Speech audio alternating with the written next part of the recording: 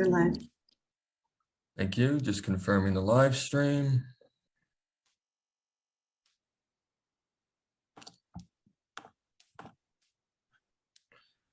Good morning, and at this time, will sergeants please start their recordings? Computer recording rolling. Thank you. Cloud recording rolling. Thank you. Backup is rolling. Thank you, and good morning, and welcome to today's remote New York City Council hearing of the Committee on Education. At this time, would all council members and council staff please turn on their video? To minimize disruption, please place electronic devices on vibrate or silent mode. If you wish to submit testimony, you may do so at testimony@council.nyc.gov. Once again, that is testimony@council.nyc.gov. Thank you, Chair Traeger. We are ready to begin. Good morning and welcome to today's virtual Education Committee hearing on the Department of Education's Academic Recovery Plan and Introduction Number 2374, a local law to amend the Administrative Code of the City of New York in relation to classroom capacity. I am Mark Traeger, Chair of the Education Committee. Earlier this year, on January 20th, this committee held a hearing on COVID-19's impact on student learning. We heard and learned about the myriad of challenges posed by COVID-19 and the introduction of remote learning into the school system, and the adverse impact on student learning and academic achievement that continues to this day and will continue for years to come. We learned of the COVID-19 slide in which students showed patterns of academic setbacks throughout an extended closure of typical summers and so-called summer slide, with steeper declines in mathematics than in reading. For example, the Northwest Evaluation Association, or NWEA, projected that students started the 2020-2021 school year with roughly 70% of the learning gains in reading relative to a typical school year, but just 50% of the typical learning gains in math.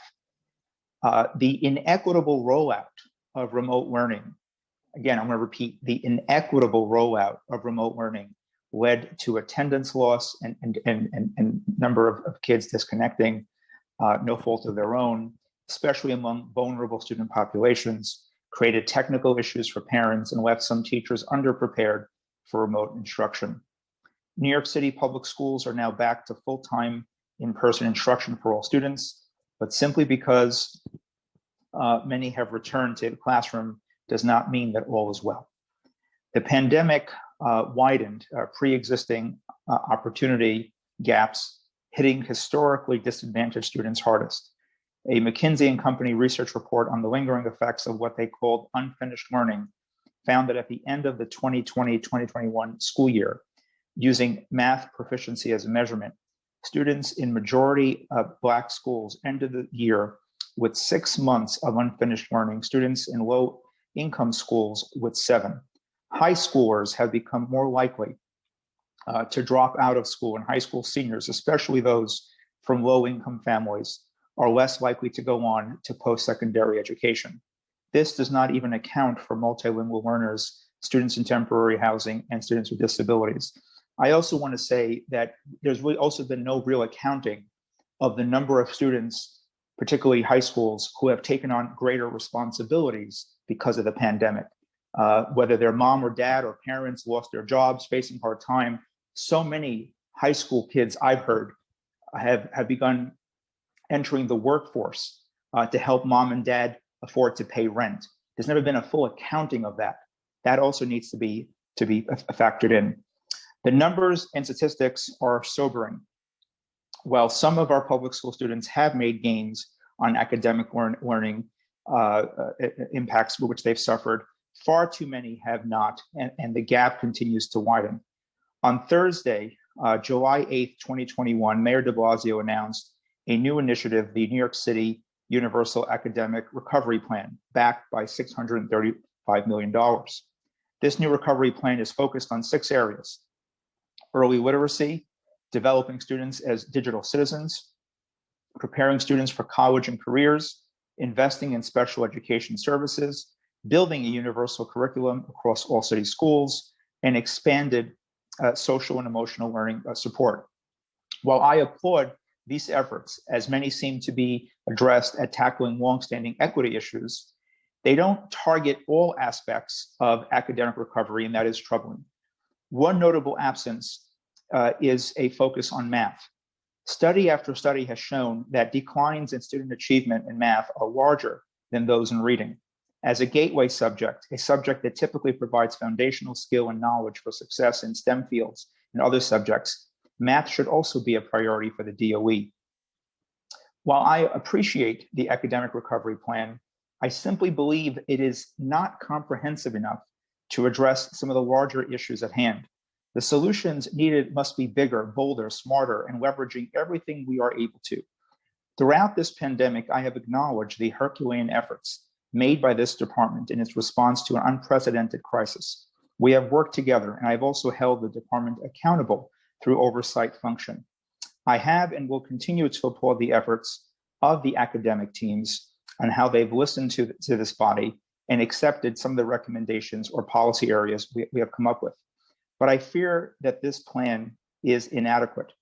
I also fear that we are, in the city of New York, not really taking into account how significant some of the staffing challenges we have in our school system. You need staff to implement this work. And to this day, I continue to hear of staffing issues plaguing our schools, particularly support staff, paraprofessionals. We have children with IEPs who are now weeks without a mandated paraprofessional. I keep hearing about the thousands of subs available, but subs have the right not to come in. They have a right to choose where they want to work. And I continue to hear that in many cases, services are not being provided. And that's impacting this academic recovery program, because you need to pay people, you need to hire people for after school program or Saturday program. And I continue to hear that they're having great difficulty getting staff to work, which really will undermine the whole purpose and premise of this academic recovery vision. During the hearing, I need to hear more details from the department. I need to hear more about the academic recovery and the methods that are being used to assess individual student academic impacts, as well as interventions like tutoring. I want to hear concrete actions being taken to address unfinished learning and the staffing issues plaguing our public school system. Finally, today we'll hear Intro 2374, which is a bill which would require each classroom in a school, a school district in the city of New York, which includes districts 1 to 32, district 75, and district 79 schools, to provide 35 square feet of net floor area per child by September 2024, with no less than 1/3 of schools complying with such targets by September 2022, and no less than 2/3 of schools complying with such targets by September 2023. Efforts to reduce class size in New York City public schools have not gotten very far to date, despite all the passion and hard work of parents and advocates and teachers and students, including all of you here today. Once again, the benefits of class size reduction are clear: better school performance and better life outcomes. We hope to hear from DOE today what, if anything, they are currently doing to reduce class sizes for our neediest students, and what plans, if any, they have going forward, especially in light of this legislation. And also just note for the record that the last time we as a city looked at the building code for occupancy in schools was in the 1930s, when tuberculosis was the big issue, the big public health issue during that time. The world has changed greatly since the 1930s, and we are now dealing with a significant pandemic, and we need to update our building code and update our city codes to meet the reality of our time. I want to thank everyone who is testifying today. I want to thank the City Council staff and my staff for all the work they put into today's hearing: Malcolm Butterhorn, Jen Atwell, Kalima Johnson, Chelsea Bademore, Macy Sarkisian, and Frank Perez, and my Chief of Staff, Anna Scaife, my Policy Director, Vanessa Ogle, and Director of Communications, Maria Henderson. I will now turn things over to Moderator Malcolm Butterhorn. Thank you, Chair. Good morning, everyone. My name is Malcolm Budahorn, Counsel to the Education Committee. Before we begin testimony, I'd like to remind everyone that you will be on mute until you are called on to testify. After you are called on, you'll be unmuted by a member of our staff, and Zoom will prompt you to accept the unmute. I will be calling on public witnesses to testify in panels after the conclusion of the administration's testimony and council member questions, so please listen for your name to be called. Council members who have questions should use the raise hand function in Zoom. You will be called on in the order with which you raised your hand after the full panel has completed testimony. We will be limiting council member questions to 5 minutes. Please note, for the purposes of this virtual hearing, we will not be allowing a second round of questioning. For public panelists, after you are unmuted, please listen for the Sergeant at Arms to give you the go-ahead to begin your testimony.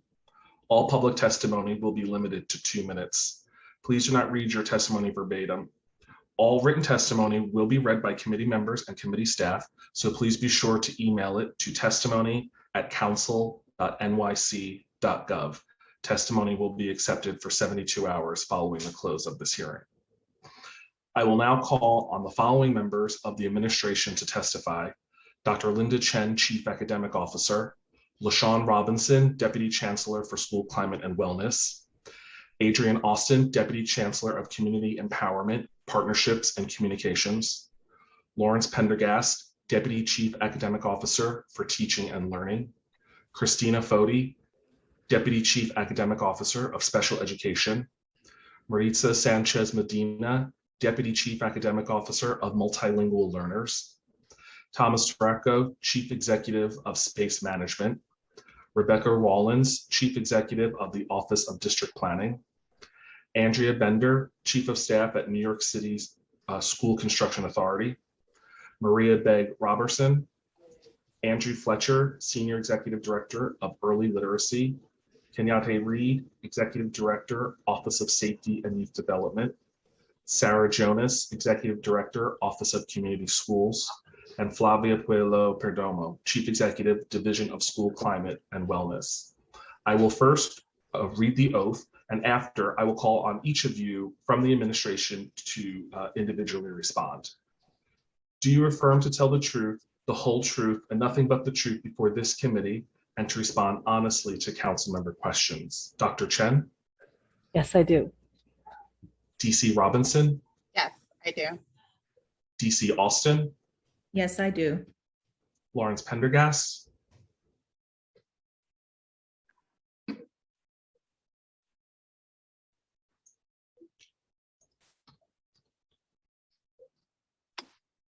Lawrence, you're unmuted. Okay, we can come back to you if you do answer any questions for the record. Christina Foti?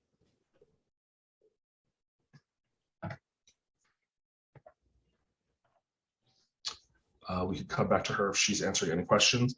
Mirza Sanchez Medina? Yes, I do. Thomas Taracco? Yes, I do. Andrea Bender? Yes, I do. Maria Begg Robertson?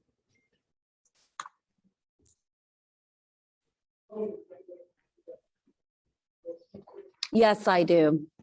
Thank you. Andrew Fletcher?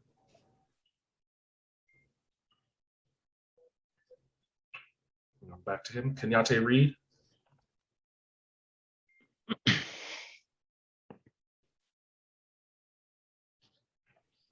Sarah Jonas?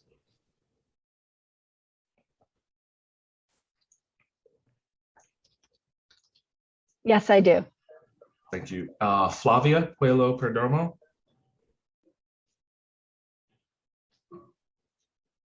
Yes, I do. Thank you.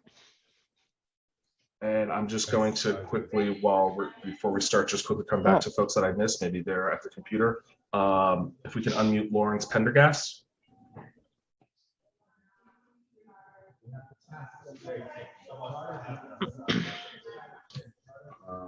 Lawrence, if you're speaking into the computer, we can't hear you and you're unmuted. Just FYI. Okay, while he's figuring that out, we go back to Christina Foti.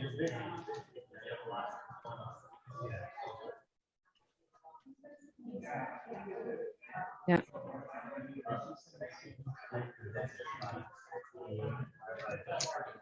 Okay, she's not there. Andrew Fletcher. Oh, I think Oh. it just worked. I do. Yes, I do. Perfect. There we go. I'm just going to get these issues out now. If we can go back to Andrew Fletcher, please, and unmute him. Yeah. Yes, I do. Thank you. And Kenyatte Reed, you're still unmuted. Are you there? Yes, I do. Okay, perfect. Thank you. Dr. Chen, whenever you're ready to begin.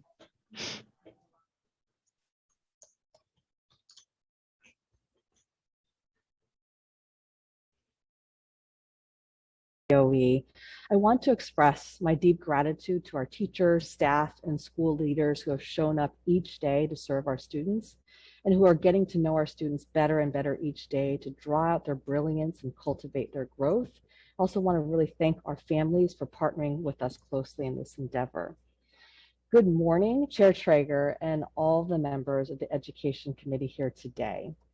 Thank you for the opportunity to testify on behalf of all my colleagues regarding the Department of Education's Academic Recovery Plan. I am Dr. Linda Chen, Chief Academic Officer at the DOE, and I am joined here today by Deputy Chancellor LaShawn Robinson, Deputy Chancellor Adrian Austin, Andrea Bender, Chief of Staff for the School Construction Authority, Lawrence Pendergast, Deputy Chief Academic Officer for Teaching and Learning, Christina Foti, Deputy Chief Academic Officer for Special Education, Mirza Sanchez Medina, Deputy Chief Academic Officer for Multilingual Learners, and other senior leaders from the DOE. Over the past month, we have all had the privilege of witnessing students, families, and our invaluable staff joyfully reconnecting with each other. Our students have been through so much throughout this pandemic and need the support of their school communities now more than ever. The evidence continues to be clear that teaching and learning face-to-face in the classroom is the absolute best way for our students to grow academically, socially, and emotionally. We are thrilled to have them back in person. We are not simply returning to the way things were before the pandemic. We are making historic investments to jumpstart academic achievement for every student across our system. And I want to say a huge thank you to this council for all of your advocacy that have helped to make a lot of this possible. Our students lost so much during the traumatic past year and a half. It is absolutely critical that we support them academically, socially, and emotionally by knowing where each student is in each of these areas and leveraging that information to cultivate welcoming and affirming learning environments where we hold high expectations and provide rigorous instruction for every student, particularly those most impacted by the pandemic. The work began over the summer with Summer Rising, our bridge to this school year. We witnessed firsthand at sites across the city what it meant for parents, students, and educators to have an academically enriching and fun experience over the summer. Our students got back into gear in their learning process so they could hit the ground running when they returned this September. Now that all students are back in person, the strategic framework for our academic recovery plan guides school communities and support for students for this school year and beyond. That plan emphasizes critical areas of focus, including investing in social emotional supports for every student, early learning for all, digital literacy, college and career readiness, special education services, supports for multilingual and immigrant learners, and a rigorous and inclusive universal curriculum. We know that children in every community are carrying trauma caused by the COVID-19 pandemic. So successful academic recovery that enables students to learn to their potential can only happen when their emotional and mental health needs are addressed. Our schools need to be places of healing, so we are making major investments in social emotional supports for students. As every seasoned educator understands from experience, teachers and schools need to know their students well.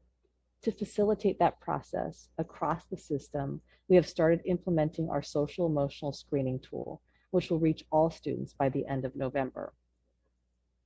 Our goal is to pinpoint areas of strength in key social emotional learning competencies and to help identify students in need so they can be quickly matched with appropriate services.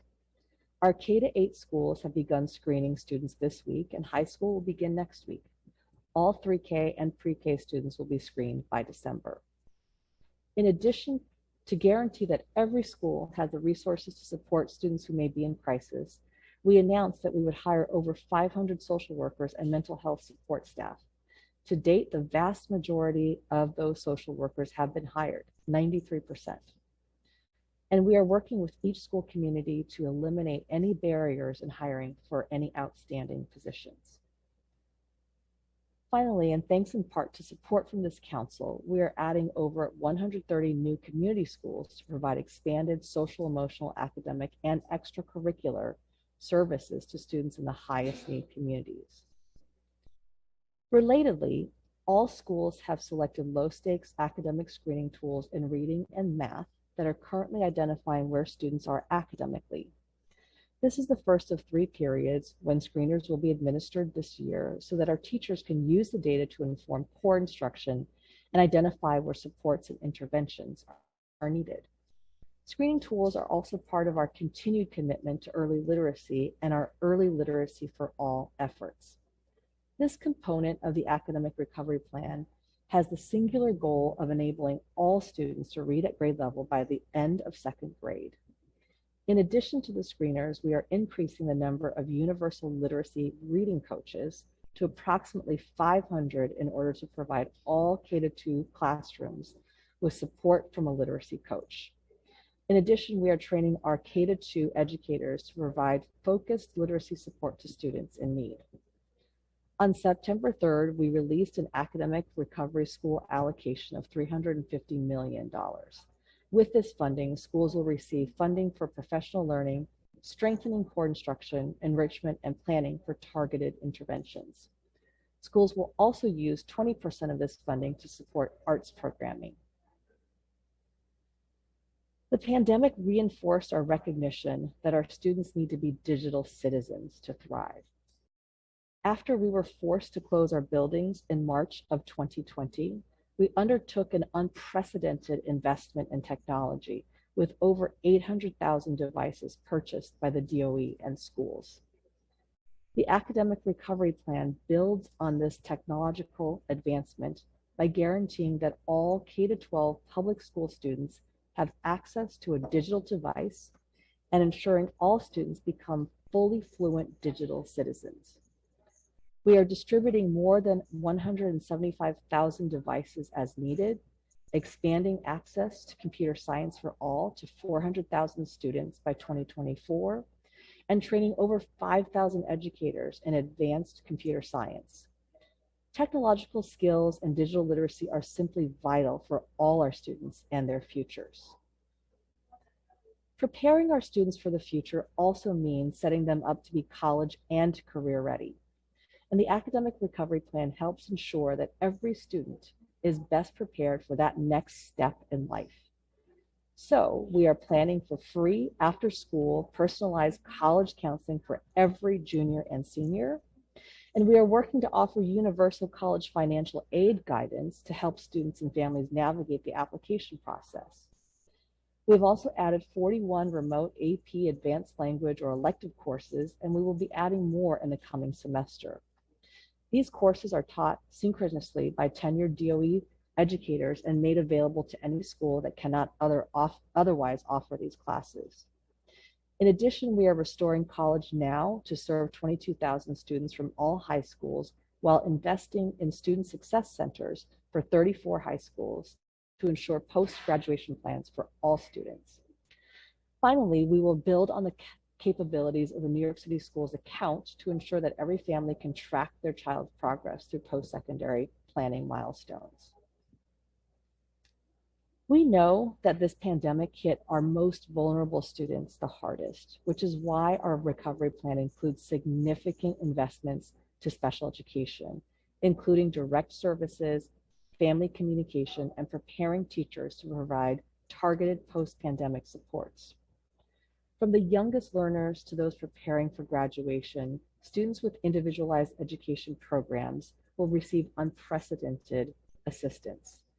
They will also participate with other students in both academic and social emotional learning screeners so teachers can better understand their needs.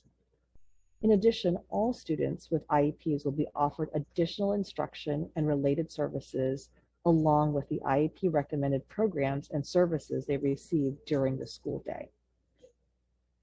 We are also providing eligible students aged 21 and older with continued instruction towards receiving their diploma or other exit credential, or to receive consultation to facilitate post-secondary plans for college and career readiness. Because families are critical to this work, we are expanding family workshops and information sessions available through our Beyond Access series, which was launched during the pandemic and supports families of students with disabilities. This year's sessions began on October 5th and will be held every Tuesday evening from 7:30 to 8:30 p.m. For our youngest learners with disabilities, we are adding 800 seats for students with disabilities in preschool by next fall, 2022. And we are expanding committees on preschool special education to expedite evaluations and IEP meetings so that students can get services they urgently need. Each focus area of the recovery plan also includes dedicated investments for multilingual learners and immigrant students to address their distinctive needs in making academic progress and learning languages. Particularly in the context of returning to full-time in-person learning, these efforts include conducting wellness checks and providing social emotional learning support to identify the needs of multilingual learners. We are training English as a new language, bilingual, and content area teachers to track student progress and provide targeted support specifically for multilingual learners. And we have provided schools with dedicated funding to purchase texts in home languages and build home language libraries. In addition, we are expanding the Immigrant Ambassador Program across 30 high schools that match immigrant DOE students with college students to foster mentorship and early college awareness. We have also designed the Post-Secondary Readiness for ELLs program, or PrEP, to build the capacity of school-based teams to offer students ongoing workshops that afford them an opportunity to explore, prepare, and apply to a post-secondary pathway of their choosing. Our Dream Squad program organizes school-based teams of educators committed to creating, implementing, and sustaining a safe and welcoming environment for multilingual learners, immigrant youth, and undocumented students. We are currently in the process of selecting schools for all 3 Immigrant Ambassador PrEP and Dream Squad programs. We know that families are essential partners in any successful recovery plan for our students, so we launched a 5-borough family engagement tour. School communities shared their experiences over the school year, DOE leadership answered their questions, and we gathered all this feedback to strengthen our plans. We also continue to build in our innovative parent university that has hosted over 600 courses for over 125,000 users. We are currently developing a series called DOE 101, which will provide short videos to help families navigate the DOE, and we are expanding our home language offerings, thanks in part to funding from this council. Finally, recognizing the diversity of our students and school communities, New York City will develop a rigorous, inclusive, and affirming curriculum by fall 2023 that we're calling the Universal Mosaic Curriculum. Currently, there's no single off-the-shelf curriculum academically rigorous and inclusive enough for New York City's 1,600 schools and 1 million students. This curriculum will be built on literacy for all, accelerate student learning, and free teachers from time-consuming curriculum development. This work is beginning soon, with engagement sessions taking place with communities, families, and educators. And thanks to a historic and significant investment by this council, we are also looking forward to the development of a Black Studies curriculum with partners from across the city. We are kickstarting these efforts by providing an unprecedented infusion of books into every classroom for the school year that reflect the variety of histories, languages, and experiences that make up the city. Schools received introduction materials and digital libraries and will receive the rest of the collection next week. This comprehensive, culturally responsive curriculum is a groundbreaking investment that will be a resource for our students and teachers and an enormous source of strength for our system as a whole. Next, I'll provide some remarks on the proposed legislation. Intro 2374 would require that each classroom in New York City public school provide 35 square feet of net floor area per child by September 2024. Let me start by saying the DOE and this administration have made a clear and strong investment to ensuring the health and safety of our students. Our CDC-aligned multi-layered approach throughout the pandemic has made us a national leader in keeping our students safe. Simply put, Intro 2374 is impractical and the administration strongly opposes this measure. The proposed legislation would create a seat deficit at every grade level, require the building of hundreds of thousands of new seats across the city, and be incredibly disruptive to the school system as a whole. Under this administration, the School Construction Authority has created 51,540 new seats in fulfillment of the mayor's commitment to reduce overcrowding and increase diversity. In fact, this capital plan is the first to fully fund all of the identified seat needs, a $7.8 billion investment in this plan alone. We are currently in process on 20,676 of the 57,000 seats funded in this plan, with another 5,500 seats in the pipeline. We are nearly halfway there as we approach the halfway mark of our plan. We anticipate an estimated 93 buildings that will help us alleviate overcrowding and respond to ongoing pockets of growth in neighborhoods of existing or projected overcrowding. As has been noted, this legislation is anticipated to create an estimated additional seat need upwards of 200,000 without accounting for future growth. Our typical new elementary school is approximately 500 seats and typically takes about 5 years or longer to site, design, and construct. It can take even longer if the site is complicated or the school is not a simple design. With our current capital commitment, the largest in the SCA's history, it will take us a minimum of 15 years to build about 75,000 seats if sites are available. That means, without factoring for any additional growth in student population, it would take several decades for SCA to construct enough seats to meet this need. Overall, it is not possible that SCA could build sufficient inventory in any reasonable time frame to address the seat need created by this legislation. We do not believe this legislation is warranted or practical. Let me conclude by returning to the Academic Recovery Plan, which is a vision that demonstrates the DOE's commitment to lifting up New York City's school communities beginning this school year and ensuring that they have the resources to recover stronger than ever for years to come from the impacts of the pandemic. This fall, we have welcomed our students back to schools that are prepared to support them academically and socially and emotionally after all they have been through. That's what the Universal Academic Recovery Plan is all about. Thank you so much for your time, and we are now available to answer any questions you may have.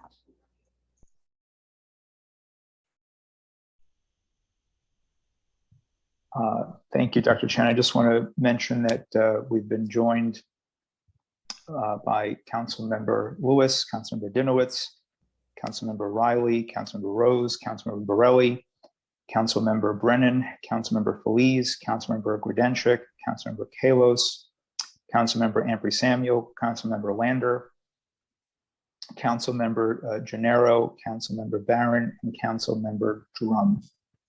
And if there's anyone else, I guess Malcolm will let us know. Dr. Chen, I want to first get to the academic recovery piece here, but couldn't help but hear some of the feedback you had about the proposed intro. You had mentioned, just so I'm clear, that DOE estimates that it would create a seat need of additional 200,000 seats. Is that correct?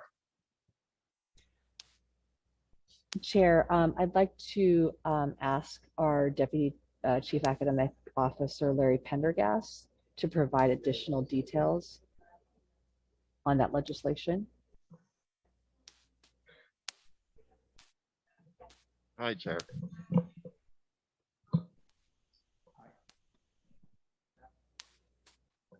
Okay, yes, look, we've taken a look at the legislation very closely. We appreciate its intent.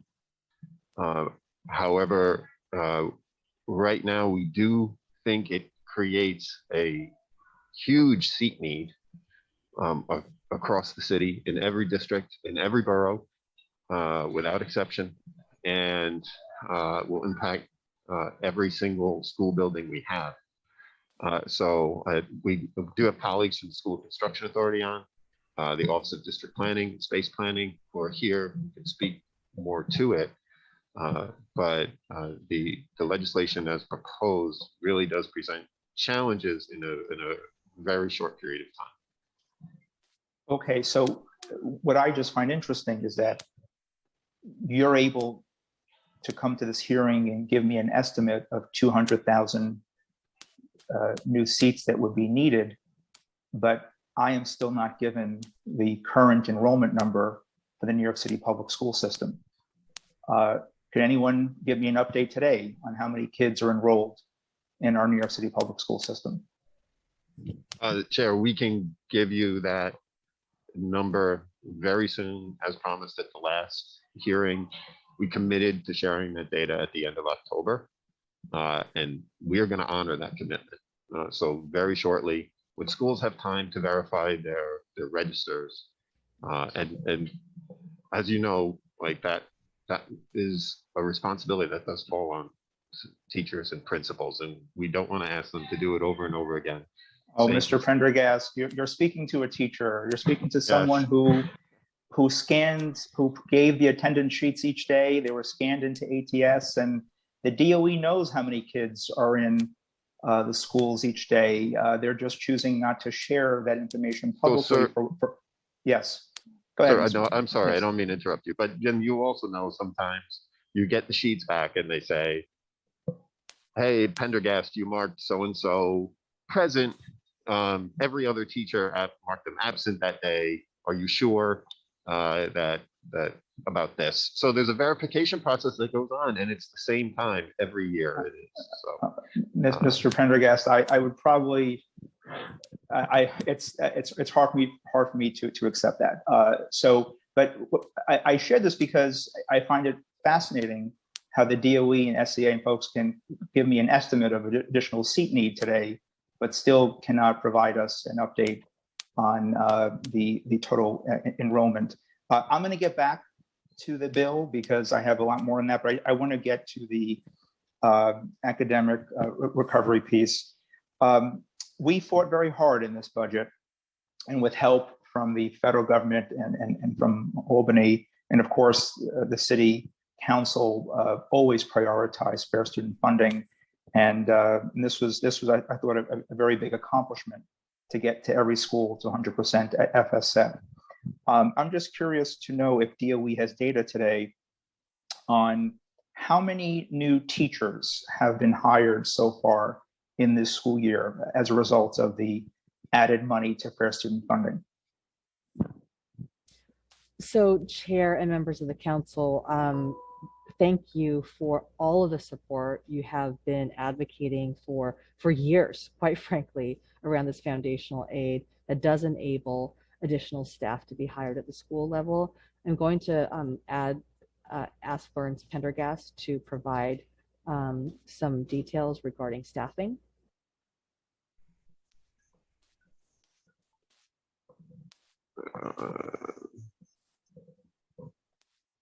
Good morning again. I don't have the exact number of new teachers that were hired with the funding, but we can come back to you with estimates of those numbers. I would appreciate that data, and because along those lines, I'm curious to know how many new social workers have been hired with the money that we've also prioritized for hundreds of new social workers. Does anyone have data on that?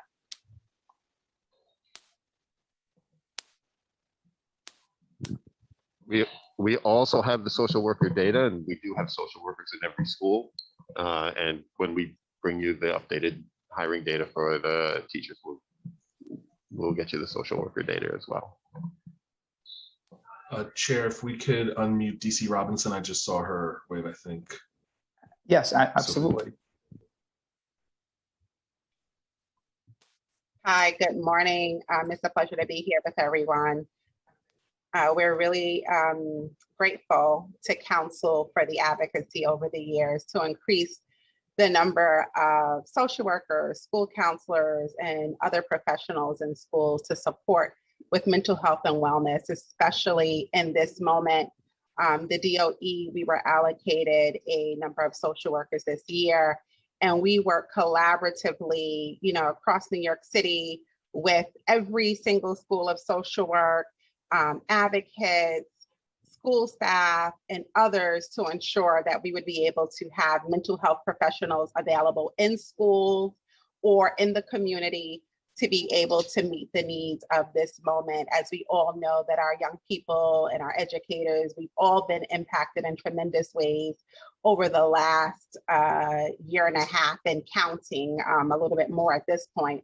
And having that resource on hand in schools has really been critical. We do have that information available. We have about 93% of our social workers staffed and hired, and the remaining schools are still in process to get to 100%. But we started the school year strong and really ramped up to ensure that mental health supports were readily available. If someone can unmute Flavia Puello from my team, she has the data available for social workers and can share the numbers of current social workers and guidance counselors, psychologists, the new social workers, and others that we have supporting the work, almost 6,000 professionals at this point. Flavia? Good morning, Chair, and thank you, Deputy Chancellor Robinson. So just to add to what Deputy Chancellor Robinson mentioned, we have in fact hired 93% of the 500 social workers that were allocated. In addition to that, we know that the combined number of social workers and school counselors in our city is about 4,500. We currently have approximately 1,000 psychologists. We also know that we got 30 new family support.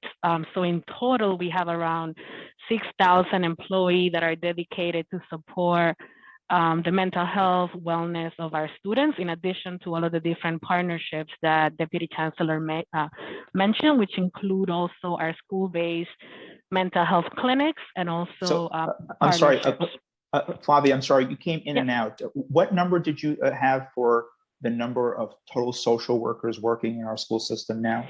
The number that I gave you was a combined number, so it's 4,500 combined social workers and school counselors. As we know, that report we conduct yearly and it's publicly available, so we're going to be releasing that report again during the spring of next year as we have. But currently, we know that we have 4,500, and we also know that out of the 500 additional that we received funding, we actually are very proud of that, because in September already we had 93% of those staff members that were selected by their principals, and the remaining principals are working on closing out hiring and selection. So we thank you and Council as always for that support. And so, Flavia, just to be clear, there are still some schools that are still without a full-time social worker at this moment, or can you please clarify? What I want to add, as we clarify that we know that the way that we look at mental health and wellness support in a school is a combination, right? So schools may rely on their social workers, schools may rely on their school counselors. Some schools have mental health clinics, and just for context, mental health clinics on site may have a variety of mental health supports provider, which includes social worker, it can include psychologists, it may include psychiatrists or other providers. So when we're looking at the supports, we look at the plethora. So we may have a school that per se may not have a school-based social worker that's covered by a clinic or that's covered by some of the other supports that I mentioned, but we're happy to continue working, with that and provide any other additional data that you may require in this area. And Chair, I'd just like to add that all of our community schools have a mental health component that's included as part of the community school support. And we also recently partnered with Health and Hospitals for a Pathways to Care program to strengthen community supports as well. So looking holistically at the supports that we have available across our school system and in communities to meet the needs of this moment.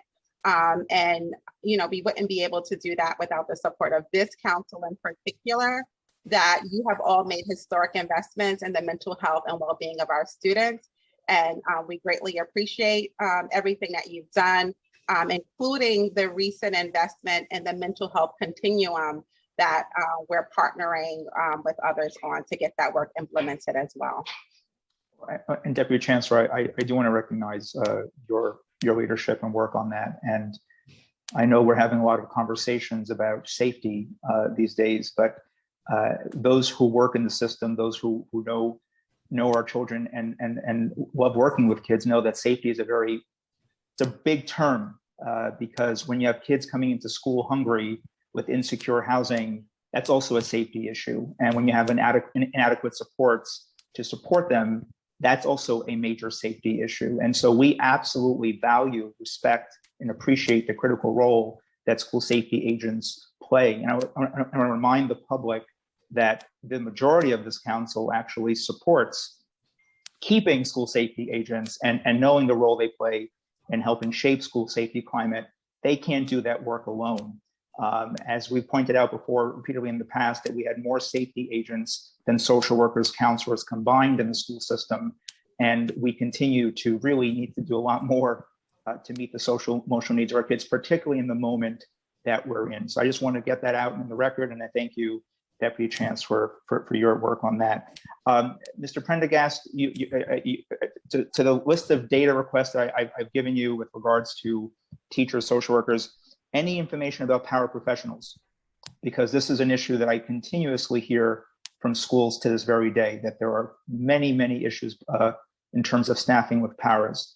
Can you speak to the number of new paras that have been hired in this school year?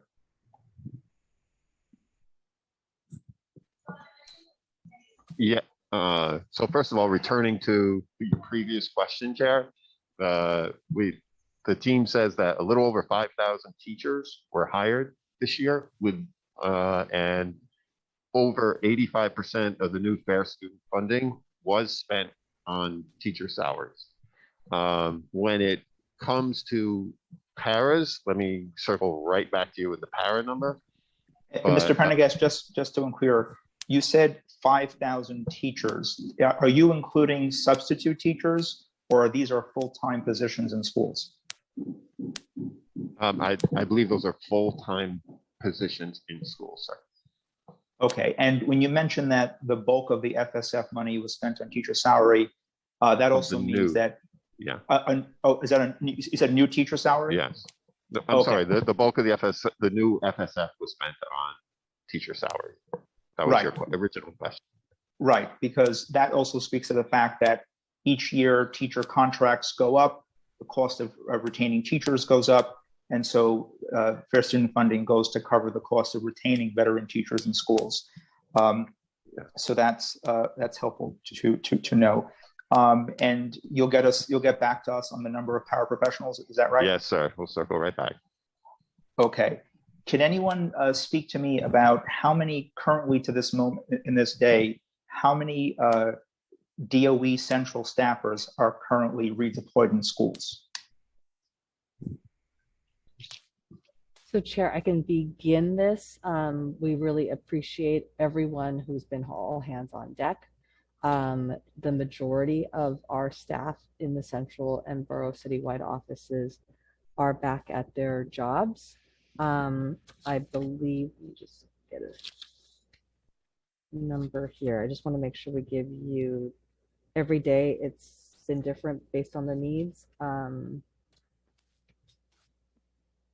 And I'll ask Lawrence Pendergast, as he's looking up the numbers for paras, to just provide also the numbers. 250. Sorry, I'm just looking at the number currently, I believe, is 250 that are still redeployed, sir. And in which positions are you finding the most hard to fill that you're forced to redeploy central staff to schools? We have been paraprofessionals are one position, as well as special education teachers. And that is an area of great concern for us, because the academic recovery program, particularly the after school and Saturday program, really is supposed to center this student population that, as we all know, many of students were not able to get their full set of required services during the last school year. And this was the big push to create a very big, bold vision program to meet their needs. And Dr. Chen, I have to tell you and others listening that not a day goes by that I don't hear from the school community, not just in my district, but across the 5 boroughs. I'm sure my colleagues hear similar stories where there are significant staffing issues in terms of particularly serving this vulnerable student population. Can you speak to where the academic program is at in terms of staffing, and what is the plan?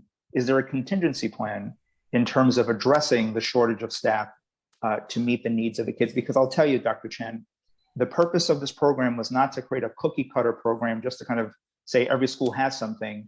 This is supposed to be tailored and customized to meet the individual learning needs of all of our kids as mandated by their IEP. So can you speak to where this is at and what is the plan to address staffing issues?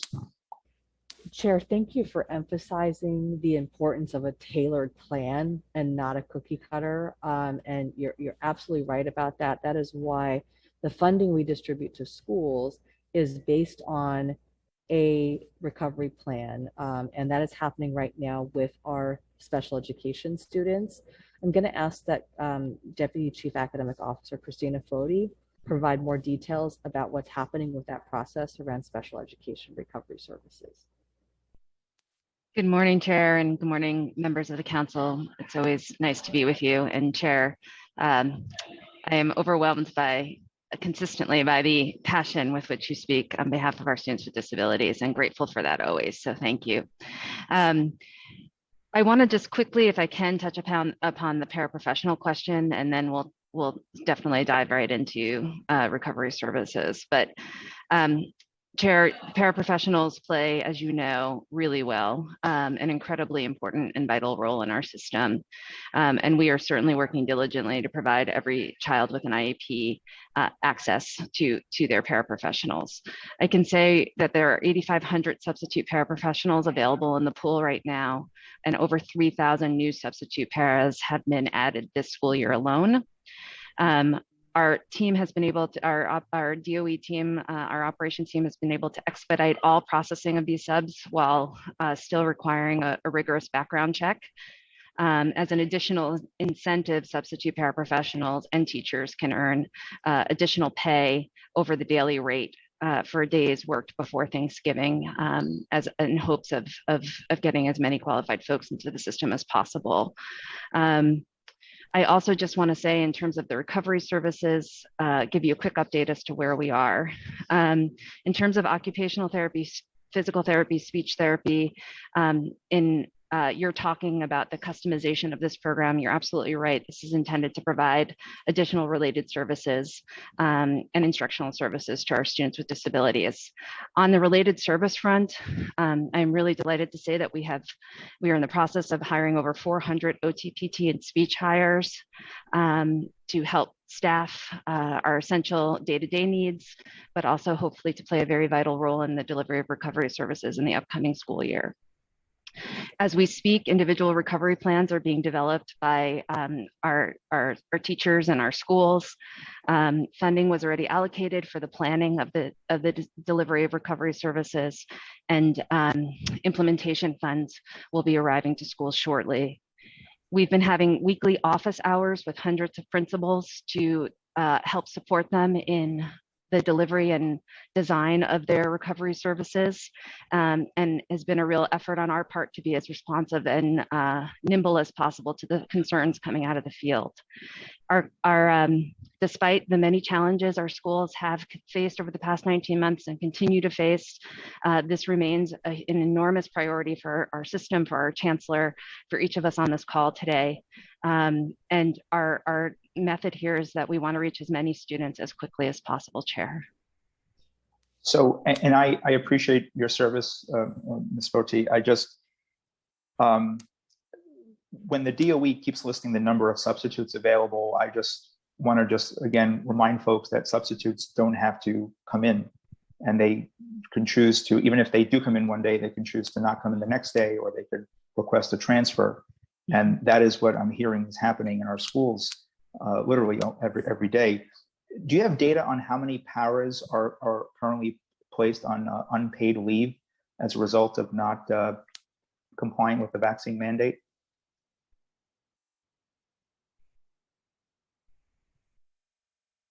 I'm going to actually pivot over to Larry Pendergast. And if we don't have that exact number, Chair, we will make sure we provide that to you.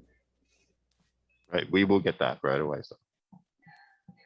Right, because I think it's just important, and I think folks in DOE already know this, but I just want the public to understand that when we keep hearing these numbers of substitutes, it doesn't mean that they're coming in, because we continue to hear there are some schools who are still short as many as 10 paraprofessionals, which is a really serious issue, particularly for children with IEPs who are required to have these critical services. I did not hear, Ms. Foti, and forgive me if I missed this, what is the plan, the contingency plan, if we cannot adequately staff up? You mentioned the extra money available. Mm-hmm. I am hearing that there is no big, rush of people looking to work after school or Saturdays. So what is the plan to staff up these critical programs if there's no rush of staff? I'm sorry, go ahead. No. I didn't mean to interrupt you. Yeah, Sure. sure. Yes, Chair. I mean, this, as I mentioned, is an absolute priority for us. We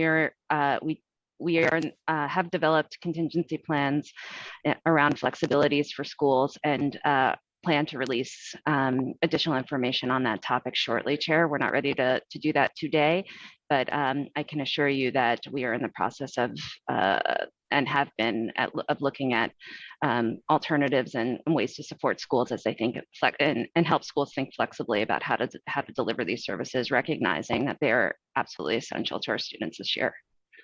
And Ms. Foti, is there a reason why that cannot be shared today?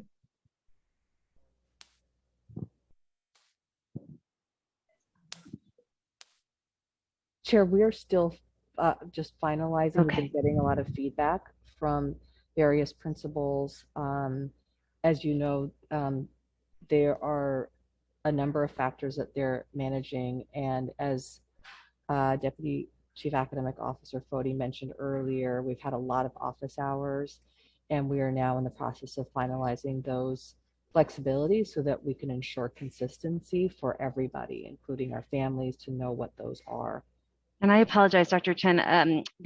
My mute button is really, I'm having a hard time with it, Chair, and I apologize. I didn't mean to not respond to you.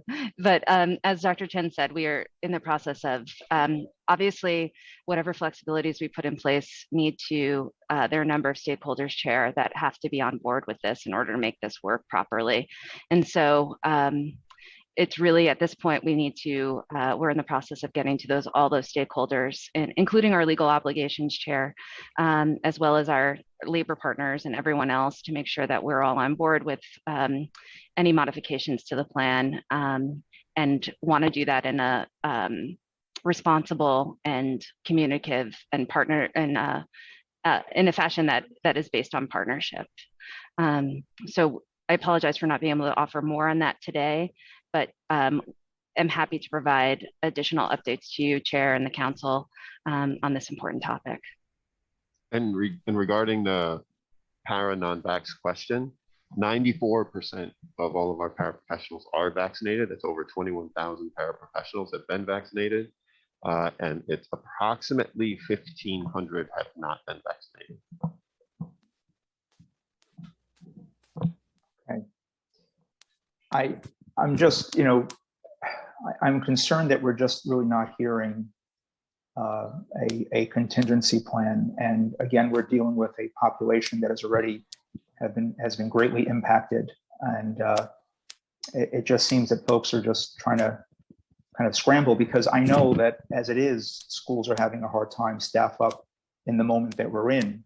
And now a lot of money has been put in to make up for a lot of loss of services and impacts from the last school year.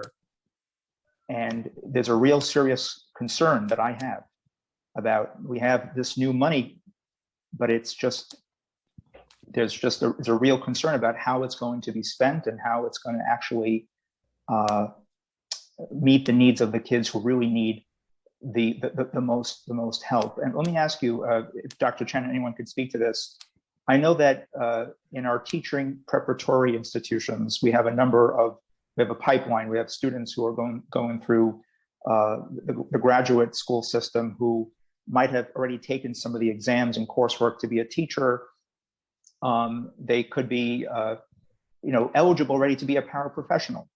If you pass the LAST, for example, and have a certain number of credits in a bachelor's degree, you could already be you can be a paraprofessional.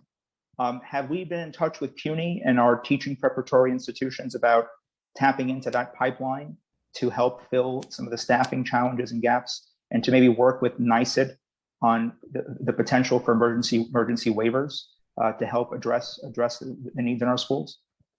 Chair, yes, we have our human resources department and teacher recruitment unit have been in contact with higher ed institutions to do just that. I have to really speak on their behalf. They have done so much to look at every possibility, including incentives and so on, to ensure that we have that pipeline. In fact, schools have been hiring some folks as well as permanent employees within that scope. Just to kind of, is there a plan this year, and forgive me if I missed this, I want to just get clarity.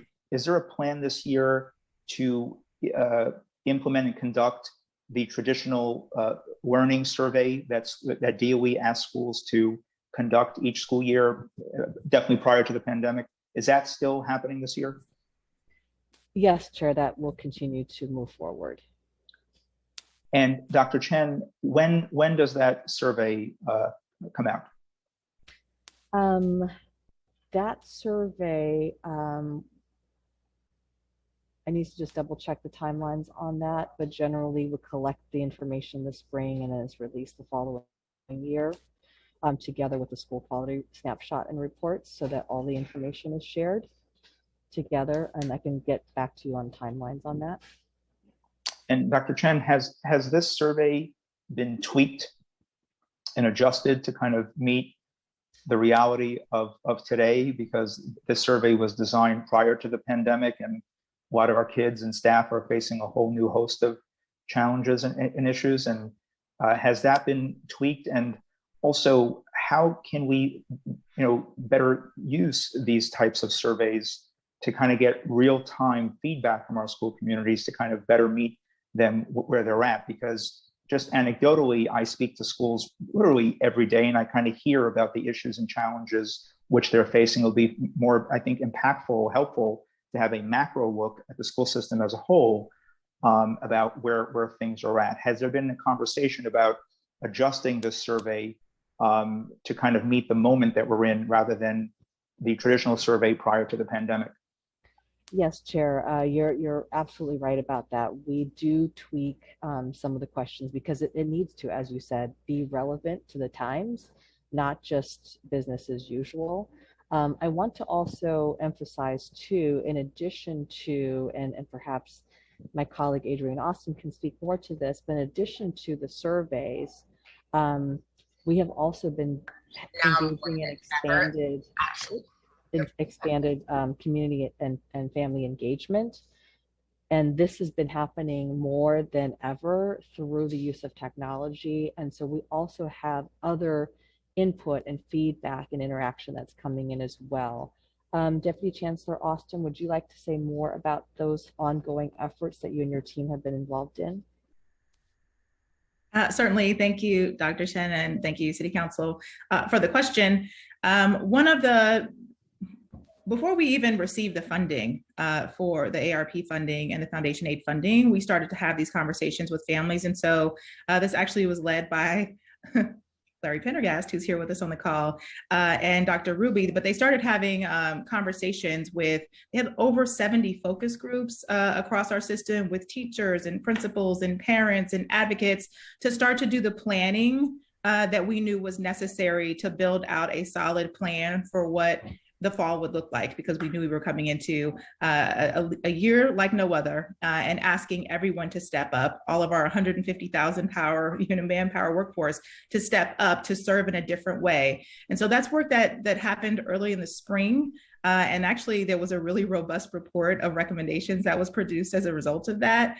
And so that's what started our engagement. We followed that with a citywide sort of, every borough chancellor tour to do listening sessions with families across the city. Thousands of families participated in that. We got a lot of good information through like Mentimeters that we did in those events. We actually provided some sort of a broad sketch of plans for parents to respond to in that space. And then we allowed parents to sort of ask us questions or to offer us ideas about what's important. And we did a little bit of analysis and obviously looked at that as well. So that's some of the engagement we did in preparation for the planning that needed to take place for this fall. And then we're continuing to do that. And I know y'all know this, but there's a lot of engagement happening right now.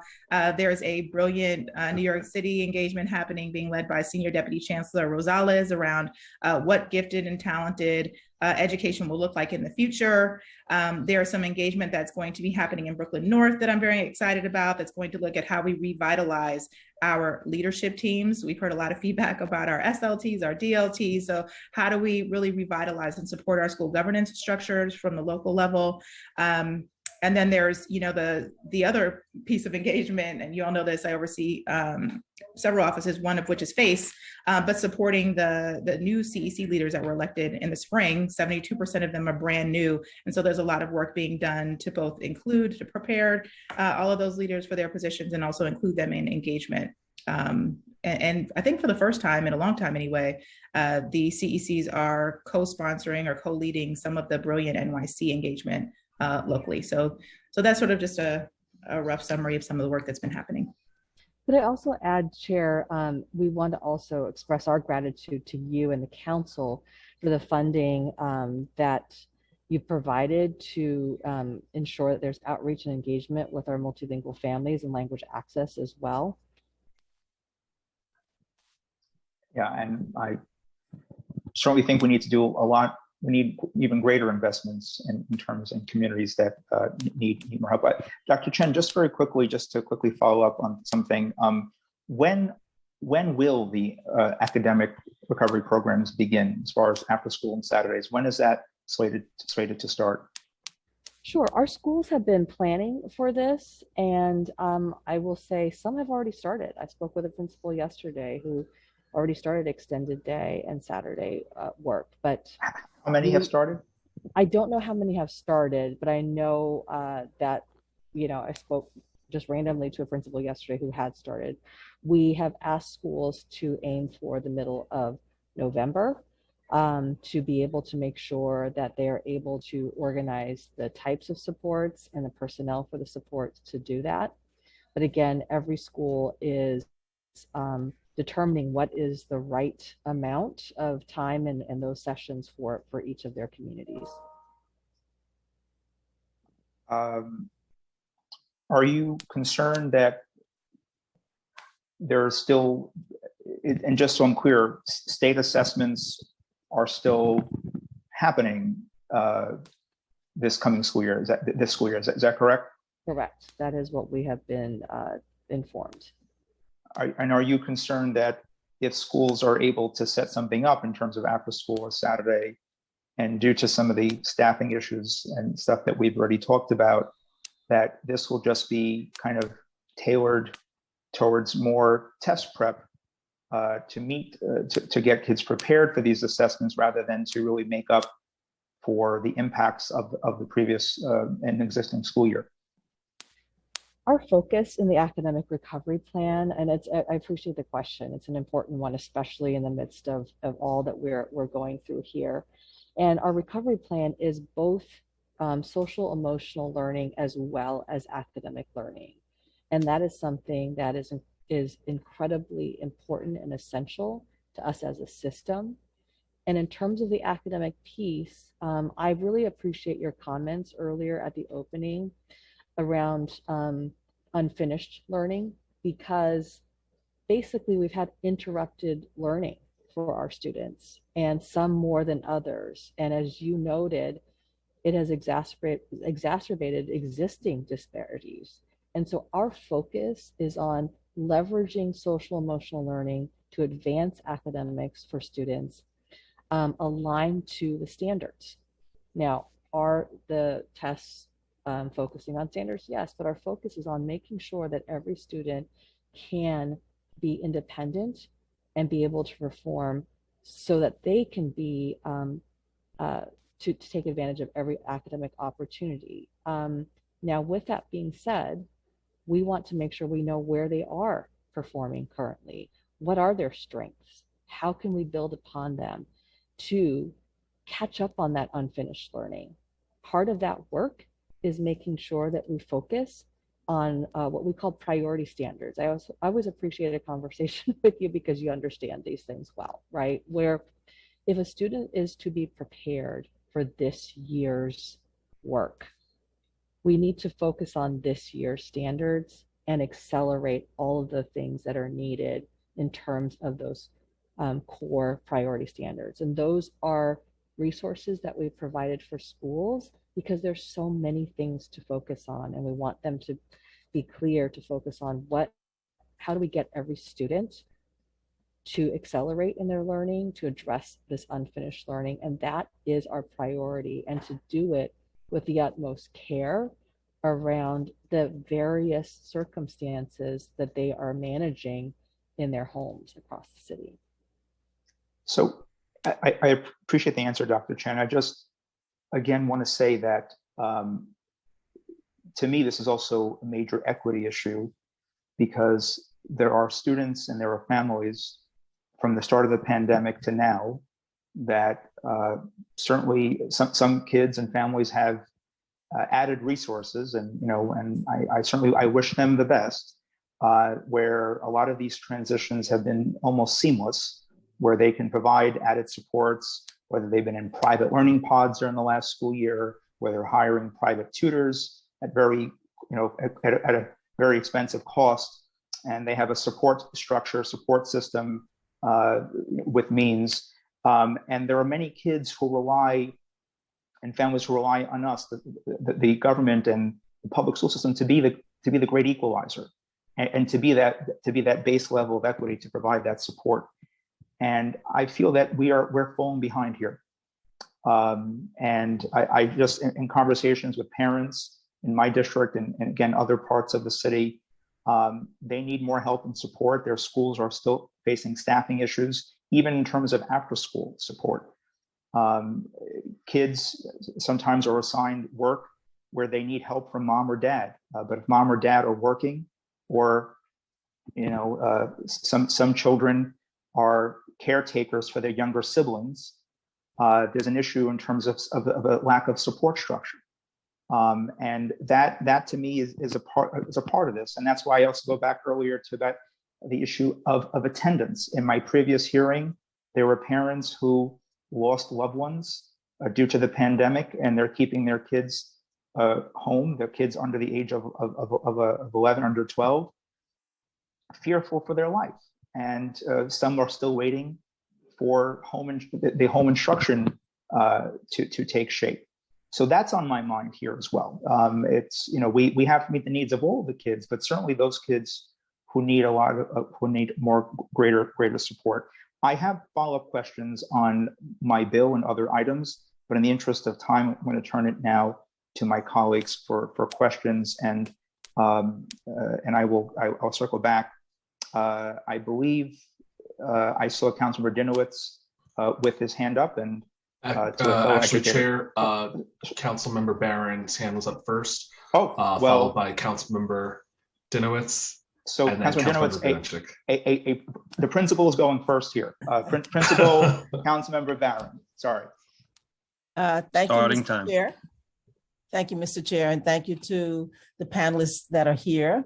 And first, as I generally do, I want to have this disclosure on the record that Deputy Commissioner LaShawn Robinson and I have common ancestors in Frederick and Lavinia Robinson, who were my great-great-grandparents and her great-great-great-grandparents.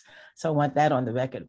I'm very concerned about this topic, of course, we all are. Part of the tragedy of what happened in the aftermath of Hurricane Katrina, not Hurricane Katrina, but the aftermath, was the negligence and disregard of this country in responding to the needs of the people who were devastated by the breaking of the dam and all that, just the inappropriateness or the lack of preparation to provide emergency services. And a part of the study that was referenced in the briefing notes said that for 4 months lost in academics would require 2 years of normal learning to bring those students back to the level where they should be. That's a fantastic task before us. And my first question is, are all of the teachers, particularly in grades 7 through 12, are these teachers who are certified in the subject area that they are teaching? Councilmember, thank you, and we so appreciate your experience as a seasoned educator and asking us these important questions. Thank you. I'll first comment on, so the answer to the certified teachers is we worked with every school to make sure, and we understand how important it is, especially for secondary, to have certified content teachers for students to be able to earn credit and really gain that expertise from teachers. I'll pivot to Larry Pendergrass at a certain point here to comment more about. And if it could be very brief, because yes, I want to try to honor. Yes, ma'am. Yes. The vast majority are certified in the subject area they are teaching. Not Can we all. can we get a percentage by each of the subject areas, particularly math and science? Yes, we can try. It's going to take some digging, just because that's happening at the school and classroom level. Well, we can't get the numbers of students enrolled. I have. Yes, you can. Yes, you can. But I have to comment on the same issue that the chair raised. It's an insult, I believe, and I wonder why you're not willing to share with us the data that you have about the number of students who come to school. We're not even talking about them. Who came to school yesterday? How many children came to school yesterday? And the fact that you want to avoid that is really questioning the trust that we have with the data that we can get from you. And I have to say that because it's unacceptable. But to move on to my other questions, there has always been a great lag between the college readiness numbers and the students that come into CUNY need remediation at the tune of 70%. Now, you may know that I'm the chair of higher education. I shudder to think what it's going to be. If there was 70% previously of students who came into CUNY who needed remediation, moving forward, it's going to be a real task. And I think I've said it before, we need to have a better link, a better trail between, a better connection, a bridge between the city DOE and CUNY, where most of the students who graduate from our schools go to. So I just want to say we need to be mindful of that. And I did hear you talk about, I think I heard you talk about the curriculum that you're calling the Universal Mosaic. And how are we going to make sure that all students, but particularly students who have traditionally been underserved and underrepresented and not included in the curriculum. I'm talking about Black and Brown children. How are we going to make sure that we have a comprehensive, cohesive approach that talks about historically the contributions that they've made to world civilizations and particularly to the development of this country? So in terms of the CUNY question, Yes. we are working very closely with them to make sure to address the precise issue that you have identified, to ensure that students are getting all the supports that they need so they don't need to require so much remediation at the CUNY level. Also on Mosaic curriculum, just very quickly, we are going to be starting engagement citywide shortly, and then specifically at the district levels to do exactly what you've raised, which is make sure that every part of the city has a voice in what is represented and who is represented, and historically accurate and complete representation in this Mosaic curriculum. That's exactly the purpose of it. So thank you. Thank you. And Mr. Chair, if I could ask one further question. Thank you. As we talk about the digital divide that continues to exist for Black and Brown families, and the problems with getting access and having connectivity, that's going to be an ongoing issue to make sure that we resolve that, and also particularly for children living in temporary shelters.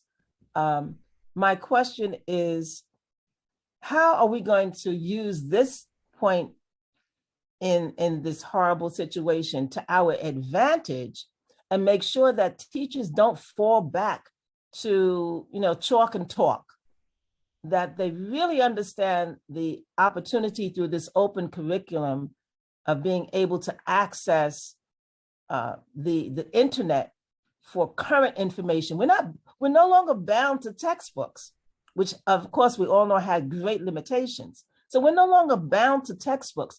So what kind of in-depth professional development is going to take place that will make sure that teachers maintain and advance using the technology that's in the palm of their hands and their fingertips and so readily available?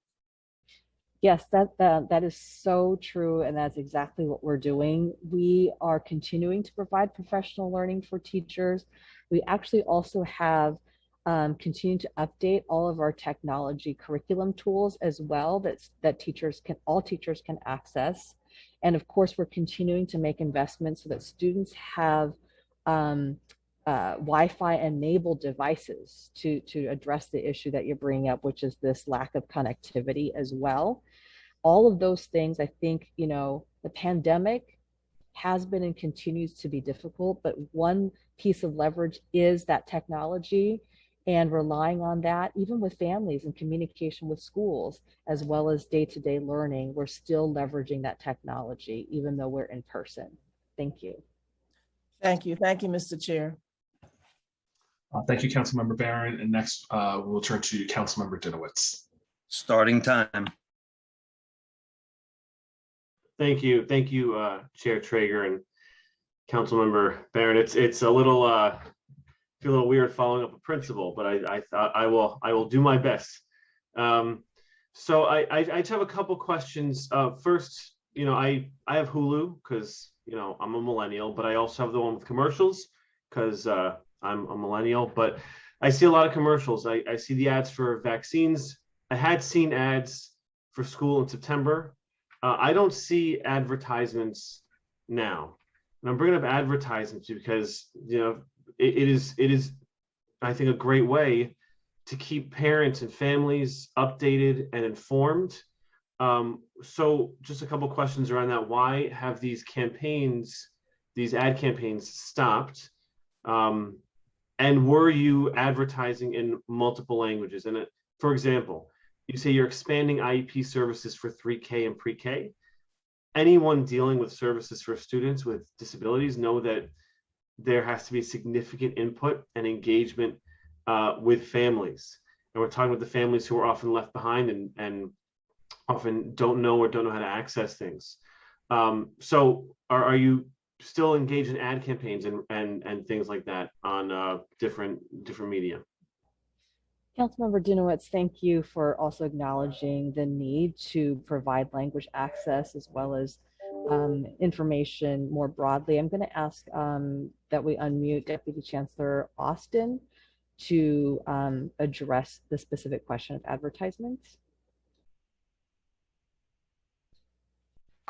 And I'll see you guys. Oh, you were unmuted, DC Austin, but then remuted, so we'll unmute you again. There we go. Sorry, thank you. I'm sorry, can you repeat the question? It was regarding why we've stopped advertisements for services in the DOE.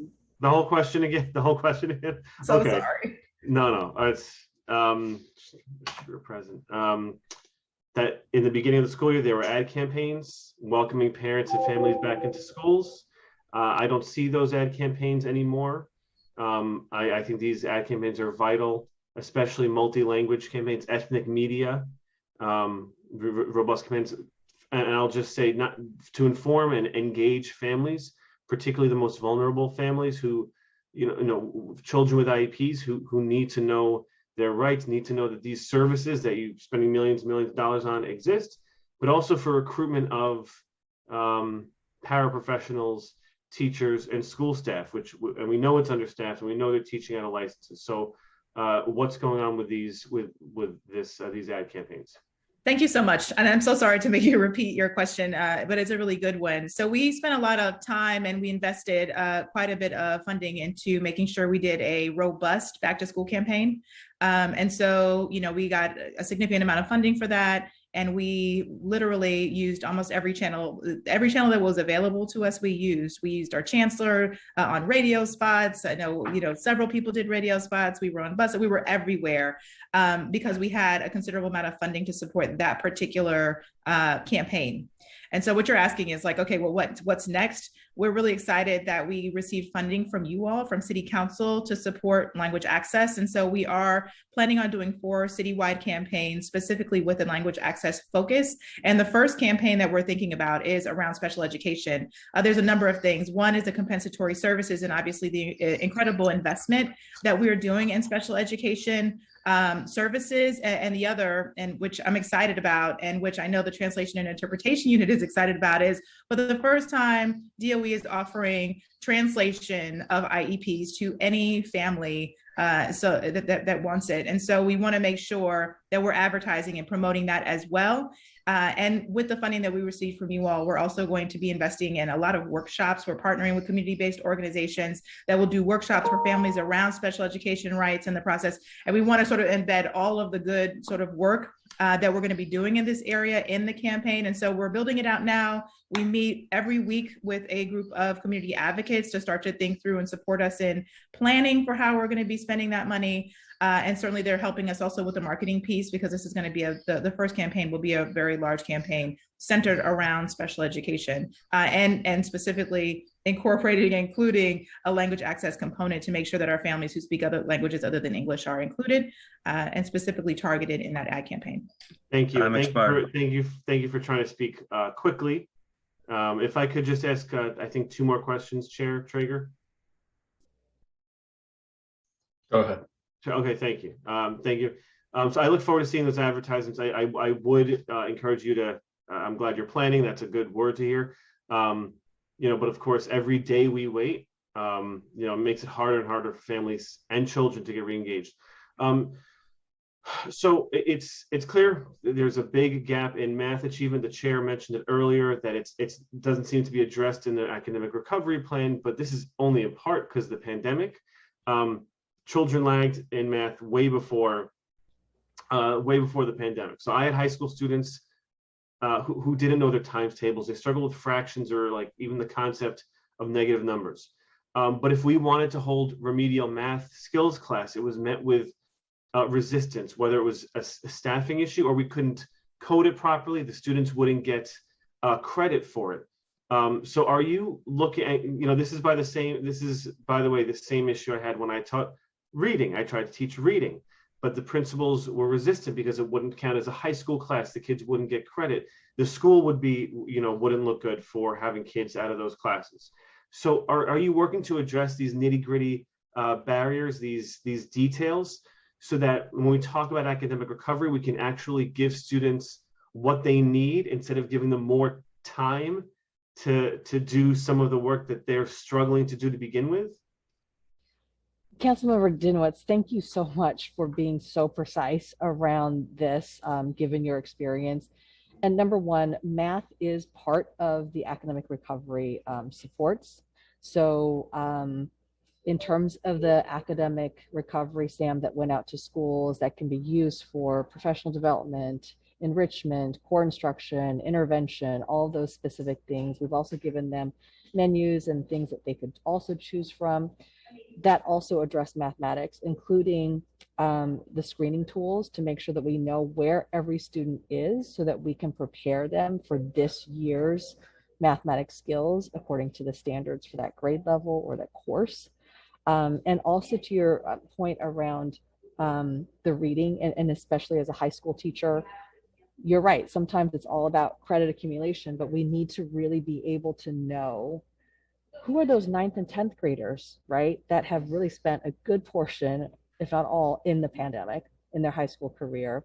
Where are they in their reading? And that is also what the screeners will help us do. So I'm sorry, and pardon me, Yes. because it's not really getting to the core of my question. I don't doubt that you want to assess students and find out where they are. That's kind of a like education 101. I think it's great that we're doing that. I'm saying once we find out, and this is real life, we have high school students. I had them reading at an elementary school grade level.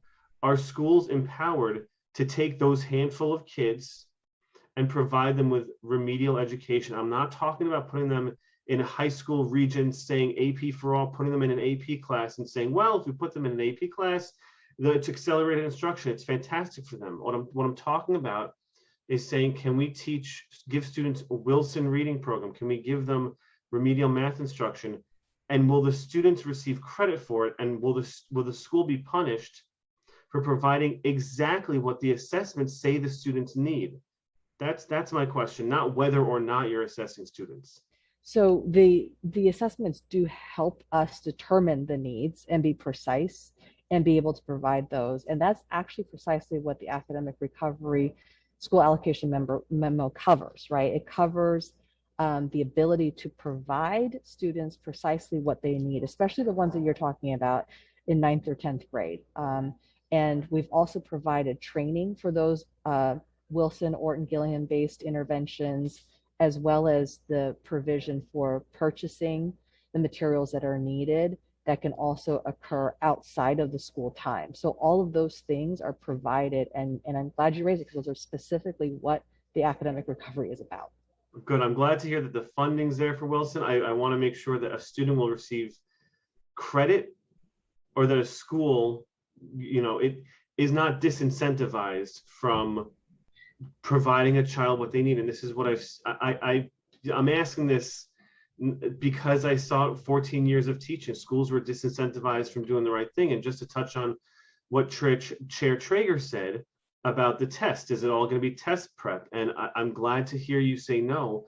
But if you're still judging schools based on their exam scores, then they're going to target instruction towards test prep. And in many cases, the students won't get what they need, both academically and in terms of mental health support. And so that's why I'm trying to get to this, which is that the Wilson materials you say you're providing for high school students, which again, I'm very appreciative because so many of our children need those decoding skills. Are they going to get credit for that? And are schools actually encouraged and incentivized to give that to students? Or are schools just incentivized to put them in, the most rigorous possible class, even if they're not ready for it, which I saw throughout my career? And I think that represents a lot of previous practice. But I will tell you, in this moment of academic recovery, under the leadership of Chancellor Porter, that is not going to be discouraged. Meeting the needs of students as we see it fit is encouraged, including providing the interventions that a high school student may need in reading. Now, I do want to address the question, that an important one, which doesn't have a clear answer. I'm just going to say, right? As a high school teacher, you know that there are certain policies aligned with the state around credit accumulation. And it is difficult to determine what kind of interventions, like a Wilson reading, if you will, intervention, aligns to course accumulation in a required course, right? So, and I don't want to go around that question. I will say that that is a difficult and complicated one, given the requirements for graduation credits. But what I will say is, regardless of where that stands, this is the reason why the assessments that we're requiring identify the skills that are needed for a student. Therefore, we are tracking those and making sure that that additional support for those students that you're talking about will be provided, because this is the first time we as a system actually know who really needs those things. So I'm glad to hear that shift Chancellor Porter is making. I will say, I know it's difficult regarding the state standards, but the situation for our children and our families is also difficult. And although it's a difficult question, it's one that needs to be addressed, one that I hope to work with you on. I will just say one last thing is just also about the Mosaic curriculum, is that I don't know what it looks like, but I certainly hope that it includes everything and everyone, including Holocaust education and Jewish education, especially as we are seeing a rise in anti-Semitic hate crimes, especially in stories that I don't have to share with you right now of my experiences teaching, but I do sincerely hope that that is also integral to this Mosaic curriculum. Thank you.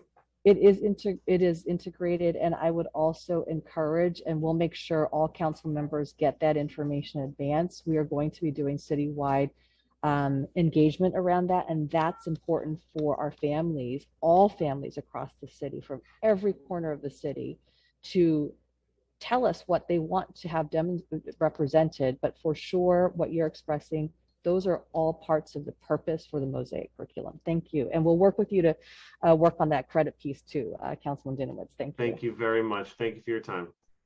Thank you. And next, can we unmute Councilmember Grodenchik? Starting time. Thank you. Thank you. I just want to point for the record that I'm not an educator, unlike Chair Traeger, Council Members Barron and Dinowitz, but I did the next best thing. I married an educator, and I am a proud product of the New York City public school system. I want to start off by thanking, I see Ms. Bender is here today, and we have done a lot of work, starting with the former president of the SCA, Lorraine Grillo, and Ms. Bender's predecessor, Buildings Commissioner Melanie LaRocca, to build, some of them are already open, almost 900 of them are already open, new school seats in my district. And I do know the Olympian effort that it takes to get this done. And I want to thank her on behalf of the other two people I mentioned for their hard work on behalf of the students of Eastern Queens. I also want to echo Councilmember Barron's comments, along with Chair Traeger, about either the unwillingness or the inability to tell us how many students there are in the New York City public school system. We know that the number is down, but either way, it's not good that we don't have that information. I know that Chair Traeger asked for it at the last hearing. He asked the first deputy chancellor at that time, and we need to have this. This is about as basic information as we can get out of the school system, and not having it several weeks later is, to put it mildly, disappointing. I do want to take a riff on something that Councilmember Barron said, and that has to do with connectivity. And I took office, as I do all the time, and I'm making my last tour of schools now before I leave office at the end of the year. One of the things that truly bothered me was the age of the technology in schools. I remember visiting one school where the computer teacher showed me Macs that were 9 years old, which are, at that point, computers age out so quickly. 9 years is truly ancient. And I want to hear from somebody. I don't really have a person in mind. Many of the laptops that I and my colleagues have purchased for schools rightly went home with children during the pandemic. And I am concerned, and they're aging, laptops age too. All technology ages. And I'd like to know what the plan is to ensure that the technology in schools is continuously upgraded. We live in a world of connectivity. We're hopeful that our schools, that we will not have to close them again for this pandemic, but we can never be certain of that. And I do want to know what the plan is going forward and how it will be funded to make sure that all of our students are connected in school and out of school. Thank you, Council Member, for your important question. And I think what we've been doing certainly is leveraging the resources that we have right now, not just out of necessity for technology, but really being able to upgrade and ensure that dated equipment is also updated while we have the funding to support this. I do want to make sure that we can get back to, we don't have folks from DIIT on to share specific plans of upgrades, but I do know that schools are always keeping inventories. Our DII team does support and look at those to help them prioritize funding. I do see Larry Pendergast with his hand up. Looks like he'd like to add a few more details in here as well. Oh, Linda, thank you. Councilmember Grodenchik. We just do want to say we absolutely agree. And as part of the academic recovery plan, we have a significant commitment to upgrading our devices across the city. This year alone, over $122 million has been dedicated to upgrading and improving the number of devices that we have and making sure they're all LTE enabled. Make sure that we're trying to overcome the connectivity issues that you raised and that we saw in Eastern Queens, as recently as 5 years ago. And so,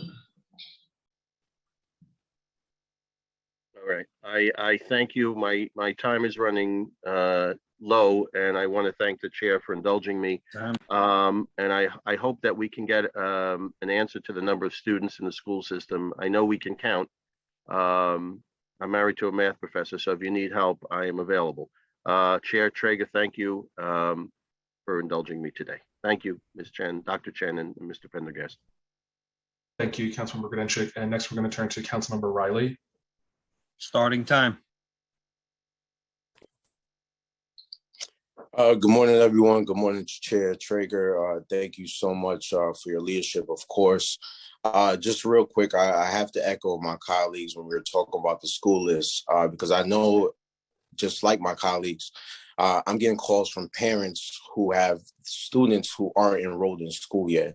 And it's kind of challenging helping them out to get them enrolled in a school. And it's in late October. So if we could get that list, and I don't know if there's a projected date, but I know we keep asking at every hearing for this list and we can't get it. So I just wanted to, echo my colleagues. Secondly, to kind of piggyback on Councilmember Grodenchik, in the beginning of the year, I had asked if it's possible if council members could get a list of schools that have been underfunded within our districts, who have outdated technology within the schools, so we can get them in the budget for the upcoming years to come. Is that something possible to do? And lastly, I don't know if this is the proper setting, but it's a concern, the violence that's going on within our schools. And I watched a troubling video on YouTube where it shows that there's a lot of gang activities within the school. And I just want to know, what is DOE doing to kind of address that, being that, kids join gangs for different reasons, to be a part of a group, to protect themselves. There's different reasons why our kids are joining gangs. And if we have this new technology that we're talking about now, like social media, which is kind of being aggravated with these incidents that's happening within our school, what is DOE doing to kind of address this? Do we need to fund more programming within our schools? I know there's great programs like MBK out there that I've been a part of, or AIM High that we just implemented in a school in my district, Bronx Health Science. What needs to be done on our part or collaboratively together that we can insist that our kids are coming to school and feeling safe, that they can get the education that they deserve. Thank you. Councilmember Riley, thank you so much for your support and advocacy. I'm going to start with one of the first issues that you raised around technology. We will work with our DIIT team to see what kind of list we can get to you, because I know we keep inventories. We appreciate you thinking ahead on how to advocate and support local communities around upgrading technology.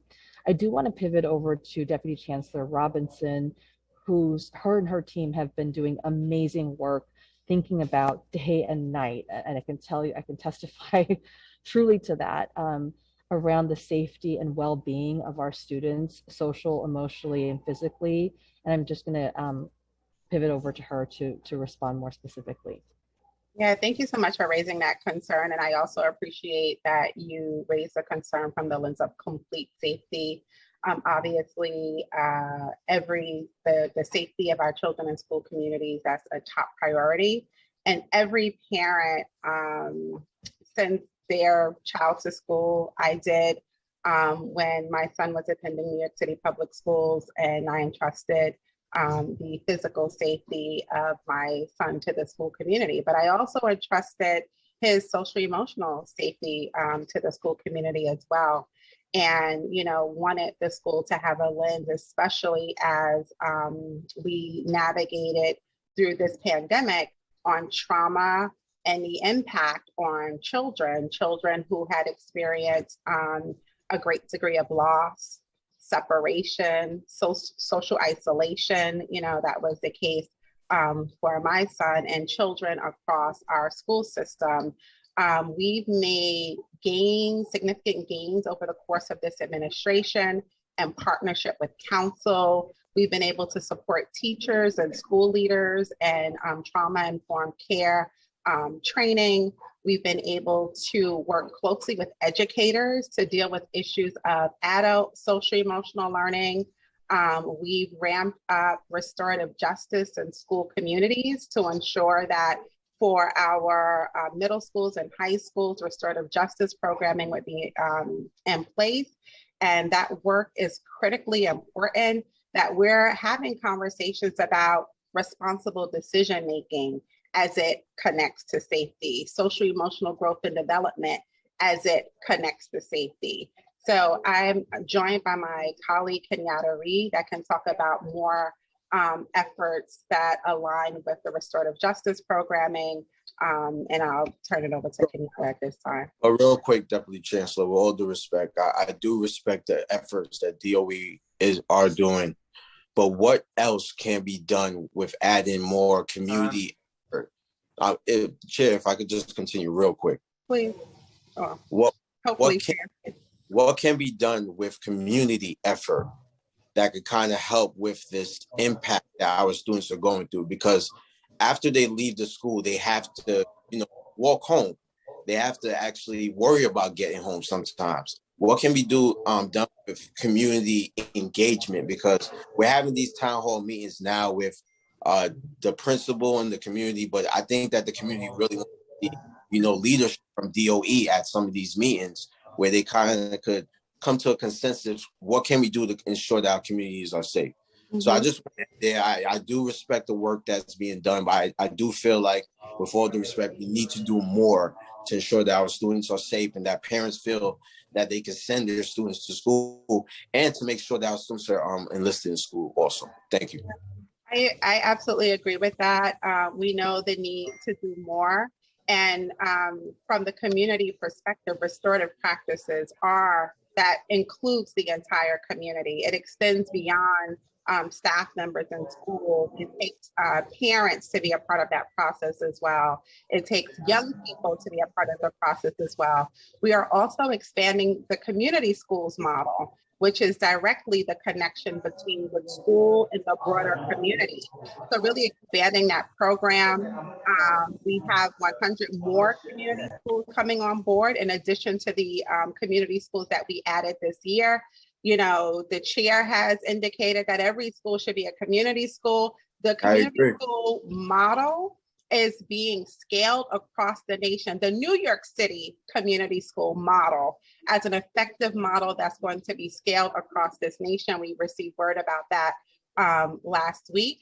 So we know we have strategies that work. We'll continue to invest in these strategies that include the community as well as you're indicating, but certainly the community school model and restorative practices, those are all practices and a model that's rooted and anchored in community.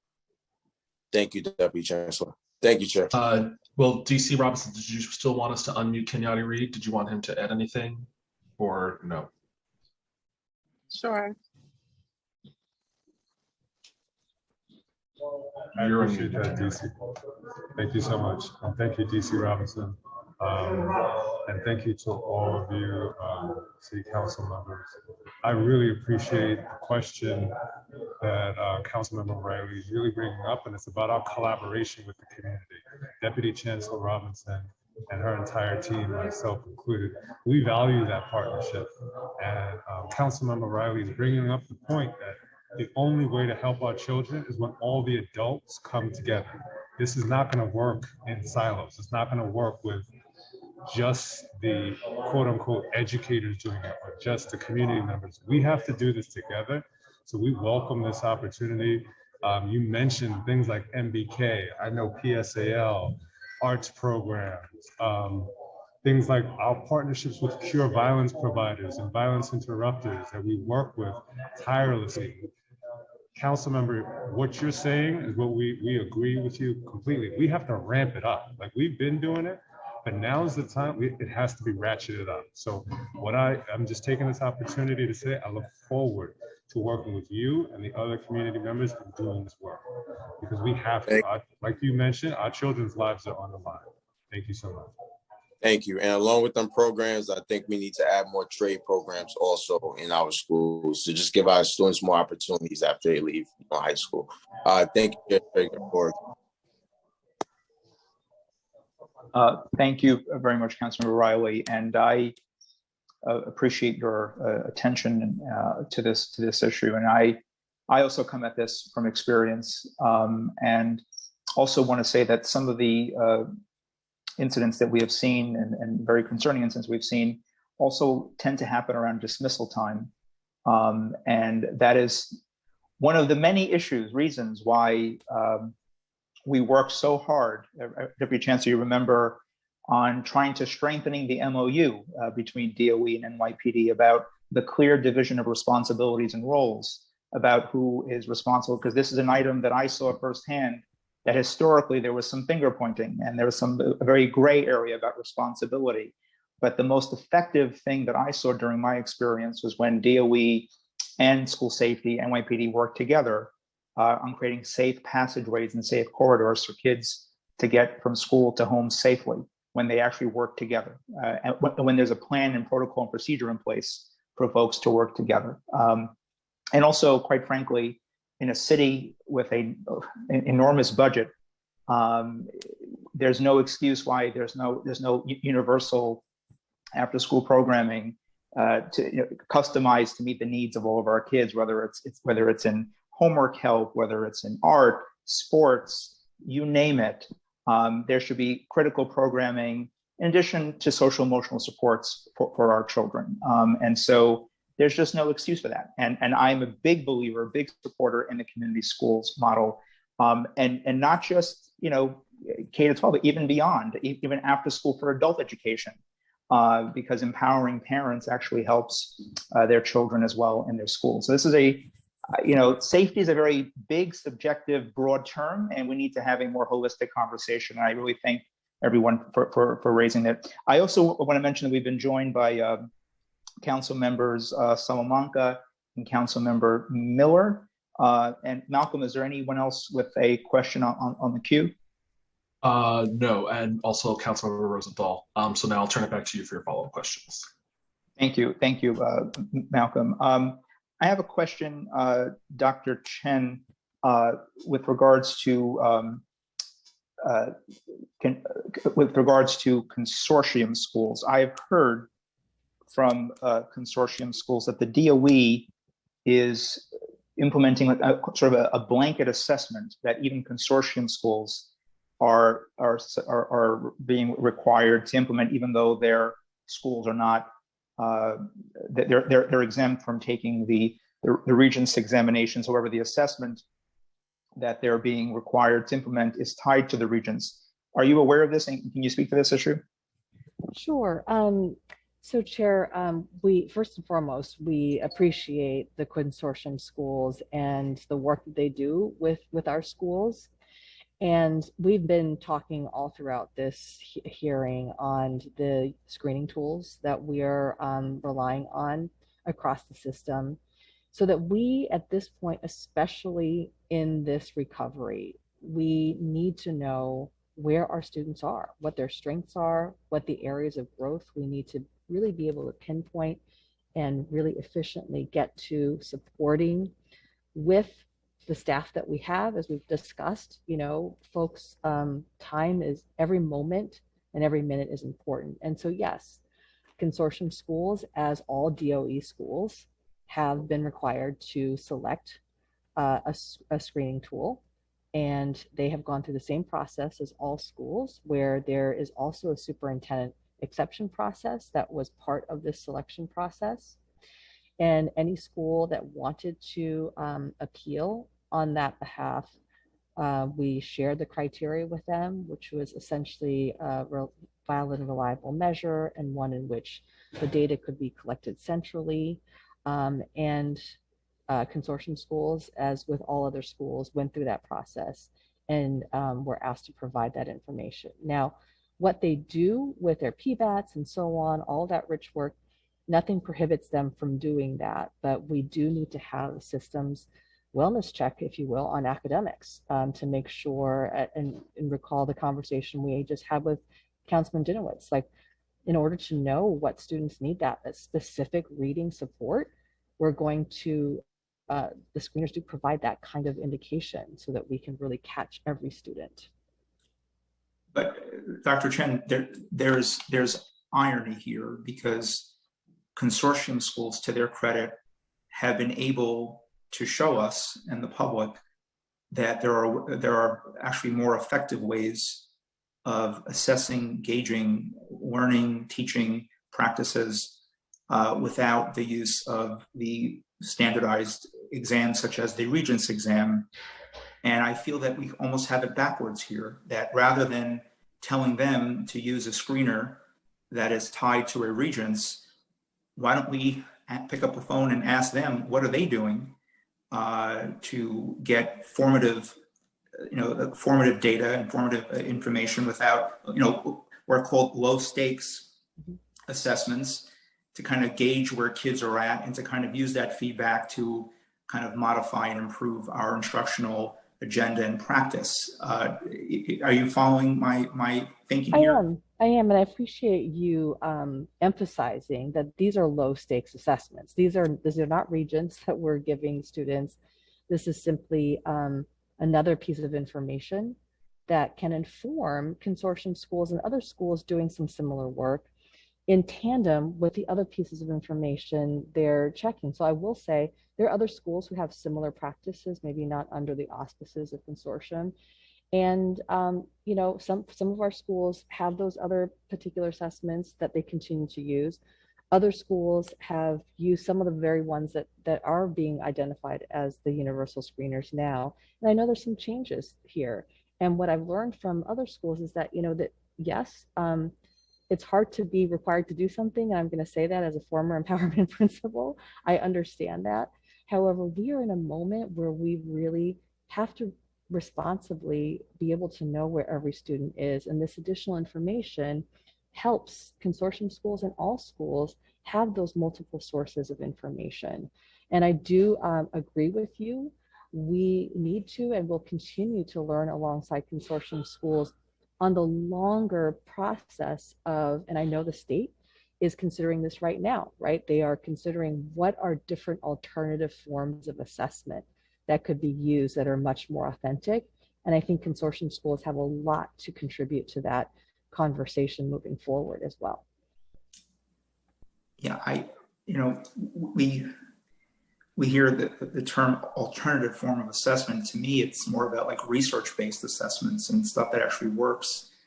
And I don't think the DOE historically, not just this administration, historically has ever really put in the time, energy, resources to really work with schools to create our own kind of assessment tools that are not reliant on these standardized exams or something that's driven by some consultant who never taught a day in their life in a school.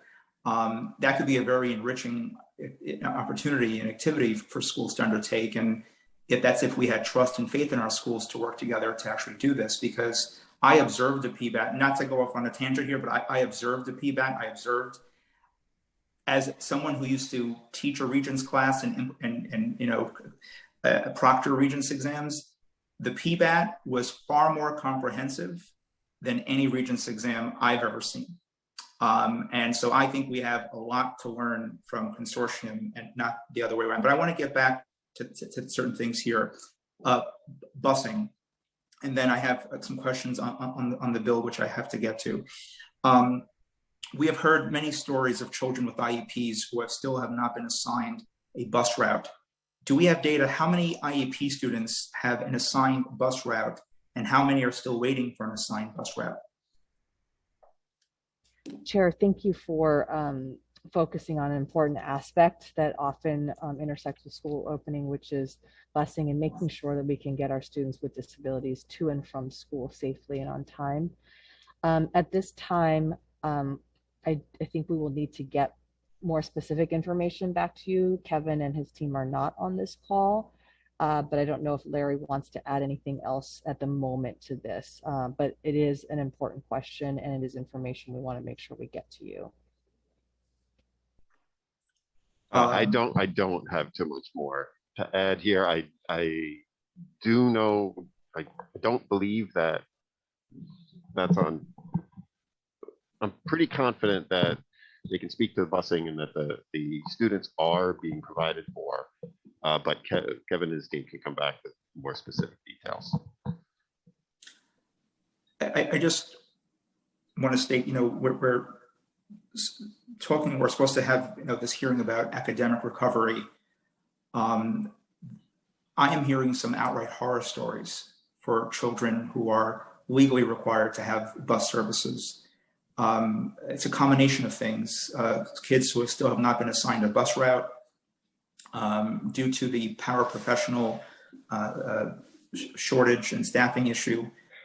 There are some students that actually need that para to be with them, and because there's no para, they cannot get the services.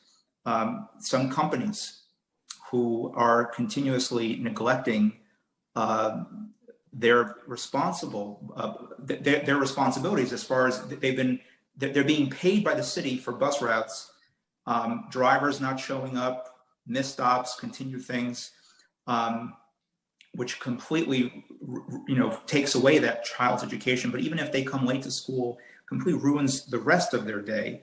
And so just wanted to make sure that we are holding these bus companies accountable. And I will be more than happy to follow up additionally with Kevin Moran, who I will say has been pretty responsive to my office and me, and I want that noted for the record. But my issue that I'm having right now is with these bus companies that continuously, I think, are continuously failing to meet the needs of our children, and also the ability for OPT to in a timely fashion, get these routes assigned or adjusted accordingly. I want to move on to the bill. Dr. Chen, I mentioned in my earlier testimony that the last time we actually looked at the administrative code in terms of school building occupancy was actually before World War II. Are you aware of that? Sir, I can't say that I am, but I appreciate you educating us all on these aspects. That's the last time that this code has actually been, we'll just say, looked at with a close lens and changes made to the city's school building occupancy code. And the issue of that time, according to our research understanding, was tuberculosis. Would you agree that the world has greatly changed since the 1930s and tuberculosis is not the biggest public health risk facing our kids and families today? Is that correct? Yes, and I do want to also invite my colleagues on the line who have much more knowledge about the topic than I do, and we'll have them chime in as well.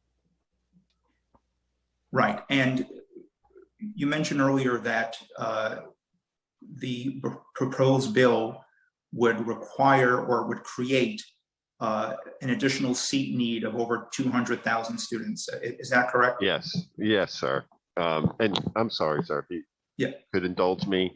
Please. I was just in touch with Kevin. He says all students registered by the first day of school have busing. We've been working through staffing issues, giving vendors flexibility by doubling up on routes and adding more students to routes. But he wants you to know he will follow up with your office. Well, Lawrence, I will tell you that we're still hearing some pretty horrific stories, and we will follow up. And I think my colleagues will. Matter of fact, I want to dig deeper on this. Councilman Rosenthal, I see your hand is up, and I see you have a case. So I like to turn it over to Councilman Rosenthal, and then I'll finish my questions afterwards. Starting time. Great, thank you so much. I want to thank you, Chair Traeger, for this hearing, and thank everyone in the DOE for all your hard work. You're doing God's work every day, so thank you for that. And I apologize for jumping on late, but I did just hear you talking about the busing.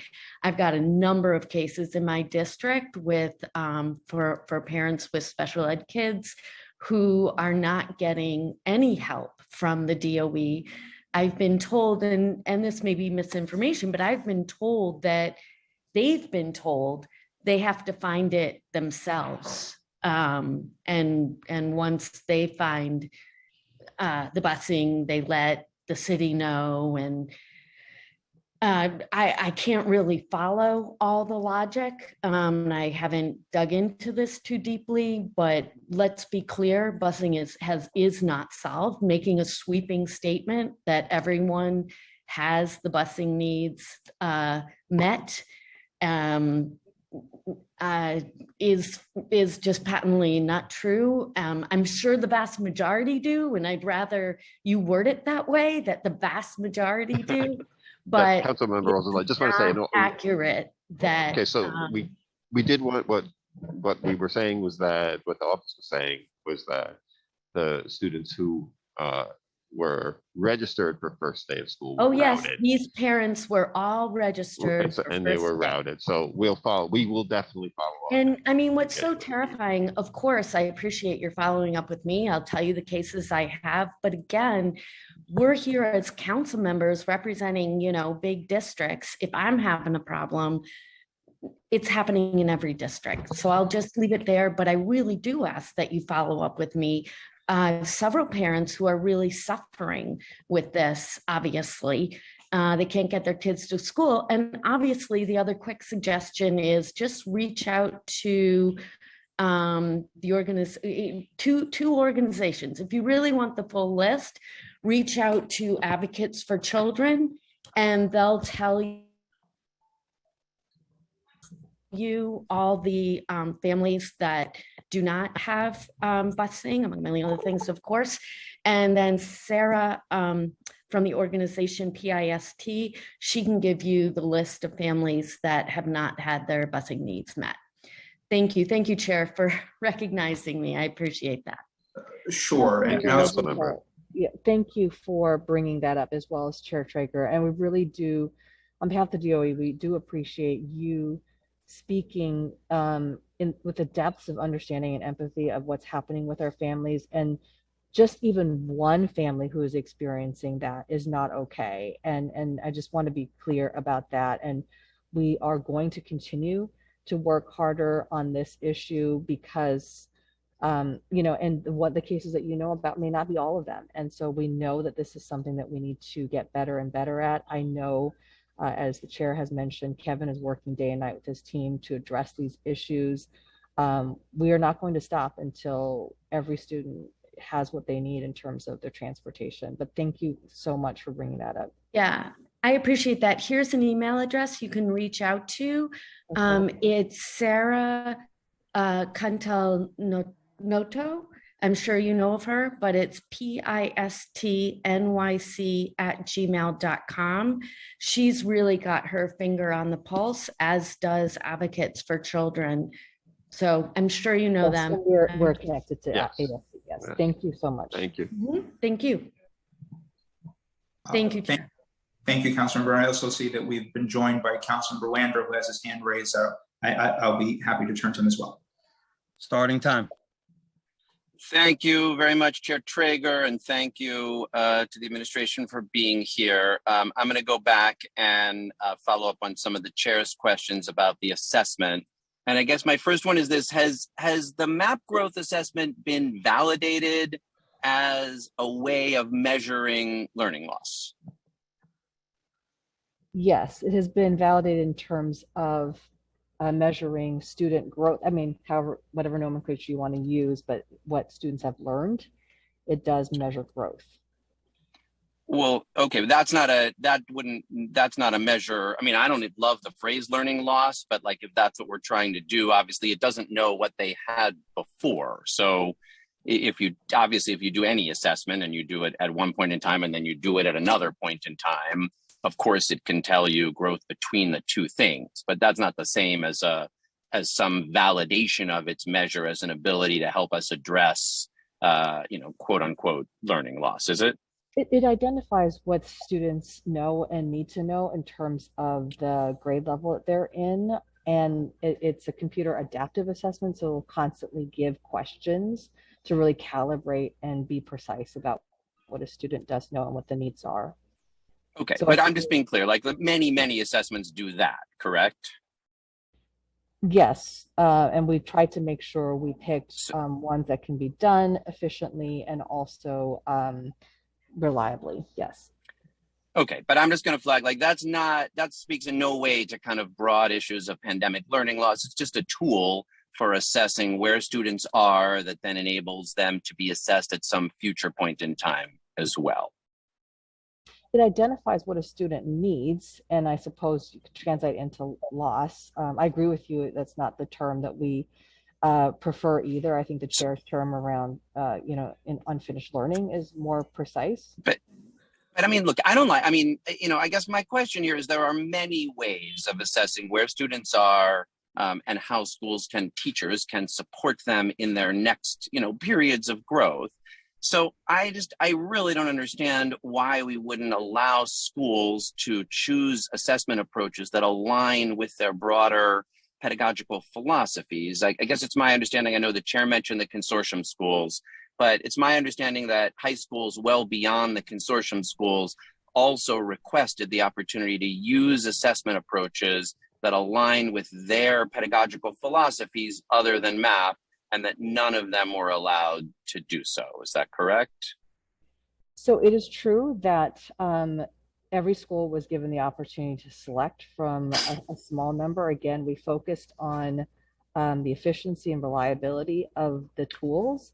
We also deliberately looked at which schools were already using, right? So we didn't pick, the small menu did not consist of something that no school was using. There were a number of schools who already were using some of those schools that have approaches and propose to use tools other than MAP. They were all denied the opportunity to use an assessment approach. The consortium schools were denied, and I know a number of other individual schools were denied their request to use an assessment tool that they believe best aligned with the pedagogical approach of their school.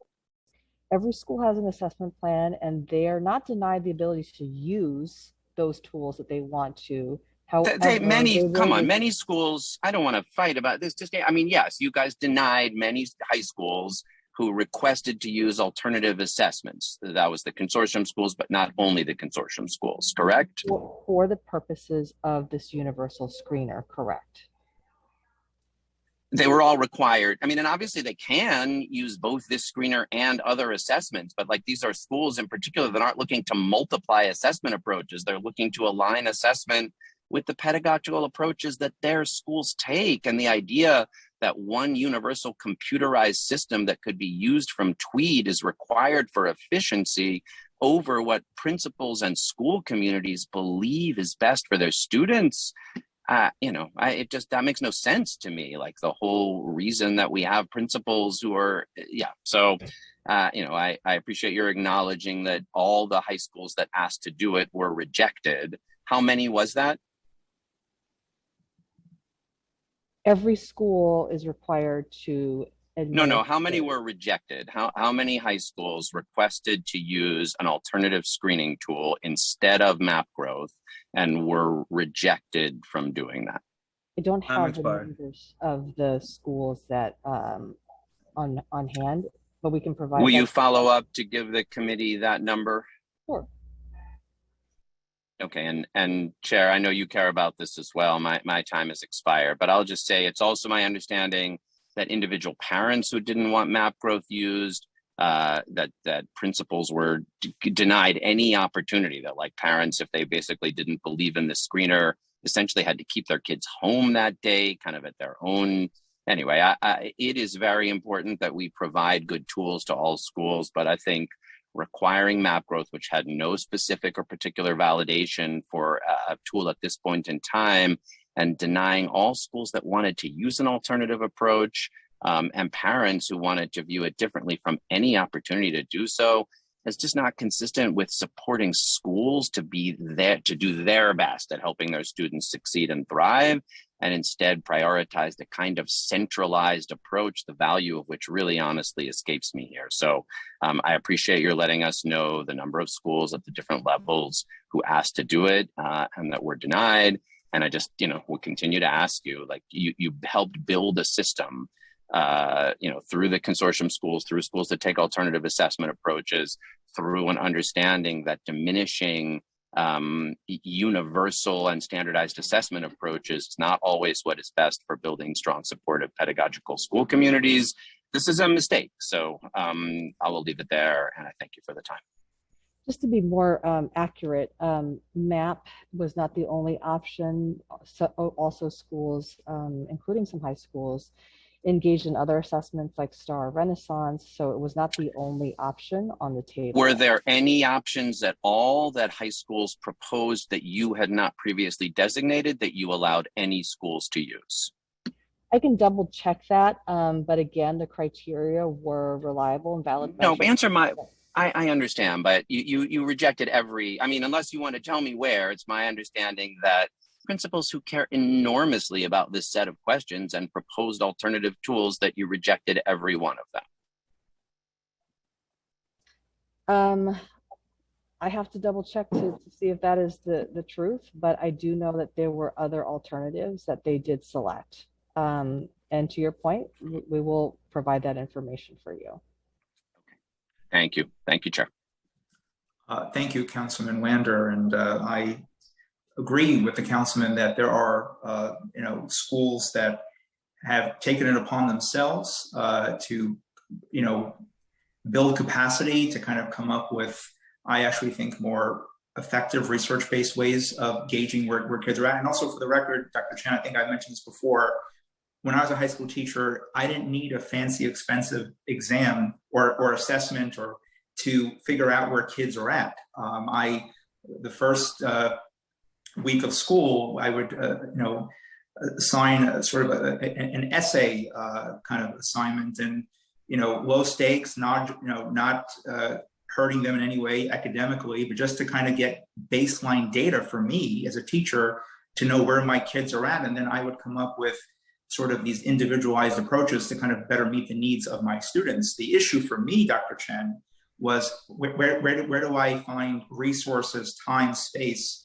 in terms of helping kids catch up to reading at their grade level, writing at their grade level. That was the challenge for me.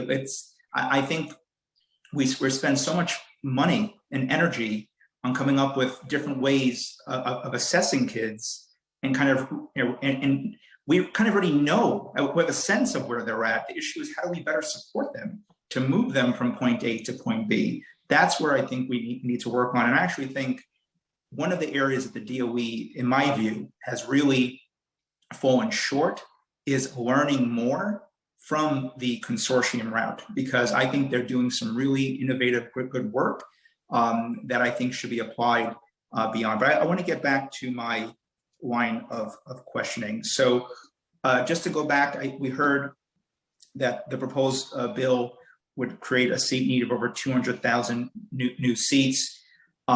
Just to kind of clarify for the record, New York City is in receipt of billions of dollars of federal and state aid. Is that correct? That is correct. Why aren't we pursuing this issue of class size reduction in line with this critical federal and state aid that does not come about every year? This is not something that is routine, but this is a very unique opportunity that does not come around very often to better meet the needs of children. So can anyone speak to why are we not applying some of that federal and state aid towards class size reduction? And is class size reduction something that the DOE actually believes in? Curious to hear folks' thoughts on that. Yeah, we do absolutely believe that class size does matter. And what we also brought some experts with us, Chair Traeger, to speak to this, but we have a long-standing commitment to reducing class size. The current capital plan provides $19 billion in funding over the course of 5 years to create approximately 88 new school buildings and more than 57,000 seats. The state budget includes the first of a 3-year phase-in of the long-promised campaign for fiscal equity funding. It means for the first time the DOE can afford to raise the fair student funding floor for all schools to 100%. That means a $600 million investment in our students, and as we said before, the vast majority of that money goes to staffing. We also have our $18 million that, in partnership with council, thank you, $18 million investment to work specifically directly in class size and early literacy, hiring 140 new teachers in 72 high-need elementary schools. That money went out in the summer, and the majority of those teachers are in place working now. So like the investments are there, and we believe in them deeply. And the commitment we're going to make it, we're going to continue to make, working with our neighborhoods, our communities, to make sure they have the schools they need. Mr. Prendergast, do you believe that class size and the overcrowding of schools as well, do you believe that that has inhibited or greatly impacted the school system's ability to fully and safely reopen and to maintain this opening? Is this an issue that continues to plague the school system? I think we have reopened safely. The schools have done tremendous work in reopening safely. I think the data bears that out.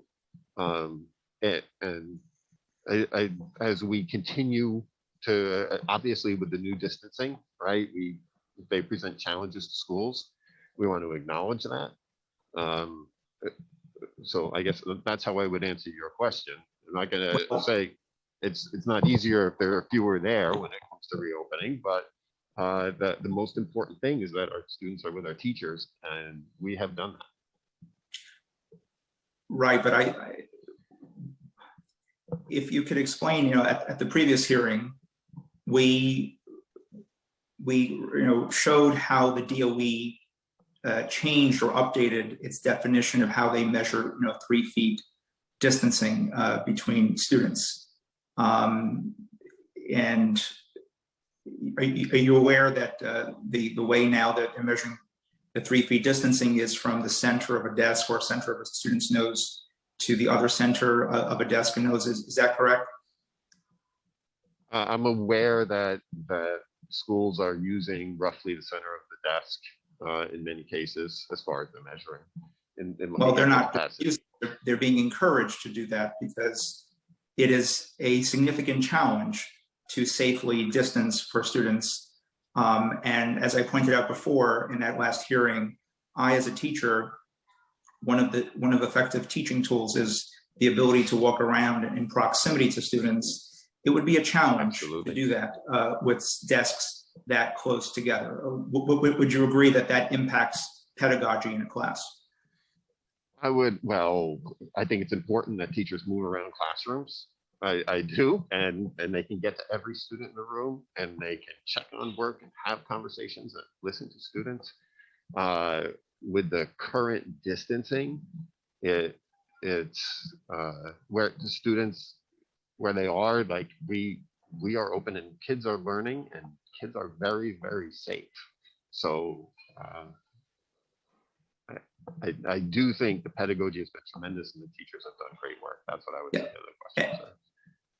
Mr. Prendergast, the mayor routinely touts the implementation, the rollout of UPK, Early Childhood Program, as one of this administration's greatest accomplishments. Is that correct? I believe so, sir. And can you remind us how many children were enrolled in the UPK program? I'm gonna ask some of my colleagues, do we have a specific number right now? I don't want to be incorrect here. Is Maria Begg Robertson, can we unmute her to provide additional details on pre-K?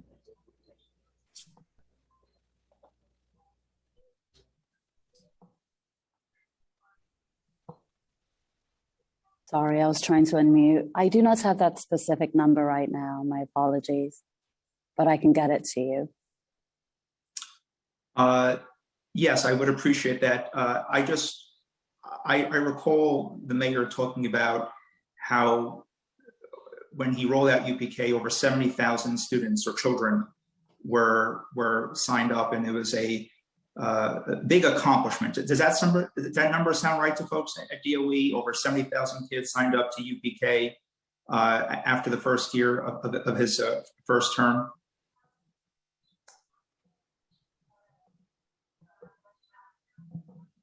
Sir, that was some time ago, and I don't want to shoot from the hip.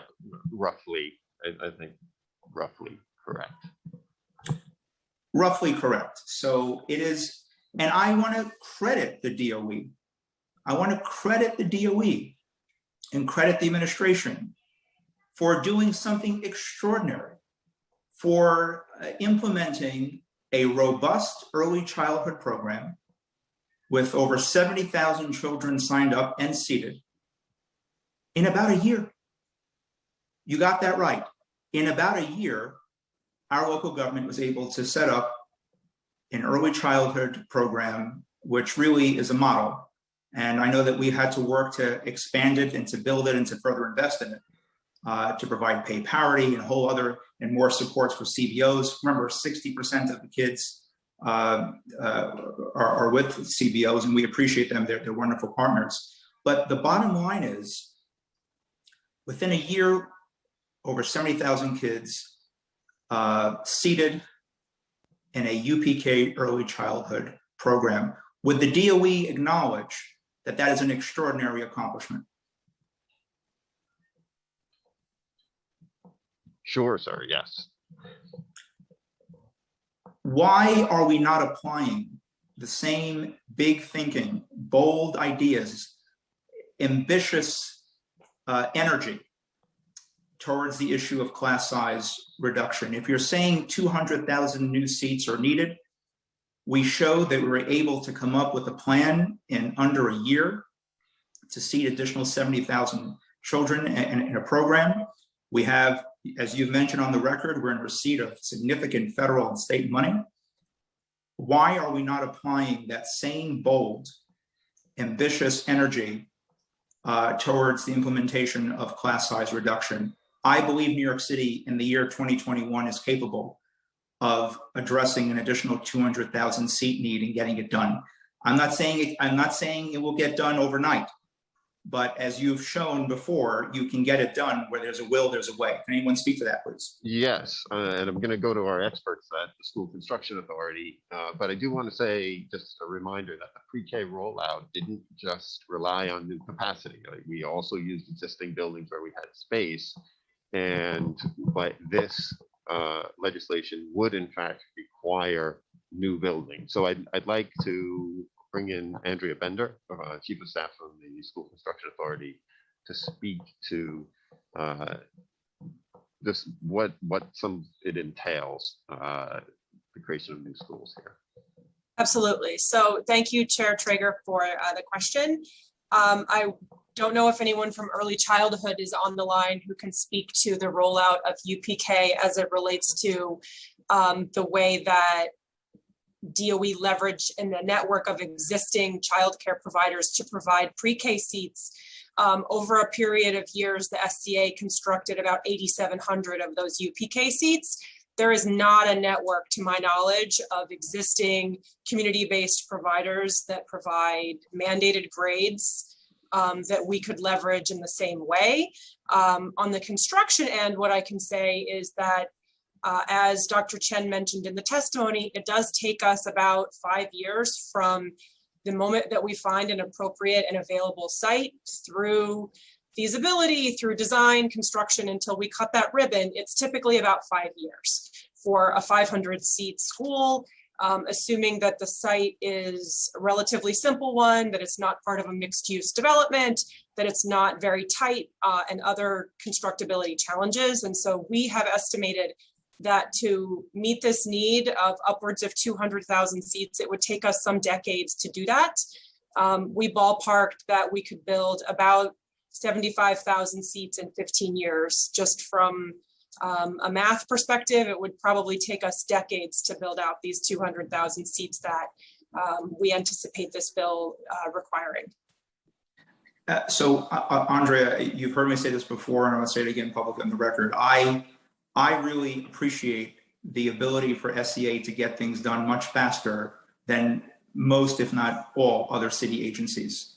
The SCA can build literally a new school in 3 to 5 years, while it takes the Parks Department 10 years to build a bathroom in a park. You heard that right.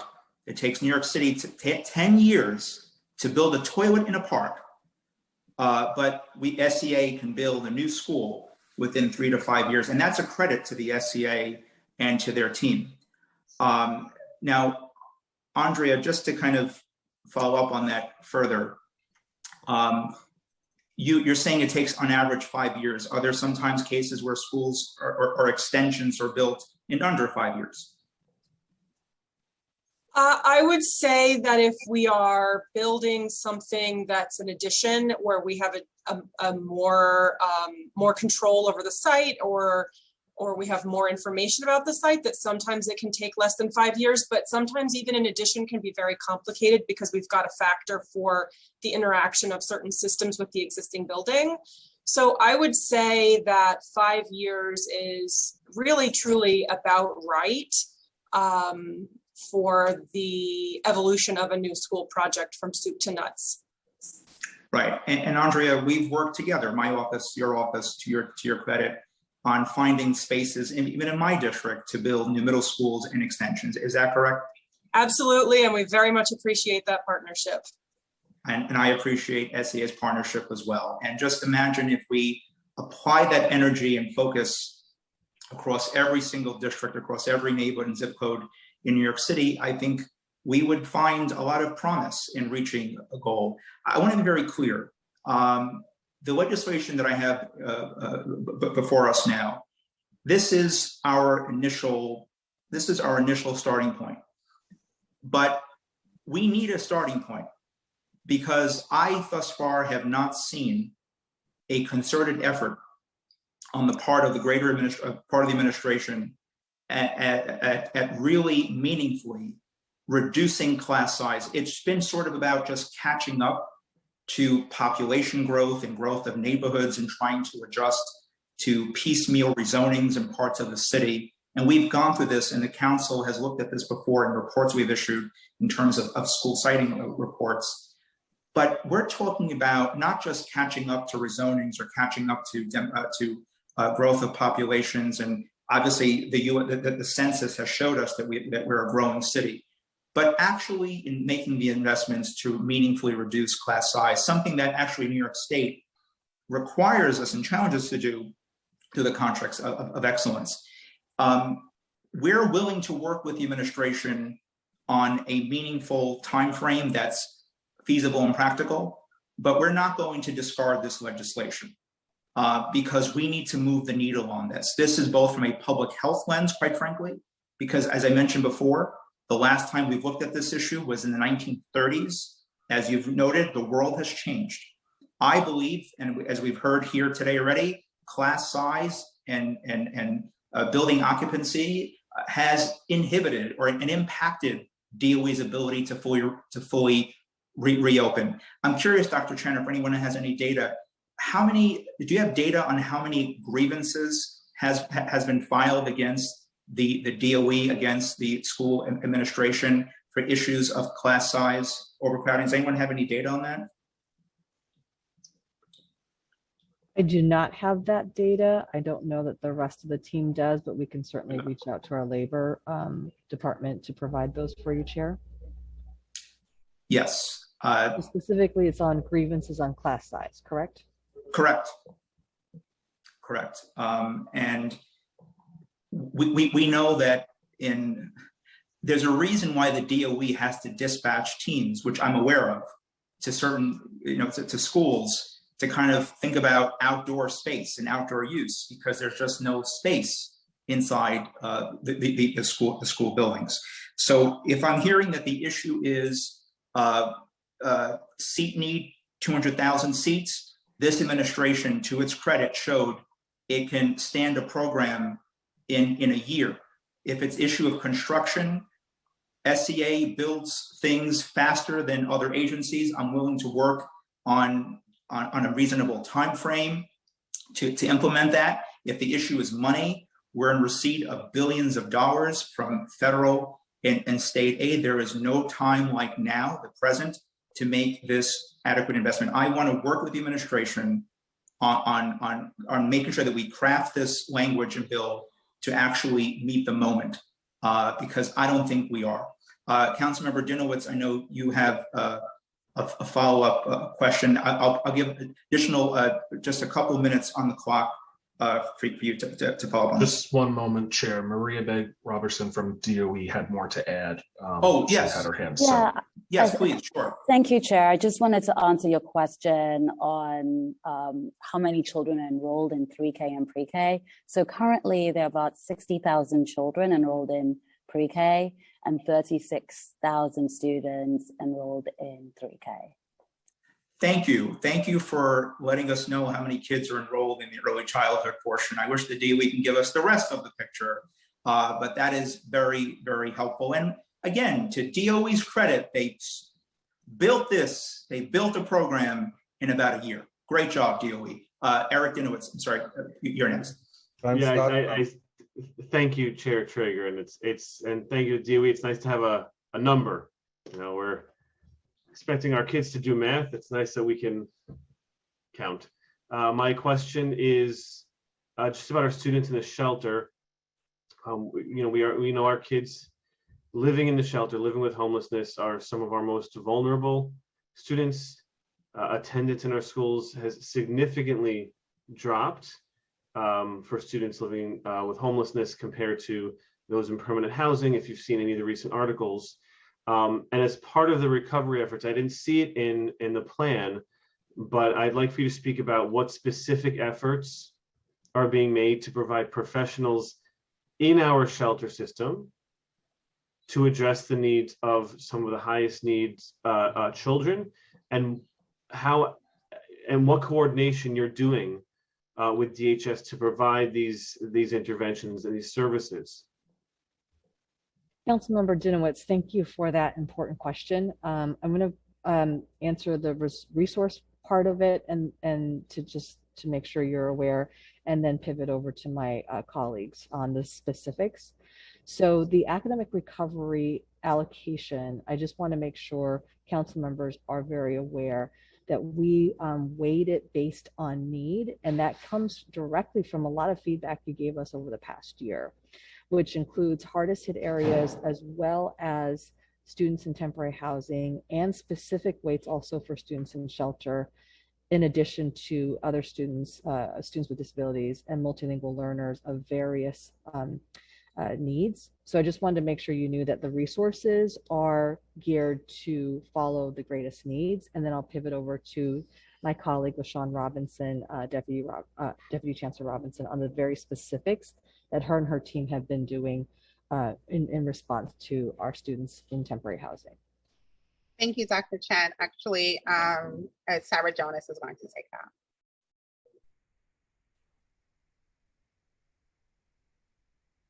Hi, thank you so much, Deputy Chancellor Robinson, Chair, and council members. Absolutely really appreciate lifting again the focus on the critical needs of students in temporary housing. We know that these students face uniquely difficult challenges, and they're top of mind for us, in allocations, in efforts, and resources. Some specifics: we have dedicated 324 school and shelter-based employees to support students in temporary housing. That includes 100 Bridging the Gap social workers, 107 STH community coordinators, and 117 STH family assistants. We are also, as far as training, I know that was brought up, how are we building capacity? So can I just pause? Can I just pause? I'm sorry, because I'm expired. 2 3 minutes. Unless I'm reading this wrong, it says school-age children in shelters, FY 21, June of 21, there were 12,000. It was a little more than that the previous month, but it's hovering around 12 to 14,000. Even if it were just a classroom with 300 employees, is like 40 kids per employee, and we're talking about some of the highest needs kids. And then you break it down, it's 100 kids, 100 social workers for those roughly 12,000 kids. It's one social worker for 120 of our highest need children, and it just doesn't sound like. And that's, you're right, more than zero is good, I guess. But if Dr. Chen is saying this is based on need, it is just very obvious that children living in temporary housing, whose attendance dropped significantly and was already low to begin with compared to children in permanent housing, need a lot more than a 1 to 120 ratio of social worker. And I didn't hear anything about academic intervention, but we're talking about academic intervention today. And I hear about 0 teachers working in our shelters, working there directly with our children. So I want to respect the time that Chair Traeger gave me, but I thank you for having numbers. Glad you have numbers. I am deeply disappointed that they're very low numbers, and I would love to see those numbers increase tremendously to actually meet the needs of our homeless children, children living without housing. Thank you. Absolutely. Thank you, Chair, would it be okay if Sarah Jonas had an opportunity to continue? And would that be okay, Chair? I would Thank you. I just wanted to respect time, that's all, but thank you, yes. Thank you. I just want to honor just her response. And I just like to say before she continues, thanks to this council, we've been able to increase the number of staff members supporting students in shelters. So that increased on the watch of this council and its administration, the increase in our Bridging the Gap social workers, the increase in our STH coordinators.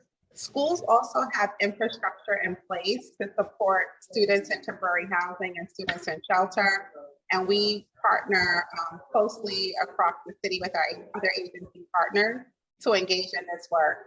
I would agree 100% with you that there's so much more to be done in this area in particular. but just the effort of the Office of Community Schools, and even thinking about how we're going to allocate the community schools, I think will be important to hear, and then other efforts as well. Okay, I don't doubt that effort is there. I don't doubt the hard work of our professionals. I'm just saying just on a very basic level, if the children aren't going to school in the first place, then it's very hard for them to get those services if they're not in the school building. But I know there's Ms. Jonas wanted to continue with something. Yes, please.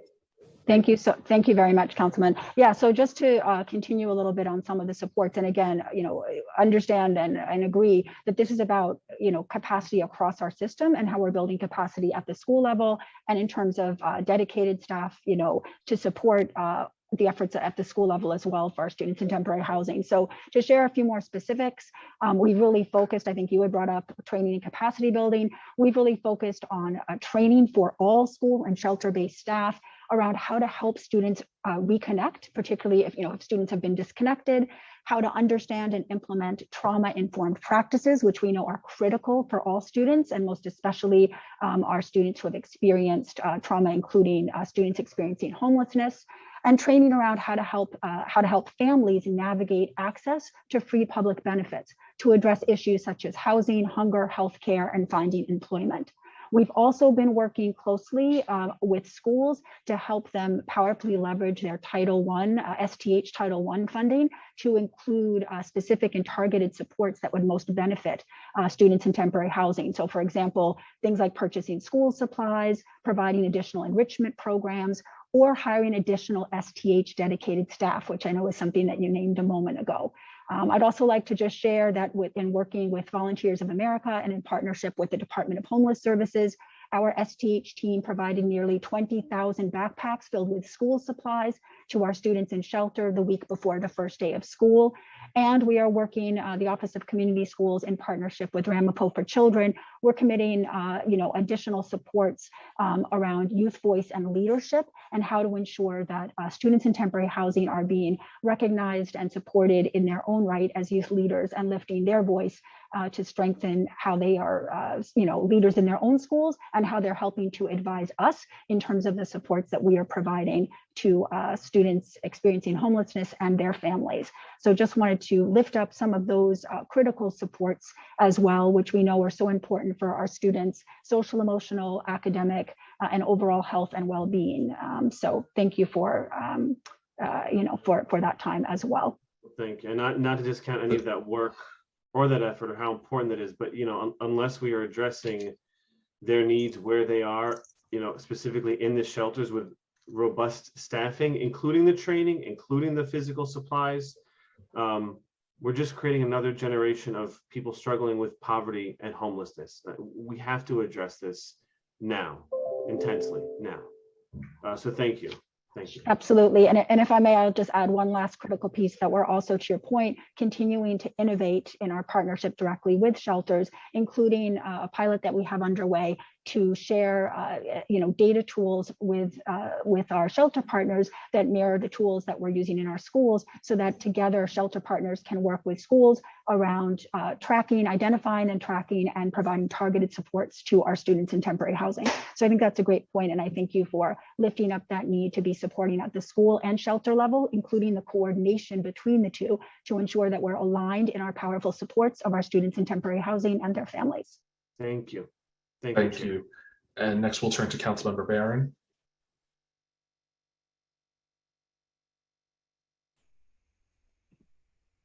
There we go. You're unmuted now, Councilmember. Thank you very much. Thank you for the opportunity to come back again.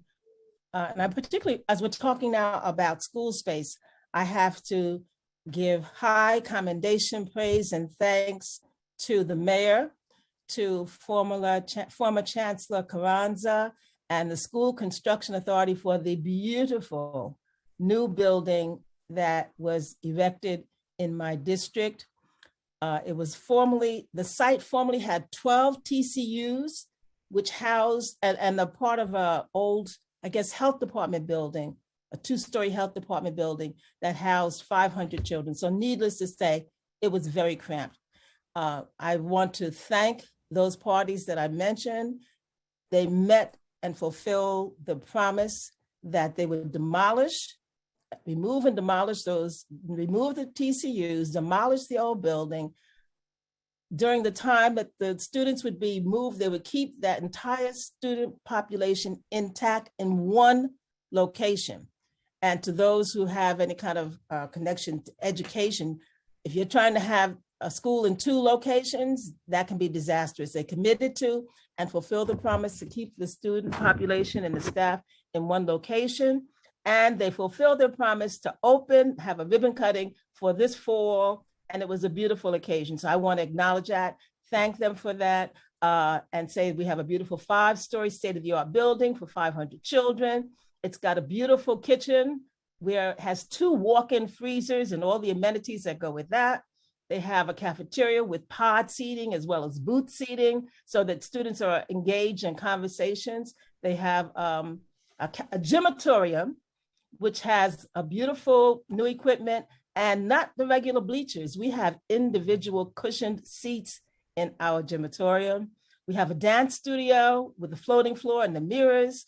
We have a cafeteria. I talked about that. We have a library, 2 science labs fully equipped with a separate preparation room.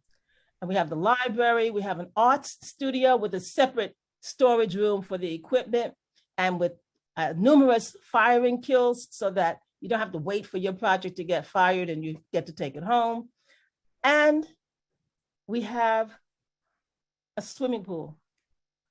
So it's a beautiful building. It's a model for what we need to consider moving forward as we talk about how we need to fulfill the need to give students, teachers adequate space in beautiful buildings that are air conditioned and meet all of the standards so that they can enjoy the environment in which they are learning. So I just wanted to, and we have a music studio with 5 adjoining practice rooms to the music studio. So it's a comprehensive program. Right. Our students, thank you, our students are entitled to that, our staff, and we need to make sure that moving forward, as we talk about class size, classroom size, and appropriate space, this is the kind of model that we look forward to. Thank you very much. And thank you again to everyone who worked on that project. I want to thank you, Councilman Barron, for championing this from day one to getting it done. And just very quickly, if I may, from the start of construction to the completion and the opening, how long did it take them to build this new school? You're on mute, Councilman Barron, you're on mute. Unmute me. Okay, thank you. In spite of COVID, the deaths, the delays, and all of that, it opened on time. It was 3 years from start to finish with the construction. That's why I really, 3 years, start to finish. They made a promise to me. They knew how important it was to me and to the community, and they met all of those times in spite of the delays and all of that. Yes. 3 years to build a school. Andrea Bender, SCA, that's extraordinary. DOE, that's extraordinary. You get it done. Yeah. You get it done. It can. Yes, we can. Andrea Bender, I see you have your hand up if you want to. Kudos on doing a great job. Great work. I just want to say thank you so much, Councilmember Barron, for your kind words. We also are so proud of East New York Family Academy. I know the ribbon cutting was a really lovely special occasion. We were so proud to be able to do that with you and the chancellor and our team that worked on that school. I would note that while construction took 3 years, it does take time for design. And it does take time for feasibility and evaluation and due diligence of the site, including environmentals and all of that other stuff that goes into preparation of a school before shovels ever hit the ground. So, and in that case, also, I would note that we also had a site that was identified for us and provided to us in the rezoning. Councilmember, as you of course noted earlier, the availability of real estate that's appropriate and in the right location across the city is one of the major challenges that we find across the city. And at East New York Family Academy, we did not have that challenge. And so that allowed us to deliver this project in a time frame that was wonderful for all of the kids who are enjoying that beautiful facility. Yes, thank you. It's great, but it's another, and that's wonderful. The collaboration between the local council member, SCA, the administration, But you see what happens when we collaborate and actually communicate and work together, great things happen. And here a space was found, just like Councilmember Barron helped find a space. I helped find a space here in my district. That's how it happens. But the point is, in 3 to 4 years, a new school is built, and I mean that's incredible for us to accomplish, because other agencies just can't do that. And that's why I'm saying I think that we can actually get something very big done. Thank you, Councilman Barron, for congratulations on that major victory for your community and for the city as well. I saw that Mr. Taratko had his hand up, and appreciate your service, and thank you for being here, sir, and please. Yes, that building was a great partnership, and I remember meeting with Andrea's predecessor, Melanie, in the council member's office and getting all the swing space at Maxwell High School done and everything. It was great. But I would like to just not talk about the 200 possible seat need and new construction. Have we considered the effect this would have on our existing buildings? And with all the amenities that the council member just mentioned in the new building, are those kids going to be able to sit in booth seating and enjoy the back and forth now with 35 square feet required per student? What do we do with our science labs that are built in fixed furniture, or auditoriums or gymatoriums? I just want to make sure, Chair, that we're thinking through. See, I'm the guy that has to implement this. So whatever comes out, I'm going to be in the schools trying to make it work for all our principals. On paper, if we're just going by numbers, that beautiful 500-seat school that we just designed and built now seats 300 people. So what do we do with the 200 kids that don't get access to that beautiful building now? Do we lengthen the school day? Do we, I just want to think the whole thing through before something gets signed over there and then we can't make good on it. So that's just my overarching concern. And Thomas, I appreciate that concern. And what I'll note is that if I heard correctly, this was partly due to a rezoning that was taking place in that community. And that was my earlier point, that it should not just be a rezoning that triggers this type of planning and this type of thinking, because as we saw with the census data, our population is growing. It's documented, and the census didn't capture every New Yorker either. I mean, there's a reason why we're losing a congressional seat over that, because we didn't capture everyone. It shouldn't take a piecemeal rezoning to figure out how do we build schools out, and that's my issue. What I'm saying is that when you have the will and you put the ambition and you put the plan and vision ahead of you, New York City has a history of getting big things done when everyone works together. First, if the administration sees this as a goal, I'm hearing from Mr. Prendergast that class size does matter. Mr. Prendergast, is that correct? Is that your position, or that's the position of the DOE? It's any pedagogue's position, I would say, right? It does. Okay, so that's great. And also, Thomas, just to go back earlier, that the last time we looked at this issue from a building code standpoint, it was pre-World War II, which we agree. I hope we agree. The world has greatly changed since World War II. Tuberculosis is not the issue today of our time, fortunately. So we have money. I'm hearing that class size does matter. You have a history of showing that you can get big things done.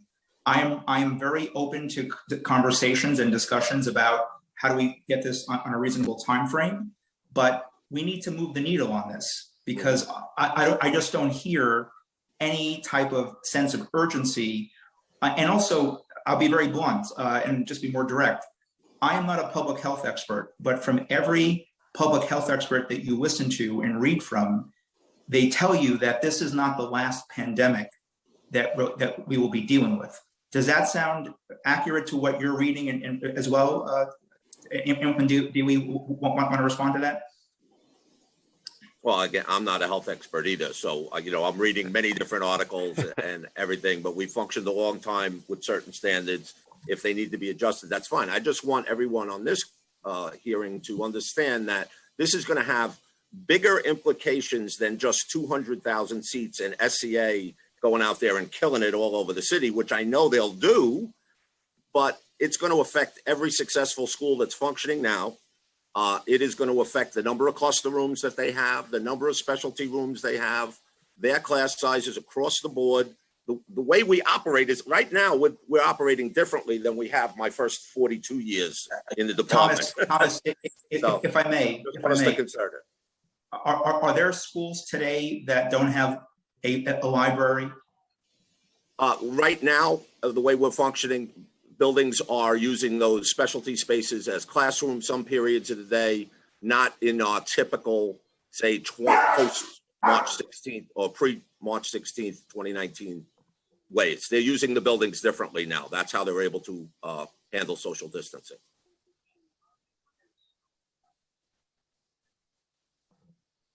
I'm sorry about that. So, but Thomas, just to clarify for the record, we have schools that are without today, present day, without a full dedicated library. Is that correct? Constructed library, it's quite possible we have some buildings out there, yeah. Okay, and if I heard correctly before, Councilman Barron mentioned that in this new school, they're building a gymatorium, which means they're combining a gym and auditorium together. Is that correct? Yes.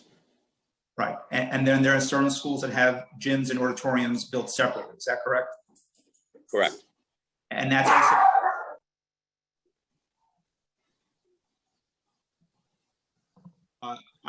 Forgive me. And is that also tied to issues of space? Depending on, what was available when that lot or that building was built, buildings are built differently from some space restraints, yes. So we're making decisions because of space constraints. Is that correct, Thomas? That's correct.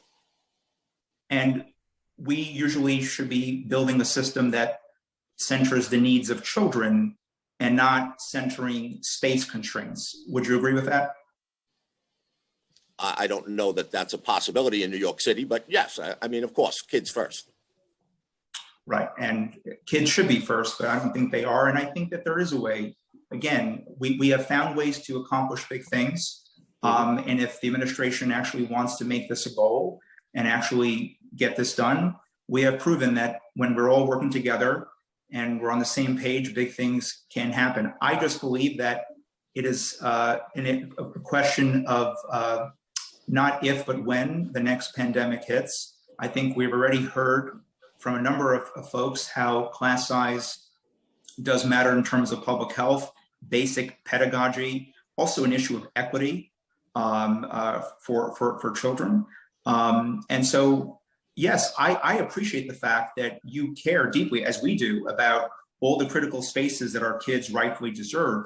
But as you've pointed out, we're making decisions now, today, minus this bill.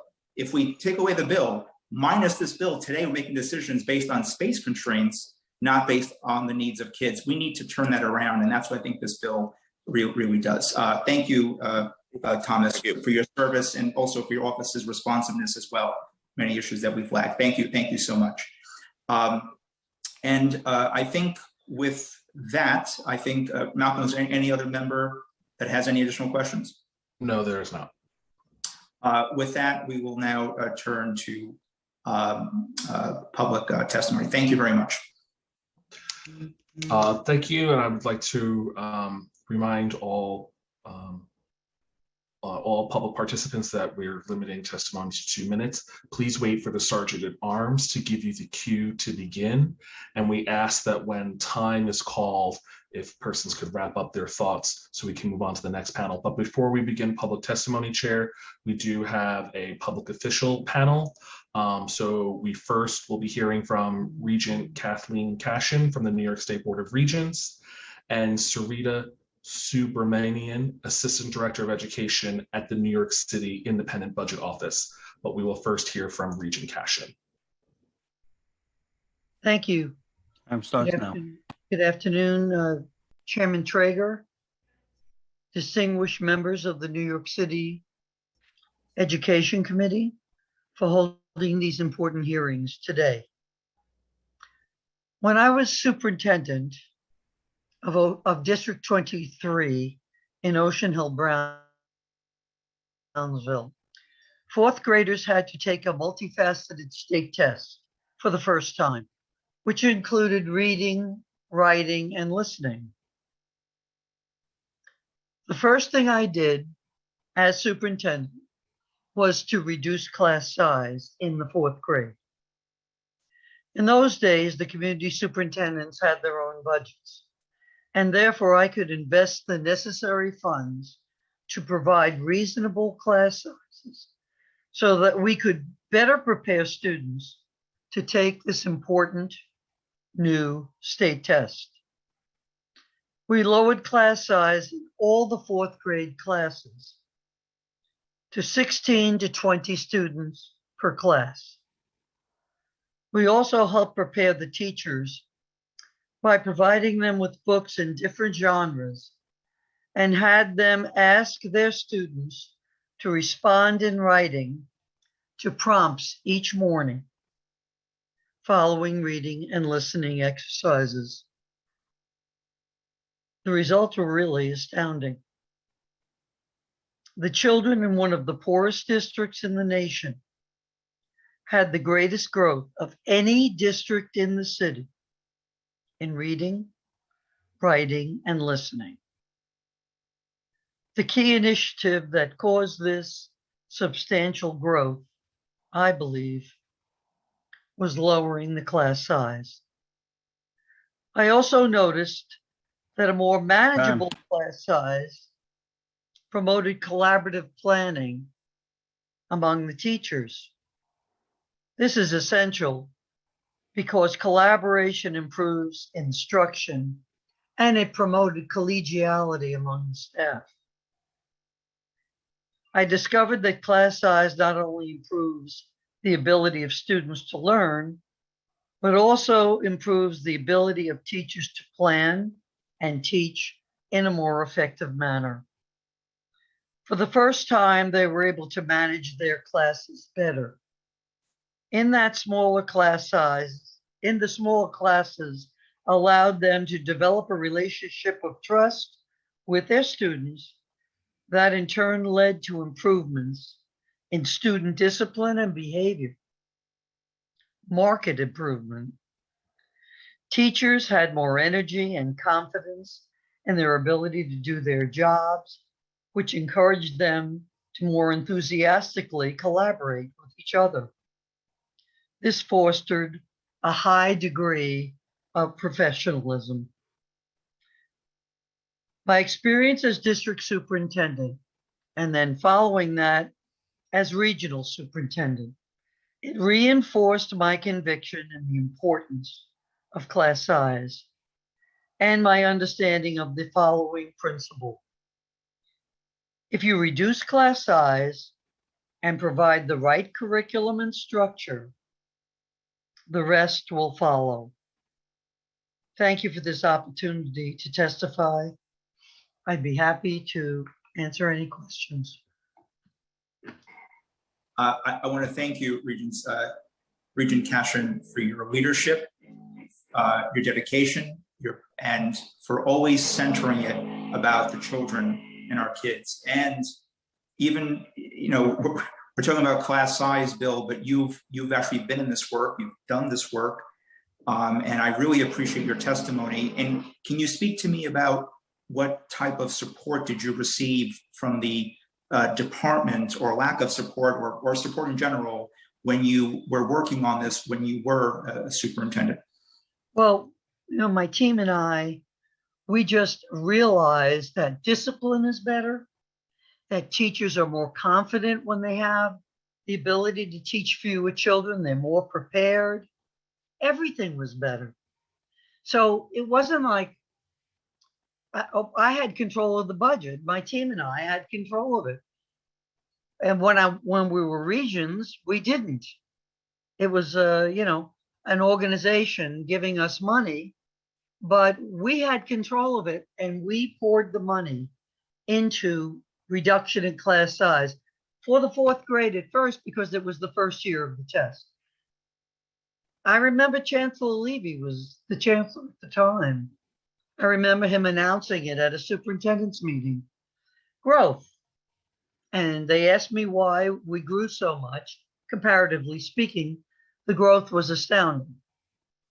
Reduction in class size promotes better behavior on the part of the children. They get more attention. The teachers are able to give them boundaries, teach them boundaries. Our suspension rates also went way down. Not that we didn't have consequences. There were consequences if a child should disrupt a class, etc. But our first and second and third option was not to suspend. It was to give a consequence, but to encourage them to control their tempers, encourage them to have behaviors that will bring about a positive consequence. So you have discipline improving because of reduction in class size. You have pedagogy improving because of reduction in class size. The test scores improved because of reduction in class size. Teachers were happier. I mean, this is another crisis we're facing, if I may. We can't get teachers. Last week, I spoke with a lot of deans. I'm on the co-chair of the higher ed committee. We spoke with a lot of deans. And the deans are saying how concerned they are about us getting teachers. Not only about us getting teachers, but keeping teachers. So coupled with the positive aspects of what our children receive, because they get the attention, because the teacher can be kinder, they have the time to be kind, because they learn more, they have the time to help the children learn. But coupled with all of that is that teachers wanted to stay, they were happier. So the two things that are a crisis, first the child, but secondly, the teacher. If we can't get teachers, we're in a lot of trouble. And last week when I spoke to all these deans, they were giving me suggestions on how to keep teachers. Pay substitute teachers, for example, pay student teachers to sub.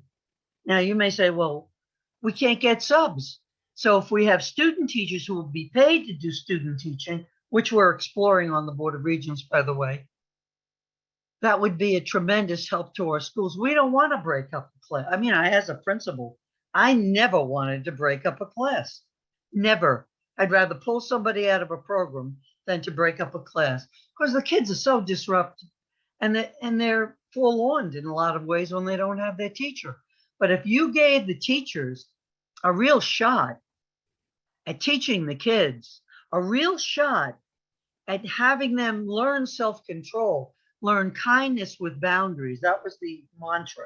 Kindness, but boundaries. And there were consequences if the boundaries were broken, but it wasn't throw them out to go home. I mean, where does the kid go? What does the kid do? So class size is a benefit for our children and they deserve it. But class size reduction is a benefit for our teachers and they deserve it. Everything improves. Now, I will say this, if I may, just to go on a little bit more. The supervisors have to be around the building and they have to know what's going on. They absolutely have to know what's going on. And they have to make sure that with the reduction in class size, there's better teaching. See, because you do something that's really good, reduction in class size, you have to make sure it's implemented properly. And that's where the supervisors come in, making certain that the children benefit from that reduction, making certain that the teachers benefit. I did notice, I mean, one school was unbelievable, but many of the schools, you know how, Mark, you were Chairman Traeger, excuse me. I know you were a teacher. And I know that it's far better if teachers can collaborate, social studies with science, math, etc., all collaborating, reinforcing concepts. It's ideal, but that's promoted by reduction in class size. So it benefits the teachers, and we are in crisis with our teachers. And it most importantly, benefits the children under our care. Suspensions were down in District 23, academics were up, and they had consequences. The children always had consequences, but it wasn't to suspend and put them out of the building. Our focus was to benefit the child and the teacher. So they go hand in hand. Thank you. Would you have any more questions, Chair? Just one last question very quickly. Regent, I really appreciate this. We heard testimony from DOE SCA that space is a challenge. I don't disagree that space is a challenge, but we have proven in history that we can overcome that with resources and the will and capacity to change that. How did you deal with any space issues during your time as superintendent? Well, I was lucky and honored to be in Brownsville. People were wonderful, but we were not overcrowded. We were not. So we readily were able to do this. But I also want to say about space issues, I really don't know whether the number is we've reduced by 200,000 students or 3. But over this pandemic, the New York City school system has lost 200,000 or 300,000 students. I think we used to have 1.2 million. I don't know what it is now. You would know, maybe 800, 900,000. I'm not sure. But we have definitely lost a very large number. So what I did, as I said, we weren't overcrowded in the district. I was lucky and honored to be there. The best time of my life. But you can find space. I mean, you can use space differently in the building if you really look to reduce the class size. But we didn't have to do that, Chairman. Honestly, we were lucky that we didn't have that overcrowding situation, and we made the most of it. The teachers were happy. The students delivered pedagogically. The students were happy. You should have seen the parent meetings that I had. The indication of whether the students are happy is how many parents show up at a meeting. I used to say to the parents, if you have, and they packed my meetings, and I always provided the parents so they didn't have to worry about making dinner with dinner. And I said to them, though, if a younger child should be disruptive a little, please, take them out for a while, give them a breather. And they did. Everything was better. First of all, it was the best time of my life. I'm saying it again. We did so much good, and the underpinning of everything was reducing class size. And then we were driven pedagogically. We collaborated. We had discipline, but not the kind to throw the kid out. Consequences. And we taught them how to self-control behaviors, etc. We also taught them, and we tried to teach them kindness. That's a big disciplinary technique. If you're kind to a child, they start to listen to you and they start to respect you, and everything gets better. Kindness with boundaries, I would say, was our approach to discipline. Coupled with reduction in class size, coupled with the ability to collaborate and parents being involved, because they were so welcome to the meetings, it all turned out to be the rebirth of Brownsville for a goodly period of time. And it was the best time of my professional career. Even the regions, I had 23, 19, and 27. 19 was East New York, 27 was the Rockaways. Even that, as well as we did, and we employed the same strategies of kindness and boundaries, the best time, but I could really keep my pulse on the schools, because we had fewer schools than 114 that I had as a regional superintendent, although the strategies with the region worked there too, as best we could. And Regent Cashin, you mentioned the enrollment numbers that you're estimating. The education department still is not telling us. Oh, I just read Chairman, I just read in the, not just, but I have been reading in the papers, the numbers are way down. People are saying they're going to charters, they're going to Catholic schools, they're going to private schools. I thought I read a couple of weeks ago that the numbers are 200 or 300 down. But, you know, that I don't have any, you know, because I'm a regent, I don't have any privileged data that I'm sharing. I read it in the papers. And it wasn't just 100,000, it was like 200 or 300. But just clarify for the record for us, because I'm pretty sure I know the answer, but just want to get this on the record. There is nothing in state law or state education regs that prohibits the DOE from telling the public today how many kids are enrolled in the public school system. Is that correct? I believe you.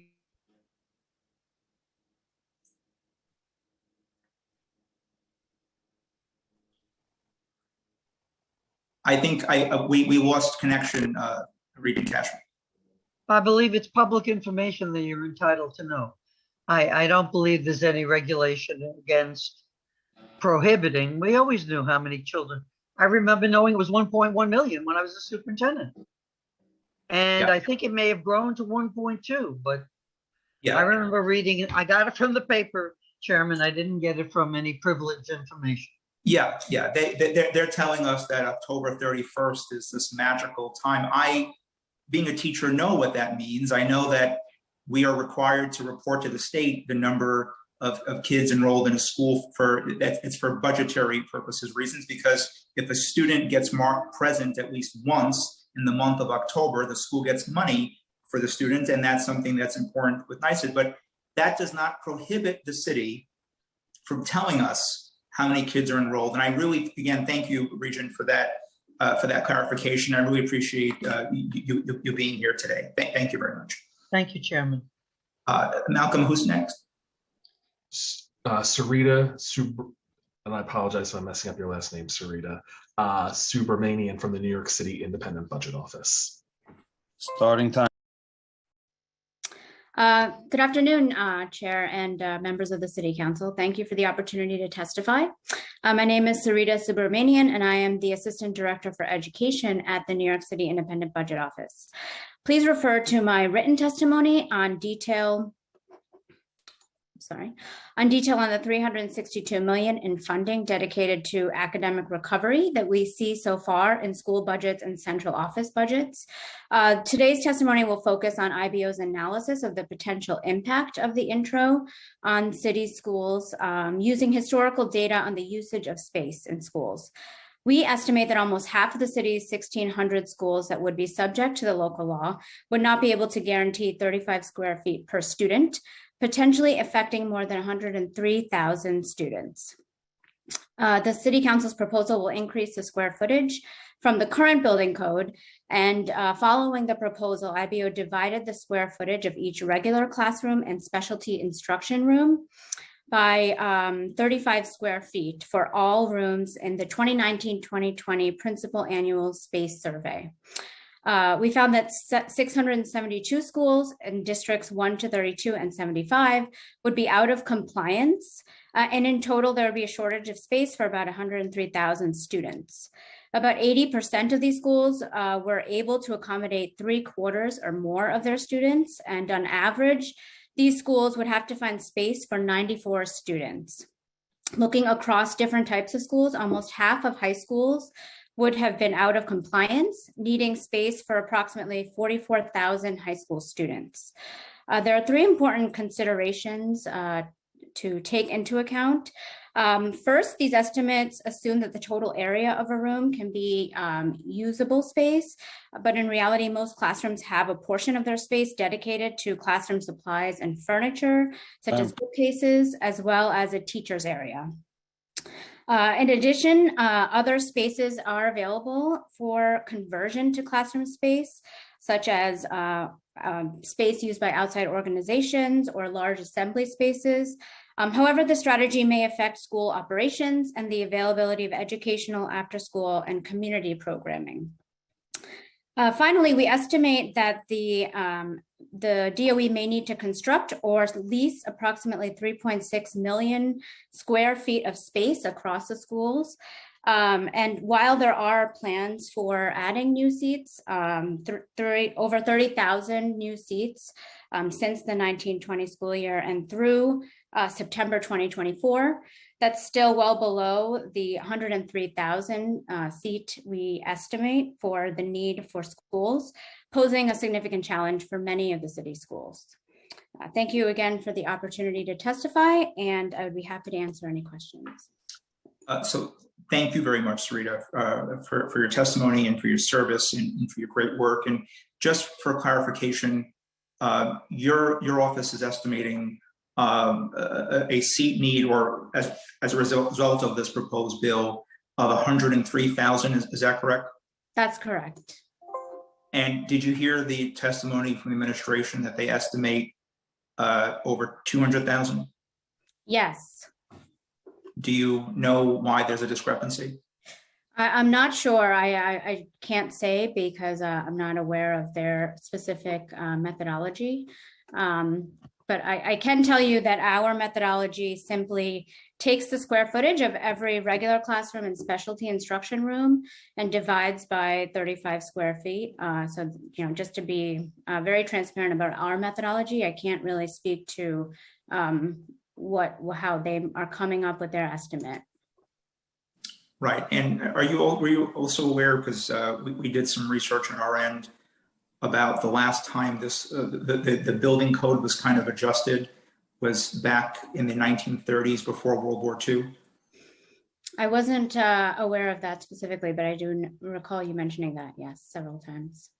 Right. And the issue of the time was tuberculosis. And we certainly would agree that the world has changed greatly since then. And also, I appreciate you mentioning that, because in the building code itself, it doesn't really reflect a reality that furniture exists, because as we know, there's something called desks, teacher desks, student desks, and they just imagine as if these things are invisible and people can just be stuffed into a room like sardines. And so I appreciate your recognition of that, because actually thank you really for that clarification and for your report. And we will have some further questions and issues, because in terms of time frame, in terms of building out additional space and using these federal resources very, very wisely and strategically. So again, I thank you for your report, and I thank you for your testimony today. Thank you so much.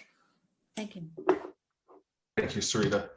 And just bear with me one moment, please. Okay, so I just want to remind council members, if you have questions for any panelists, to use the raise hand function in Zoom.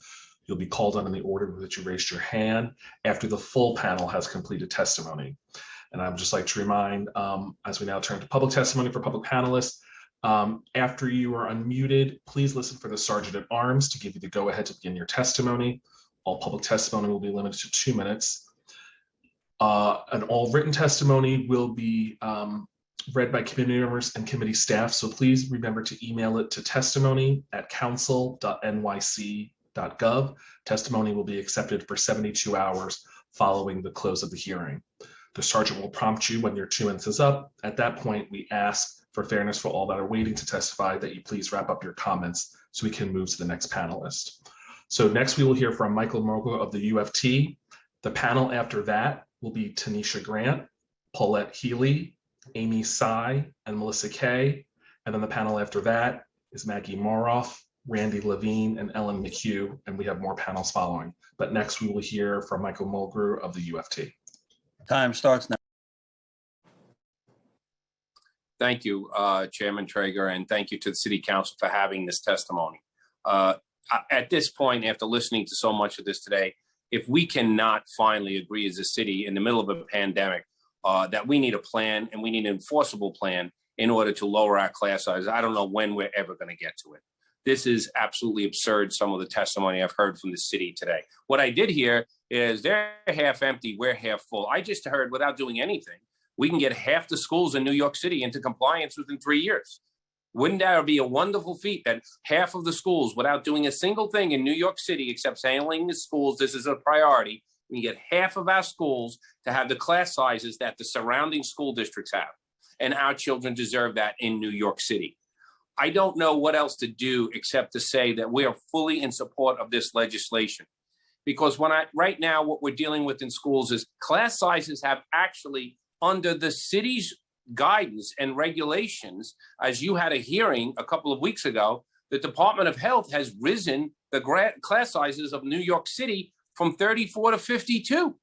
They said we can safely put 52 children in a standard classroom right now because they have a new way of measuring that nobody in the universe recognizes. And if that's what we're getting from our city, this is why this council is here and needs to act. Because you cannot trust them to do the right thing at all anymore. The city has not engaged in this legislation. They have chosen instead to do everything in their power to try to kill it. And I just want the mayor to come out publicly and tell all the parents of the city and state that he does not believe in lower class sizes. And we know why he will not do that, because he has future political aspirations. So for us right now, New York City, keep the focus on getting this done, because we know the only way to get the children of the city what they want, what they need, and what they should have pass this legislation. And I am fully in support of this. And thank you very much.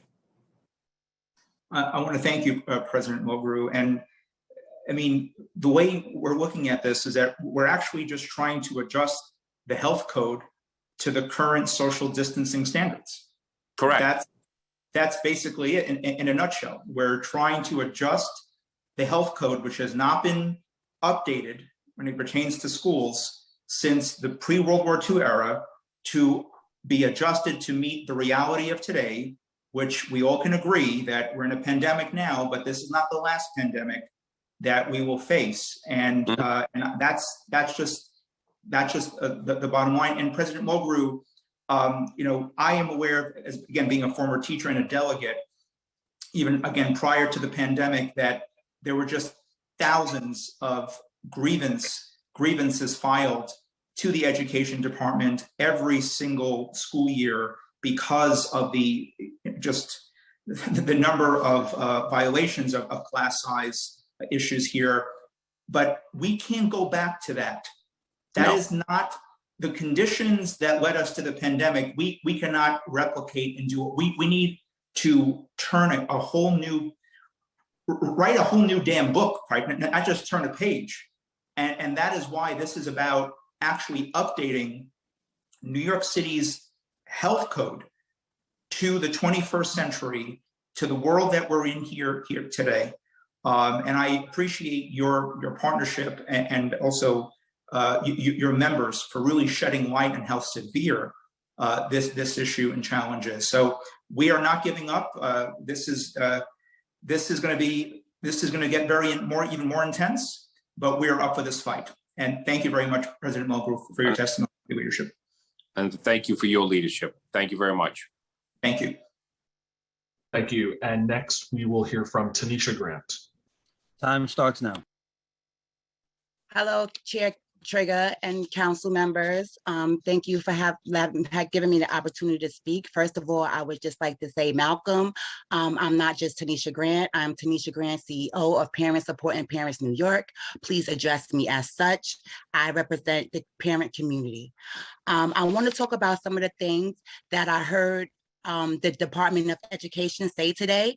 And I also want to lift up the fact that I think it's very disrespectful that they leave before public comment, where they don't even listen to us and our concerns. Every meeting I am on, they are gone before we have the chance to tell them how we feel about our public schools, about our students, and about our communities.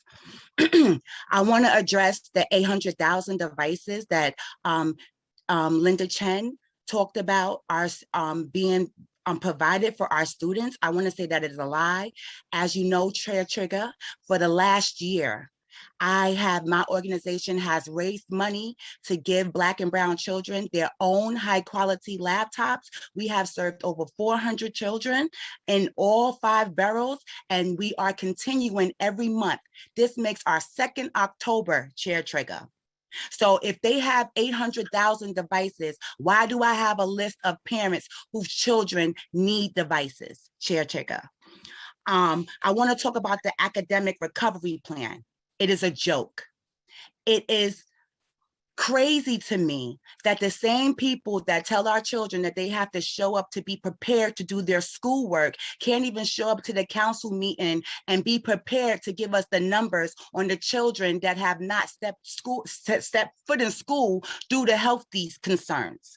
That is very concerning that the leaders of the Department of Education cannot give us the information that we need to make informed decisions when it comes to our public schools and our children and our community, our school communities. As a parent, it is heartbreaking to come to these meetings time after time and hear the Department of Education gaslight us and flat out lie to us and make us and tell us that everything is rainbows.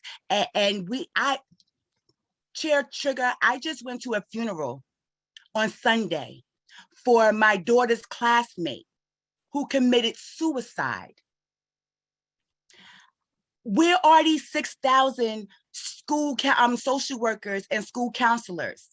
My son has also lost a classmate to suicide. No one has even reached out to us, Chair Trigger, to ask how my children are doing.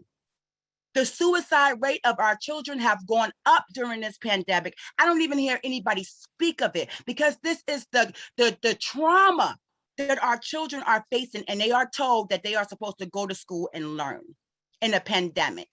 There is so much more that I could say, but I have a few PSPNY members on here that will speak for themselves as well. This is unacceptable. This needs to be done today.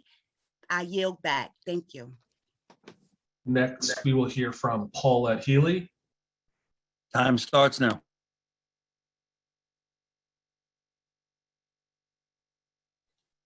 Hi, can you hear me? Yes. Okay, great. Thank you so much for this opportunity to speak. My name is Paulette Healy, and I am the first Vice President of the Citywide Council on Special Education. I'm also here to represent Parents for Responsive, Equitable, Safe Schools, or PRESS NYC. The rollout of academic recovery programs are supposed to support children with IEPs that may have regressed and experienced academic setbacks as a result of the pandemic. As of right now, our students with disabilities have lost precious instructional time and services due to the ongoing staffing shortages and the failures by the Office of People Transportation to transport our children to their sites. Academic recovery cannot start without staffing in place. The intention of these programs were not meant for an abundance of assessments or to line the pockets of big testing companies such as Pearson's or Aperture, but that is exactly what we are seeing. Why would assessments be prioritized over the actual implementation of services? Is the DOE intent to tie up families in lengthy litigation over getting compensatory services instead of investing in practices that can go towards staff retention, like an equitable living wage and active engagement in order to sustainably address the existing staffing shortage? We have already heard the DOE double talk on how much staff has been hired and how many are still needed.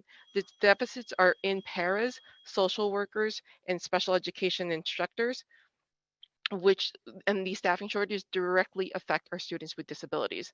There is no recovery without the necessary supports in place. That means staffing, transportation, training, supplies, access to space, equipment, and an investment to develop those in support roles in order for them to have the opportunity to become better educators need to be in place. I also emphasize transportation because our children in D75 with developmental disabilities are bussed out of their communities 85% of the time. Therefore, in order for these students to receive these recovery services, there needs to be transportation in place to bring the children home from the after-school programs. They cannot just walk home or get dropped off. I literally have just 3 more sentences. Do you mind if I finish? Okay, I'm going to go ahead. Thank you. Please finish. Thank you, Chair Traeger. They cannot just walk home or get dropped off at their community school on Saturday. And as of right now, we still have children waiting for their bus routes to get service. So we have no confidence buses will be in place by the time the recovery services are rolled out. Lastly, on the topic of overcrowding, we can we can alleviate many of our overcrowding problems by offering a permanent remote learning option. Even though the DOE refuses to divulge attendance numbers, we as parent leaders doing the grassroots work on the ground know that thousands of families still refuse to send their children into the unsafe, overcrowded environments and are still demanding a remote option. Establishing a permanent remote option will reduce class size, allow better staff retention for staff who need the medical accommodations, and allow an appropriate learning environment for students that thrive during remote learning, including students with disabilities. I know I sound like a broken record, but in spite of the increase of ACS visits and continued harassment by borough attendance officers, families are still keeping their children home until a remote option is restored. Therefore, it bears repeating. We have 6,000 positive cases since school started. Our schools are just not safe. Thank you, esteemed council members and Chair Treyger, for this opportunity to testify. Thank you. And next we'll hear from Amy Tsai. Starting time. Can you hear me? Yes. Good evening. My name is Amy Tsai. I am the Vice President of New York City Coalition for Educational Families Together. I'm also the CEC member for District 75 Council for a special needs community in all 5 boroughs. I'm also a parent of 5 current public school students from elementary to high school. We are talking about more than $500 million of academic recovery plan that services all of the students, especially the students that I represent for District 75, and including students that are inclusion program. This is the revolving door of what we continue to see what had happened in the Summer Rising program, which the DOE continuously say was a privileged and beneficial time for those students. But yet, like my previous member here that just spoke about transportation issues and shortage of staff, the same issues are happening dramatically in District 75 community, especially our paraprofessionals. And as you heard today, the DOE has not provided any data in regards to how many are currently in our schools and how many will be interviewed and put back into our schools, so that every single child that do receive these services for a one-to-one paraprofessional or group is received to their needs and goals. In regards to technology, our children also need to be followed up with assistive technology. These are specific needs for those students that have a way to access and have opportunities to thrive in these opportunities of the recovery plan. And again, Saturday programs and after school programs that are funded by regularly are not accessible for students because there's no transportation. And if this recovery plan does go forward, there's still no access for these students. Parents are put for their own pockets of money to bring their kids to school. Parents that don't even have a bus route or their child is arriving early. This is incredibly really concerning to me and my community. We need to make sure that these students are still not behind, as again, students with disabilities has always been left behind a lot of times, in communication and outreach to our families are not the same as our general universal New York City school system. Thank you so much for the opportunity to testify today. Thank you, Amy. And the final person on this panel is Melissa Kay. Starting time.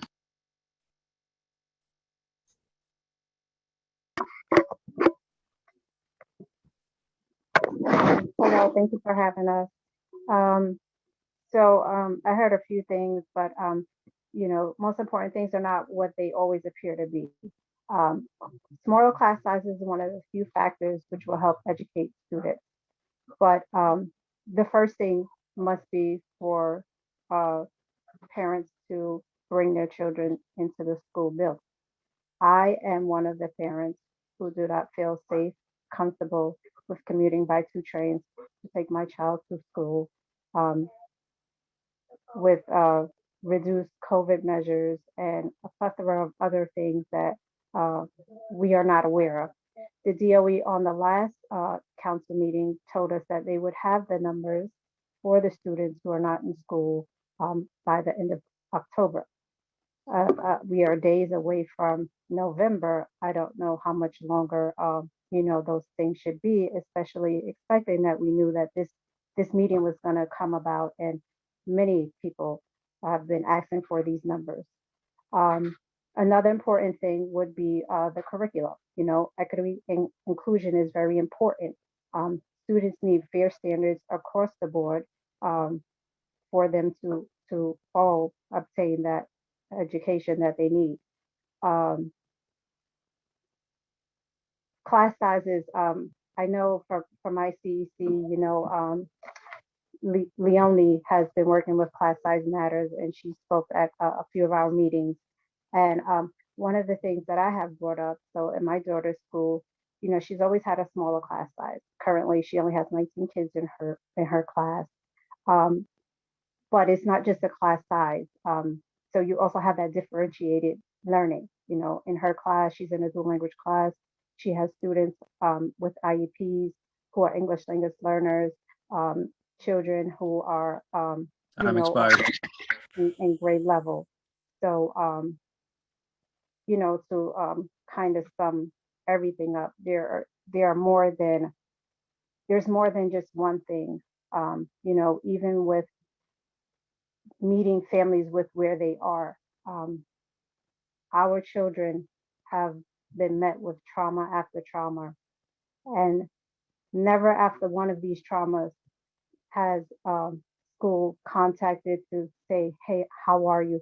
Is there something we can do to help your daughter? Is there something that she needs? Is there something that will help you get over this threshold to bring her to school? The only thing that I am offered is a homeschool application. I have been turned down. My daughter has not received a single assignment since school has started.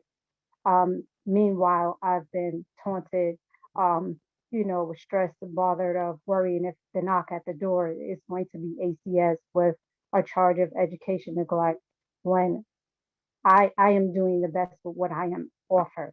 You know, I am not an educator, right? You know, these are professionals who go to school for years, prepare. You know, you have to learn how to redirect the class, how to give the students the extra assistance and the time that they do need.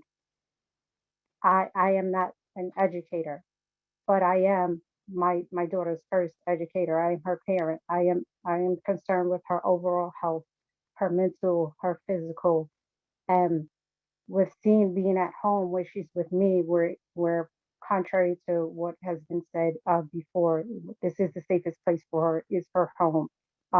I am responsible, her parents, we are responsible for her overall health. We are not receiving any resources, any assistance, any help. And then to continuously come to these meetings, as Tanisha said, you know, when it gets time to the parents to speak, you know, the DOE officials are not here. The information that they tell us when they meet with parents and they talk and they have these discussions, and I would just love to know where do they find the parents who speak in these meetings, who they ask for their input on these discussions, because I've never heard of them. And then when they do have webinars, there isn't an opportunity for parents to speak. It's you know, all you send your questions in advance, and it's kind of pick of you know, of the, you know, screen questions that may appeal, that aren't too controversial. But you know, our students are really traumatized, and you know, for my safety and for my daughter, I have epilepsy, and just recently I suffered another seizure just Friday. So you know, it's another trauma added on for my daughter to witness. And had we been commuting to school, you know, this would have occurred in transition upon commuting. You know, I've asked the school, could the counselors, you know, we have counselors at school, and we hear these great plans that, you know, we've hired social workers and counselors, and we have the people, we have the staff here. Yes, that is there. The staff is there in the building. My child is not in the building. How do you help? how do you help these students who are not comfortable, who are concerned for their safety, for the safety of their parents? What is being done to help these students? Or is my child only required to receive an adequate education if she's inside of the school building?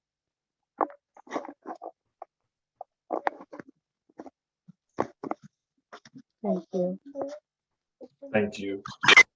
Chair, that concludes the testimony for this panel. If you had questions for any of them.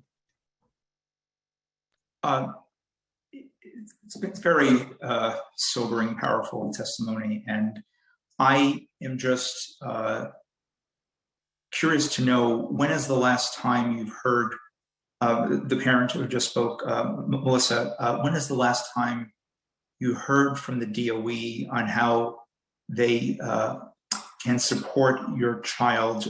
Because we're now approaching Halloween, and what you've just described is completely unacceptable to me and to really everyone. When's the last time you've heard from the school and heard from DOE on meeting the needs of your child? Melissa, you'll have to re-unmute. Oh, there we go. Go ahead. I would say maybe 2 weeks ago, and again, that's only with a follow-up with me signing a homeschooling application, which puts everything on me, which is what I am doing now. It just kind of removes the support and the resources that the DOE would provide. It would just require me to do everything which I am already essentially doing on my own anyway. And how old is your child? She's 9 and she's in the 4th grade. Melissa, I'd like to get your contact information. I know there are some folks in DOE who their cameras they're still on the screen. We need to follow up on this case. This is not acceptable. This is negligence on their part. So if we can, Chair, we have her contact info. We'll send it to your office. Please. Thank you very much. Thank you. Thank you, Melissa. And we'll send your contact information to the chair's office. The next panel that we are going to hear from is Maggie Moroff, Randy Levine, Ellen McHugh, and Marissa Manzanares. The panel after that will be Diane Ravitch, Elsie McCabe Thompson, Lainey Hainson, and Jennifer Goddard. And the panel after that will be Kem Irby, Carlos, Barbara Scott, Curtis Young, and Davida Losavio. We will first hear from Maggie Moroff. Starting time. Good afternoon, Chair Traeger. I'm really glad to see so many parents here, and I hope the DOE is still here to hear them as well. As you know, I coordinate the ARISE Coalition. Since March 2020, ARISE members have worked with countless families of students who haven't received all the special ed supports that they required. The pandemic has amplified the divide between students with disabilities and their peers. I want to speak today about some concerns we have around the rollout of recovery services for those students and the literacy supports planned using federal COVID relief funds. First, on the recovery services to be made available after school and or on Saturdays.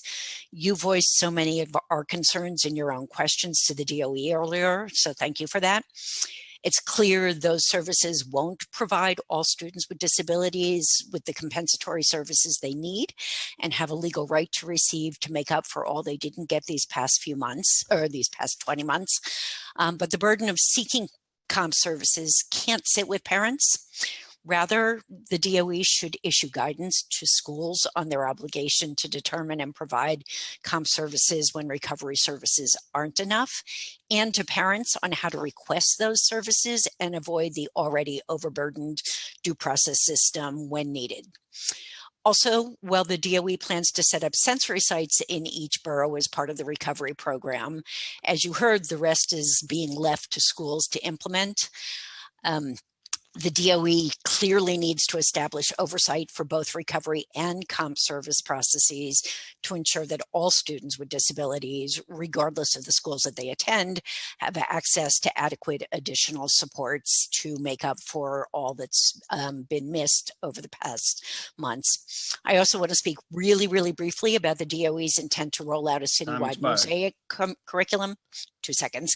The plan is to ensure that curriculum is culturally responsive and appropriate, and we agree 100%. At the same time, we want to be sure that it's grounded in the science of reading, delivers core literacy instruction and interventions in a systematic, scaffolded way that assures all students get instruction in the 5 pillars of reading. Without that, students are going to continue to struggle, and the city is never going to meet its goal of all children reading. There's more in my written testimony. Thank you. Thank you, Maggie. And next we will hear from Brandy Levine. Starting time. Thank you for the opportunity to speak with you today. My name is Randy Levine, and I'm Policy Director of Advocates for Children of New York. Following the unprecedented disruption in public education, we appreciate that the city is investing in some important initiatives. With our limited time today, I'm going to briefly outline just some of the areas where we are advocating for change.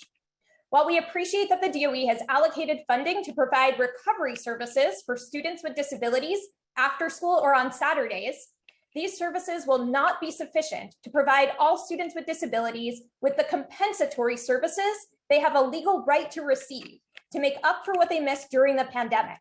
Parents should not have to file hearings to get these services. We also have significant implementation concerns with how recovery services are being offered, including that the DOE has not committed to providing bus service. We are very pleased that the DOE plans to launch a contract enhancement for preschool special education programs, but the city has not yet committed to providing salary parity for teachers at these programs, putting the success of the program at risk. We appreciate that the DOE plans to roll out the new citywide mosaic curriculum and want to ensure this curriculum is not only culturally responsive, but also grounded in the science of reading, given the hundreds of calls AFC receives each year from families concerned about their children's reading skills. And we want to ensure that students identified as needing more support following the DOE's early literacy screenings can access evidence-based literacy interventions. We appreciate that the DOE has hired hundreds of additional social workers, but are disappointed that the DOE allocated only $12 million in federal funding of the $118.5 million needed to expand restorative practices to 500 high schools, and only $5 million of the $15 million needed for the mental health continuum. We are deeply disappointed that the DOE did not allocate funding for a comprehensive plan to support English language learners. Time expired. Many of whom did not receive their mandated English as a new language or bilingual instruction over the last 19 months, or for a multilingual communications and outreach plan. And we are disappointed that the DOE did not allocate any funding specifically to meet the needs of students who are homeless. Fortunately, the DOE will be receiving additional funding specifically for this purpose, and we're calling on the DOE to hire 150 shelter-based community coordinators to help connect students to school and other educational supports. Just to wrap up, with respect to Introduction 2374, we strongly support reducing class size.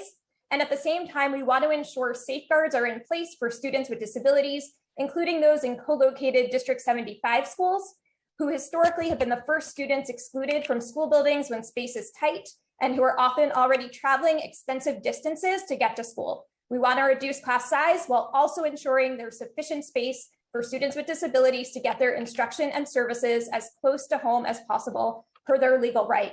Thank you for the opportunity to speak with you, and I'm happy to answer any questions. Thank you, Randy. Next on this panel, we will hear from Ellen McHugh. Starting time. Good afternoon, or maybe good evening by the time we finish. My name is Ellen McHugh. I am the co-chair of the Citywide Council on Special Education and a member of the Education Council Consortium. I am speaking for myself based on my experiences over the past 25 years. this point in time, you have heard a great deal of what the objections are to either the recovery plan or the concerns about smaller class sizes. There's no one in this room, and probably no one in this city, who would say that smaller class sizes is not a benefit. However, if you have a child in a District 75 program, you are looking at being excluded. If, as Tom Taraco pointed out, a school that was built to hold 500 will now only hold 300, where are those children in that local district or in a District 75 program supposed to go? Our cumbersome method of providing special education has created a rift or a divide, a chasm, a canyon, I don't know how you want to describe it, in the special education community. We are looking at children who are excluded, not because of any other reason, but because principals say, I don't get money for that child. Or because, as a principal said not too long ago, I am reopening this school and I want it to be a good school. I don't want those kids here. With the advent of smaller class sizes, it will be exceedingly easy for those who are bigoted and they exist in this system to refuse to provide Time expired. rooms for kids who are District 75 eligible. Additionally, there will be problems with providing rooms for special education services such as speech and language, OT therapy, or counseling for those children who are in local district supported special education programs. It has taken years of tears and sweat, pleading, crying, to have our children accepted as part of a community in a school. And now, without really well-planned, well-thought-out directives in this legislation, we are looking at someone bullying their way through and forcing unequal choices, unpleasant choices, mean-spirited choices, because children with disabilities will not be able to access their home zone schools, their home district schools. They will be asked to move elsewhere. Thank you for the time. Thank you. And our final panelist, and then we'll turn to council member questions. Our final panelist is Marissa, and I apologize if I'm messing this up, Manzanares? That's very close. It's Manzanares. Thank you. Okay, sorry about Starting that. time. All right. Thank you, everyone, for having me here. I am a District 14 Community Education Council member. I'm a public school parent, and I'm also a mental health practitioner, and I work with many kids around New York City who are public school children. So I'm in support of this amendment, and I hope that you vote for it, because we all know there is ample research that proves that students in smaller class settings can achieve better outcomes in both academics and social emotional life skills. This is imperative that we put mental health of our students and our teachers at the forefront of education funding and policy.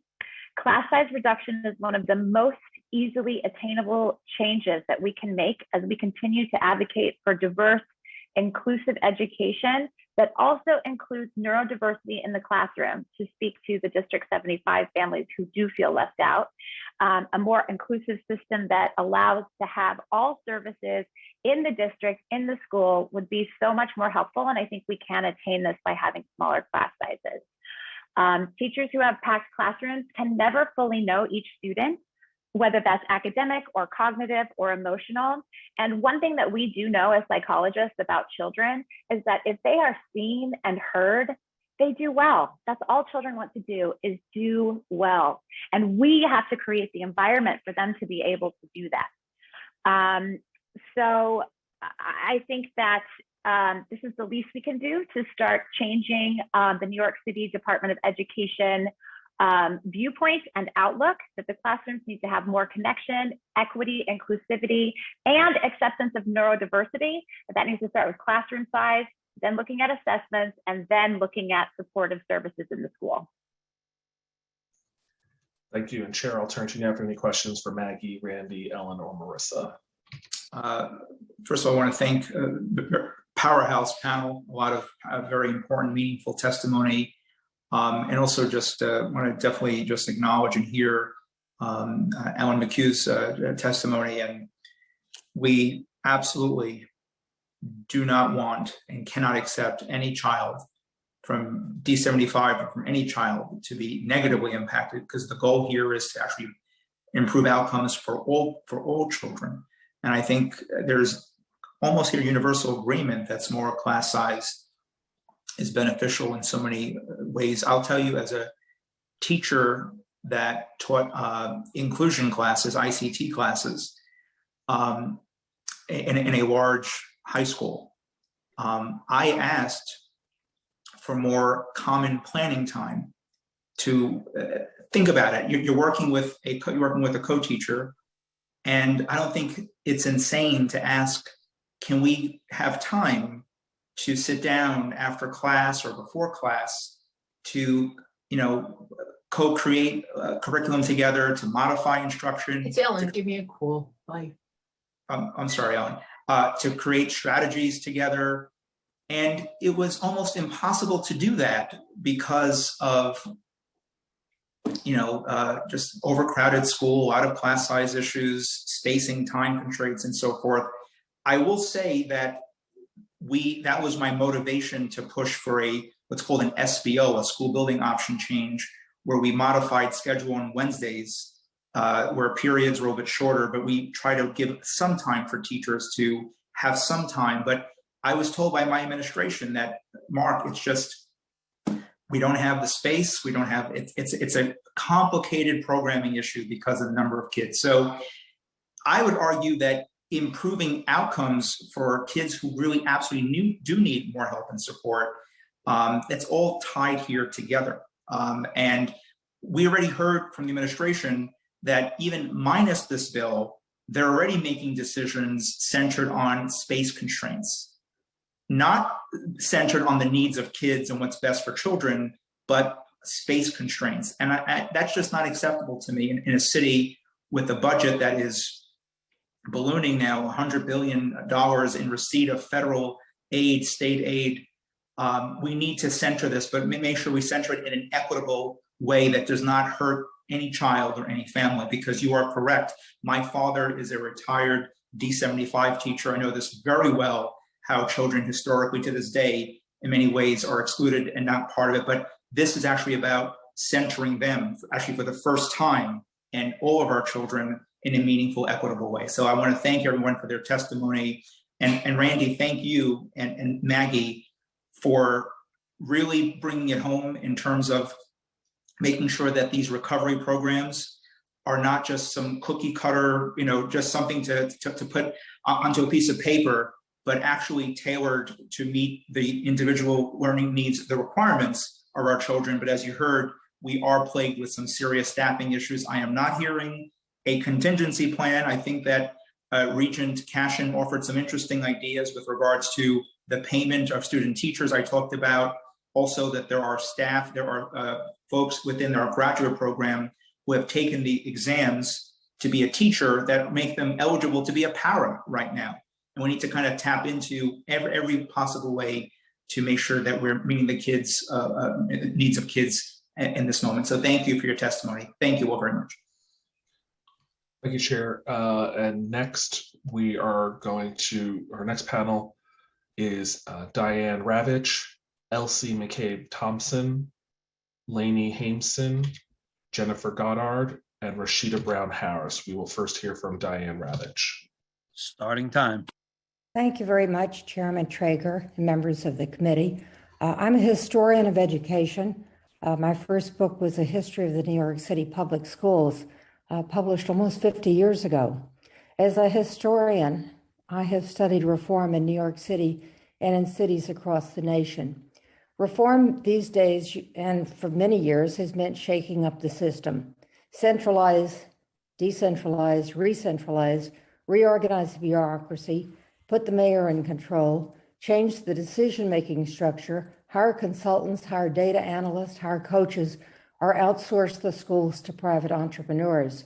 Or reform means more standardized testing, interim assessments, test prep, testing, and more testing. More testing does not produce more learning or better grades. These so-called reforms barely move the needle, if at all. Class size reduction is a far more powerful reform than any of those I have mentioned. When class sizes are reduced, student grades improve, discipline improves, teacher morale improves, children get the attention they need, especially the children with the greatest needs, and teachers have the time they need to do their jobs. Class size reduction is the most powerful reform you can enact. And I agree with you, Chairman Traeger, that putting the needs of children first is more important than looking at the facilities. The facilities can be changed, but the children only have one chance to learn. Thank you. Just want to say it is an honor. Huge fan. I read as much as you have published and produced, and I cannot thank you enough.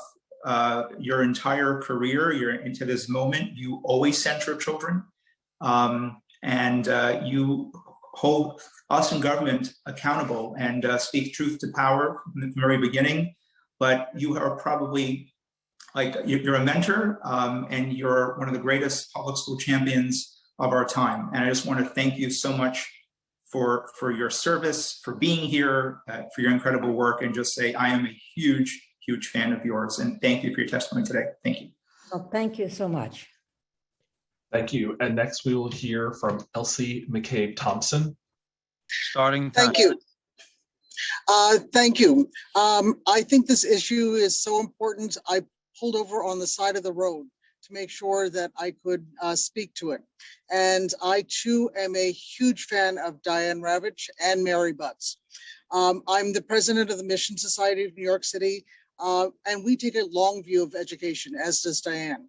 We're a 209-year-old anti-poverty organization focused on bringing about an end to multi-generational poverty through education. We've witnessed a number of trends in education, authenticity, or the need for authenticity, the need to teach to the whole child, personalized learning, usually delivered through a computer algorithm, and the need for high expectations. Yet, probably the most important thing we can do is small class sizes, because it's impossible to have high expectations if teachers don't authentically know a child, because they don't know what the child is capable of. We can't embrace a whole child if we only know the names of students in half of the classroom. And we can't personalize learning if a child doesn't have the bandwidth, internet, or a device. And we certainly can't help with the reality of trauma that most of our public school kids are enduring as a result of the pandemic. I am a mother of 2 children with IEPs. I am also the mother of a special education UFT teacher. And I probably should have had an IEP if in the early 60s they had IEPs, particularly for Black and brown kids. But you can't, help children with IEPs if you don't know them. And Time expired. So most of the Carter cases, as we all know them, as there are the basis for their litigation against the department is based on, well, we can only get a quality education if we go to a private school with a small class size. But, I've advocated for class sizes of 12 students for the teacher. Think of how wonderful it would be if teachers had the luxury, the ability to actually know all of their students and could, personalize homework or not, because you shouldn't give homework to a student who's living in a shelter. So, I hope this, the city sees fit to drastically lower class sizes. And I would say the bar should be set at 12, because then you could actually mainstream kids with most kids with IEPs and teach them alongside their general education peers with dual certified teachers. Thank you. And thank you. And next we'll hear from Lainey Hameson, followed by Jennifer Goddard, followed by Rashida Brown Harris. Lainey? Starting time.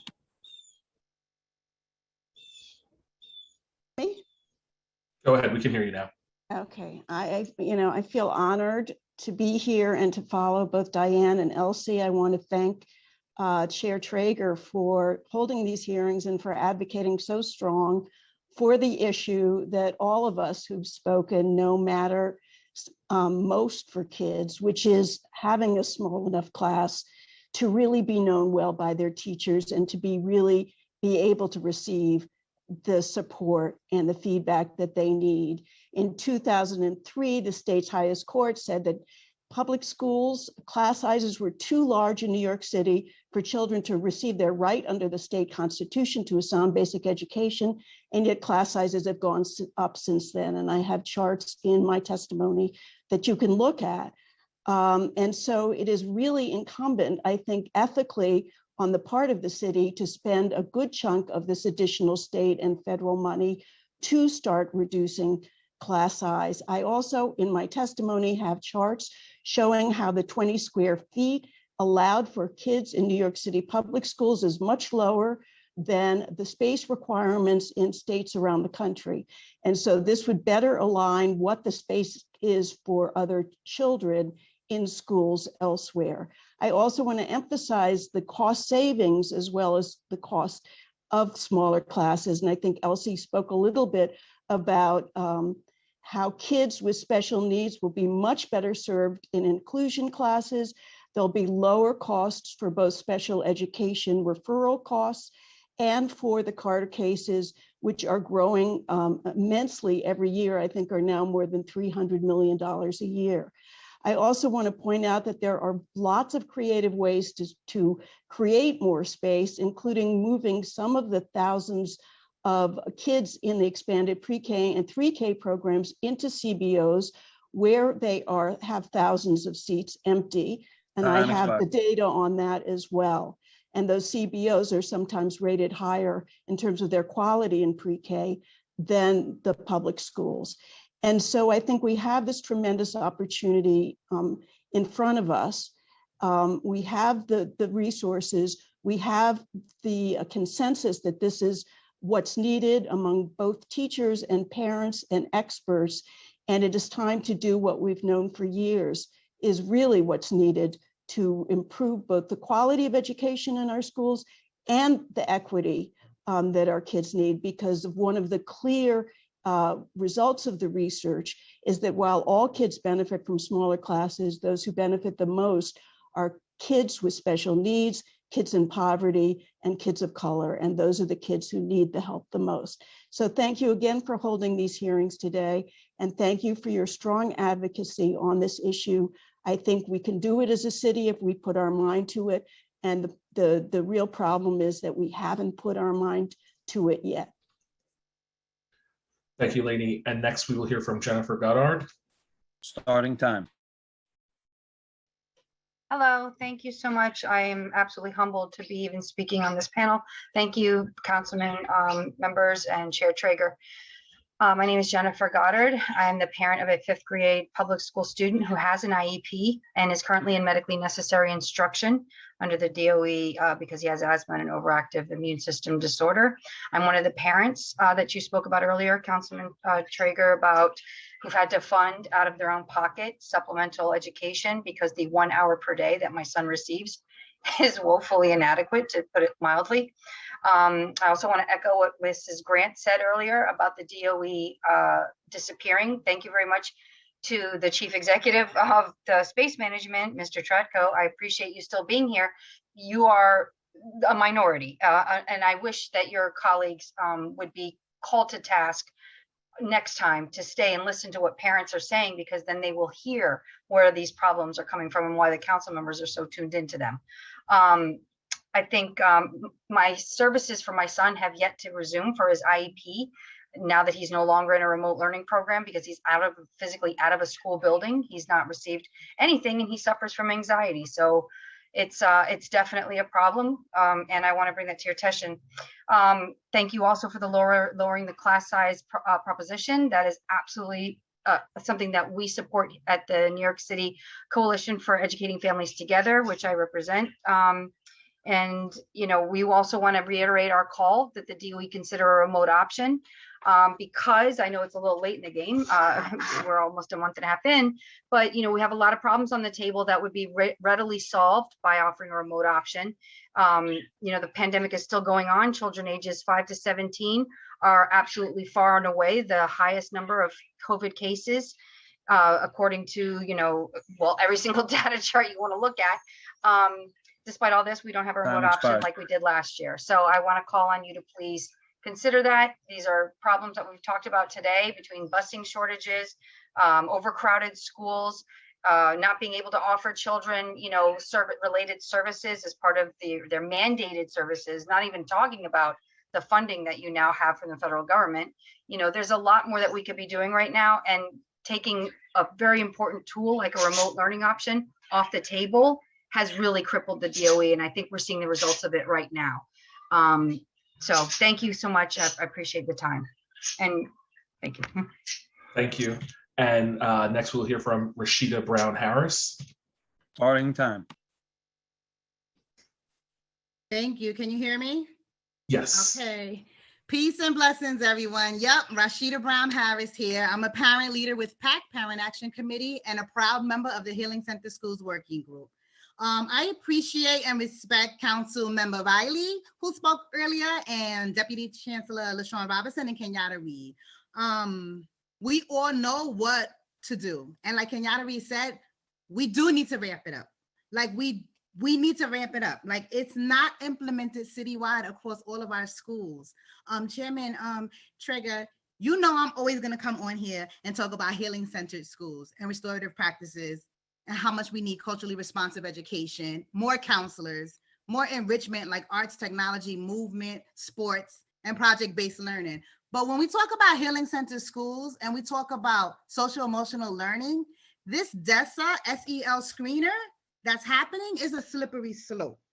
And I apologize for not being on earlier, so I'm not quite sure what I look forward to looking over this whole thing. I don't know what was discussed today about that. When we talk about class size matters, when we talk about capacity, when we talk about being safe in schools, and we talk about a SEL screener, anytime we focus on mental or emotional health, it's a plus.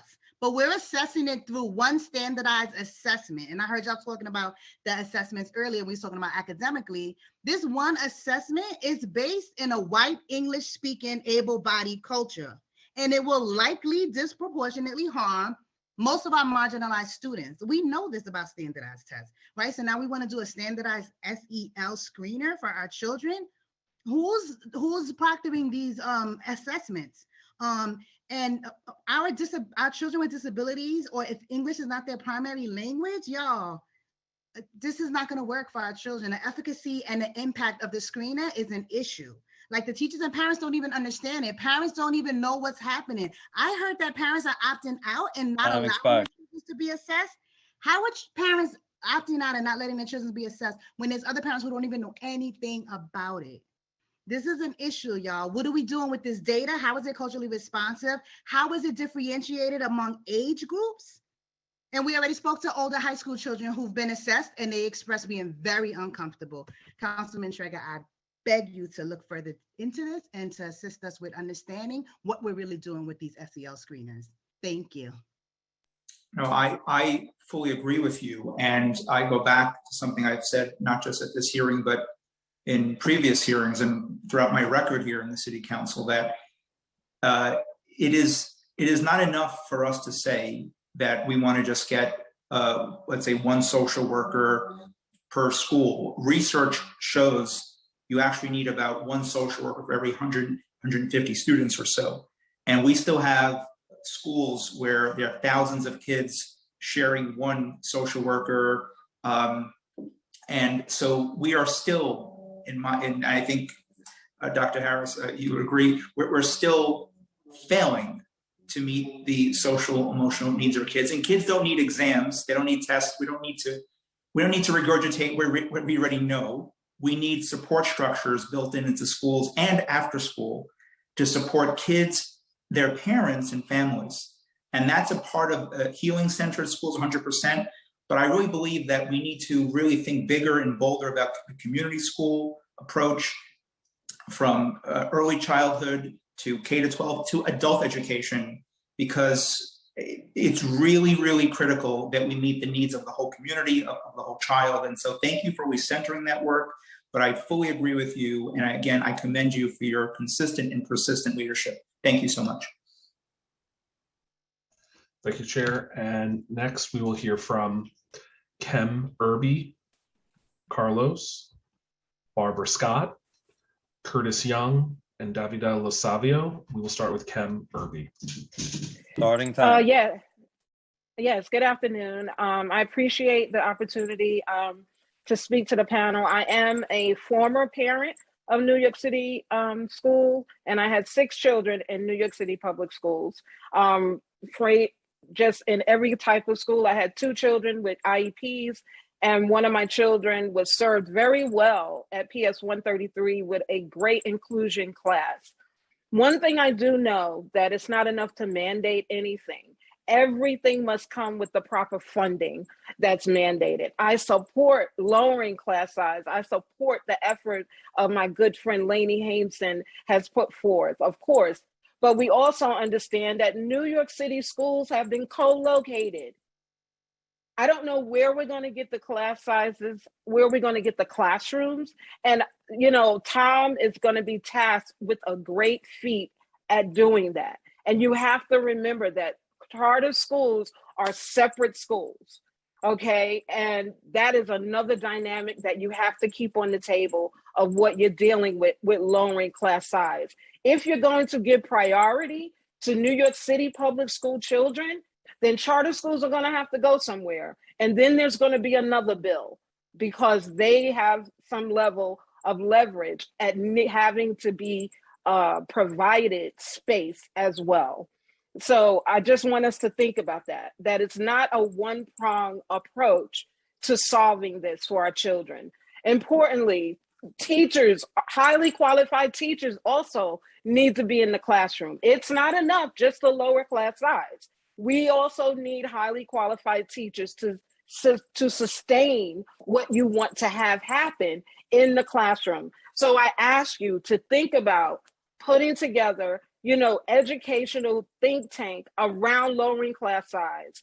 Choose a school that you want to model to do it in. And I think that it's just very important that we include all the voices in order to make this happen. We have the money. If you remove police from schools, the money that you're funding to have police in schools, you'll have some money to lower class size. You'll have some money to hire more social emotional support services for our children. Especially Black and Brown children deserve more than a sound basic education. They deserve more. We cannot do this work alone. There must be a shift to how we educate children. And mind you, New York City is a model for the rest of the nation. I now live in another state, and whatever is done in New York, they follow right behind you. So I know that's a lot of pressure, but whether it's good or whether it's bad, I'm just letting you know that everyone looks at New York City public schools in comparison, and whatever New York City is doing, it becomes a national model. So I just thank you and appreciate this opportunity to speak to you today. And I thank you for your important testimony and for that very powerful feedback. And what I would just add is that I actually believe that and I agree that you need a holistic approach. There's no one size fits all.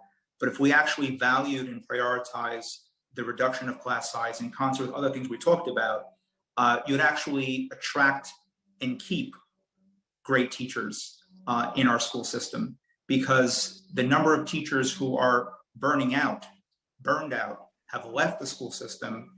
And you heard it today from the Board of Regents, quite frankly, that we have a crisis in terms of staffing, it's because when teachers walk into a school and see an overcrowded school or overcrowded class size, and they try to speak to administration about ways to kind of, better meet the needs of their kids, but not to have 40 kids in a class, and they feel that no one cares about that and no one values that conversation, that's when we lose people. And so I think that this is really in concert with so many other type of supports that our schools need. And I appreciate your very helpful and important testimony today. Yes, and one thing I want to add, because I'm a school board member in another state, the reason why, the teacher part is a crisis. We don't have enough teachers and enough kids, enough young adults that are going into the teaching profession. So the teachers that are coming and the people that are coming into education are lateral entry people.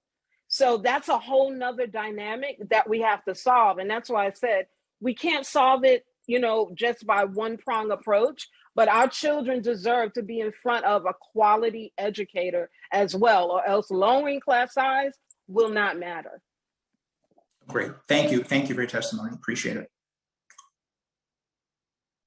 I was talking and was muted. Thank you. Next, we will hear from Carlos. Starting time. Good afternoon, everyone. Chair, members, and every concerned citizen. First off, I would like to start off the democracy in education and how the DOE withholding education information from us, how that kind of affected the way we make decisions, like Tanisha said, informed decisions to keep our children safe. This information, if it directly affects our children, it goes to us. It should not be withheld, not for the agency's sake or not for any sake, especially if it concerns our kids' safety, especially at these unique times in human history. Secondly, I want to express extreme concern towards our most, how would you say, need demographic that needs it the most, which is the poor students and STH. As an STH parent of a child who's STH and double up in housing, it was set a number, 12,000 in the homeless system. It's not just the homeless system. The people in the homeless system plus everybody out there. The DOE is persistently trying to redefine the definition of homelessness. So it's more conveniently. They get a certain budget from the federal government, and the less people are homeless, the less they have to use for them.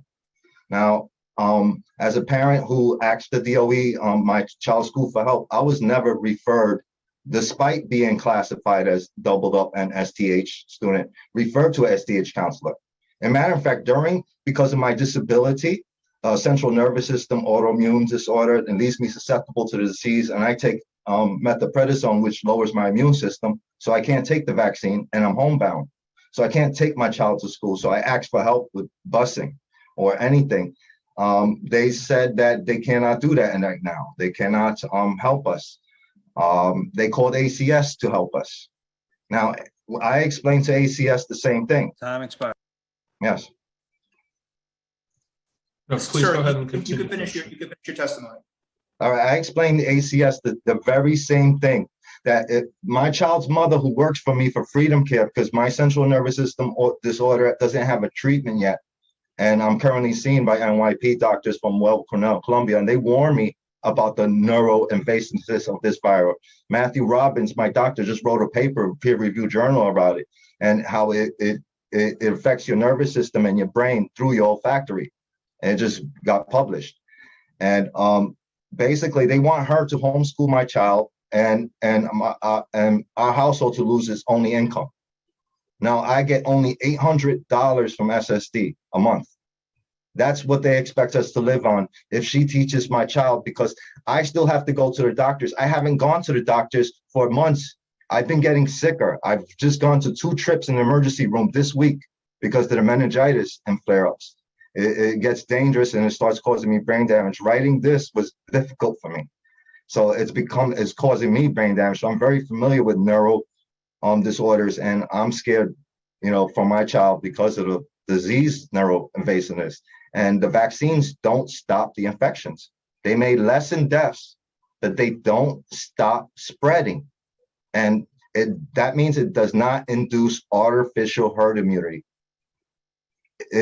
So that means that they're depending on us to develop natural herd immunity, which I'm not, because according to the CDC, I have three times the likeliness I'll die if I get it. So even with the vaccine, I don't know what to do. Let my daughter go to school, as I explained, let her kill me accidentally, let her be traumatized for life. As I'm hearing about those kids who get their parents sick and their parents die, and how you think they're gonna live with themselves for the rest of their lives. And the information is known. My doctor just published it. I mean, it's going into the nervous system. There's very little we know about central nervous system disorders. So why risk our children with that? If remote learning system is still in place and not being used and can encompass the whole city, why not let it take a portion off the school system? And it's almost like playing shuffle, and you don't have to spend, DOE doesn't have to spend as much. They could take a large portion and still get the credit for the student to be in, so they still get their budget, DOE. Sorry, that's it. Just wanted to tell DOE maybe they could do that. I appreciate you, sir, and I am in full support of a remote option for families, and it's unconscionable and pure negligence at this point for them to continue to deny. And also I want to say this, that there are some schools who are, let's just say, coming up with creative ways of doing remote options, but that's not across the board. There's no equity in that. And so this needs to be a standard policy across the entire system. So thank you for your very important testimony. Thank you. Malcolm, you can call the next witness. Thank you. Next, we're going to turn to Barbara Scott. Starting time. Can you hear me? Yes, we can. Hi, thank you for the opportunity to testify. It's my first time ever testifying, and I'm a little nervous, but thank you for the opportunity. First, I just want to say thank you to Tanisha Grant and PSPNP New York for their support. And I just wanted to say that I think remote options should come back because we really need our students. Some kids are not the same. They don't learn the same. Like my child has an IEP. She's in District 23. The school is not helping me. They're making me apply for home instruction, which I was advised to apply for my husband's conditions because my daughter, thank God, doesn't have any conditions. So we're waiting for a response, but they're still marking my child absent. They're still not putting any classwork in her Google Classroom for her to do any type of work. So I'm basically like the teacher for her, and they're really not helping. And the communication with the school and the parents is getting worse. Like the mayor is making the parents and the teachers and the principals in conflict with each other because all the information they don't have no guidance from the DOE. So we are all confused. And I just wanted to say that I want remote learning back. And thank you. Thank you. And next we're going to turn to Curtis Young. Starting time. Hello, thank you, Mr. Chairman and members of the committee. I come before you in support of Intro Bill 2374. My role as Executive Director of Artistic Noise is working with young people who are involved in the juvenile justice system. And one of the reasons I continuously champion this issue is due to the intersection I see with large classrooms and the school to prison pipeline. In a time where racial injustice and criminal justice reform is at the forefront of our mind, we must begin to call out what large classes actually are and injustice to all students, particularly those coming from underserved communities. So as I said previously, we know that class sizes reduce and class size reduction improves test scores for students of color. A class size reduction leads to increased college entrances. It also has a non-cognitive and disciplinary impact that benefits Black males and other students of color. So if we are serious about closing all school to prison pipelines, we absolutely must have class size reductions at the forefront of our policy decisions. Students from already underserved communities arrive to their classrooms with existing challenges, traumas, and a variety of social emotional needs. So we know that class size, as many have said earlier, is not the panacea for improved outcomes for all students. However, when we couple that with adequate staffing, counselors, behavioral specialists, and smaller classrooms, and trained teachers able to deal with all students, we can provide individualized support and support all of our students in need of these challenging times. So thank you for your time this morning on this very important topic. Thank you. And next, we're going to hear from Davida Losavio. Starting time.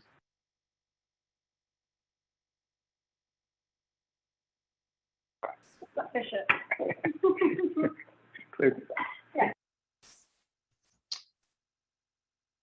Davida, if you are at, oh, there we go, you're unmuted. Okay, yeah, because I wasn't unmuted before. Okay, I am a parent. I am also a parent to, I'm a parent to a special needs child. She has an IEP. She is a teenager. She is 16 years old. So she's in high school. We are both high risk per the CDC. The issue, this class size issue, I know has been a problem for years, because for years, she started off in District 75. And first of all, DOE has been failing my child from day one, because she shouldn't have been in District 75. The only thing she accomplished from being in District 75 is not knowing how to do schoolwork and how to get beat up and fight every day, because all the boys, because there's mostly boys in there, would be fighting her, breaking her glasses, ripping her coats, XYZ. So DOE has actually failed my child from day one in protecting her. Now, the issue we have now with COVID, like it's been mentioned from various speakers, and the classrooms in the schools are severely overcrowded. They were overcrowded pre-COVID. We are now in the midst of COVID, prior to what people might want to say. And the schools are even more overcrowded. Her school, for example, had a little over 1,400 kids pre-COVID. Now they have almost 1,600 kids. There is no proper way to completely social distance, let's say, or what have you. The DFS technology, air purifiers, are not recommended by the CDC. I'm a techie. Those DFS purifiers are trash. They are both the lab that stated that they were better than HEPA is owned by the same person that the company itself, IntelliPure, is owned by, which is Vincent Lobdell. That's not appropriate. EPA has not certified these. Those schools are dangerous. They're basically petri dishes breeding COVID-19. Time expired. Please, if I could have more time to speak, please. Me and my child are both high risk. Sending my child in could mean death for either one of us. And it's not even about vaccinations, because we all know that this is per CDC, Dr. Walensky, that the vaccines do not stop transmission due to the Delta variant any longer. So it's not even about vaccination. It's about that we need a remote option, a centralized remote option. How am I going to send my child to school now when the numbers are so much worse, when my child and me haven't even gotten COVID yet, because we've been so careful through this entire pandemic so far? The fact that a centralized remote option is not being given is a problem. The fact that my daughter was receiving help from the teachers and everything at first, and now it seems like ever since the last week or two, it's like even her parents not allowed to give me any notes anymore or help her with any questions she has. So basically, they're leaving my child to fail because, oh, she has to be in person, even though it's detrimental to her health, and either she can die or she can bring it back to me and I can die. And our lives are not expendable. We are no one's human sacrifices, and the DOE needs to give a centralized remote option. To be honest with you, as a techie, I'm going to say the DOE should have had some kind of a hybrid remote option, like remote / in-person hybrid schedule, even well before the pandemic, due to the fact that we do live in a high-tech world. The reason why most of our technology comes from other countries like China and Japan is because Japanese and Chinese children are taught technology from a young age. Our children are behind, and this is the fault of the DOE. So the DOE needs to give a centralized remote option. It is really a mandatory thing. And as for the issues about the social and mental, it's more, I'm wondering if and I'm saying this from something that I read a doctor that said, are they maybe not realizing that the social and the mental issues are because the children are going through a pandemic? It has nothing to do with in person, because I'm sorry, but everybody goes on FaceTime or on Instagram video calling. Everybody uses video calling. That's still being social. you're just not next to the person to like pinch them or whatever, but you're still being social. Just like right now, we're doing this virtually, we're still being social. So that all that social stuff, that's garbage. That's just a ploy to do what they want, do what their agenda is. And it's not benefiting our kids, because my child this past year, having the centralized remote option, she did better this year than she's ever done in all of her 10 years. Now she's in 11th grade, but before that, in her 10 years of schooling, and that most of that obviously being in-person learning. This is the first summer, this past summer, that she did not have to do summer school. So they need to stop this, because this is, I remember there's being an adage here in New York City about no children left behind. They're leaving all these children behind. And now I have an ACS case when my daughter's school knew exactly from day one why she wasn't in the classroom, because me and her are both very high risk. Nah, this is a problem, and it's a severe problem, and it's a legal problem too, and this something has to be rectified, point blank, period. Thank you for your very, yes, Malcolm. I was just going to say, no, I just wanted to make sure people have been coming in and out of the Zoom. I took a look at the room. I think everyone has testified, but if there is anyone that we have not called on to testify, if you could just use the raise hand function in Zoom. And not seeing any, that concludes all testimony, Chair. So I'll turn it back to you to close out the hearing. Thank you, Malcolm. I also want to just make a slight correction in my opening. I mentioned thanking our committee staff. We have wonderful staff. I noted Kalima Johnson. I should have. This is an old. She's valued, and we wish Kalima extremely well. I want to give a big thanks to Aaliyah Reynolds. So my apologies for that. Also want to just update folks that I introduced a package of bills, transparency bills that would give us data on attendance enrollment per school. And I know City Hall is saying that they'll announce something later this month. We are looking to try to push this, to get this voted on as soon as possible. And it will actually give us a per school look, not just an overall citywide number, but we want to look at it, through zip codes, through school communities, to really target that type of support. So stay tuned on that, because we're not giving up. We're pushing for greater transparency. We're hoping to get that out as soon as possible. I want to thank everyone, all the parents, educators, stakeholders that testified here today. We have a lot of work to do, but I think the DOE administration needs to also just do some honest self-reflection, because as we've heard over and over again, the needs of kids have never been greater, but we are facing, in my opinion, a severe staffing issue. You need staff to help do this work. I also believe that when folks work together and believe in big things do happen. And the city has showed that before historically. So we're not giving up on the fight to reduce class size, but in concert with so many other things that we talked about here today. So with that, again, Malcolm, thank you all. I thank the committee staff and everyone testified today. This hearing is adjourned.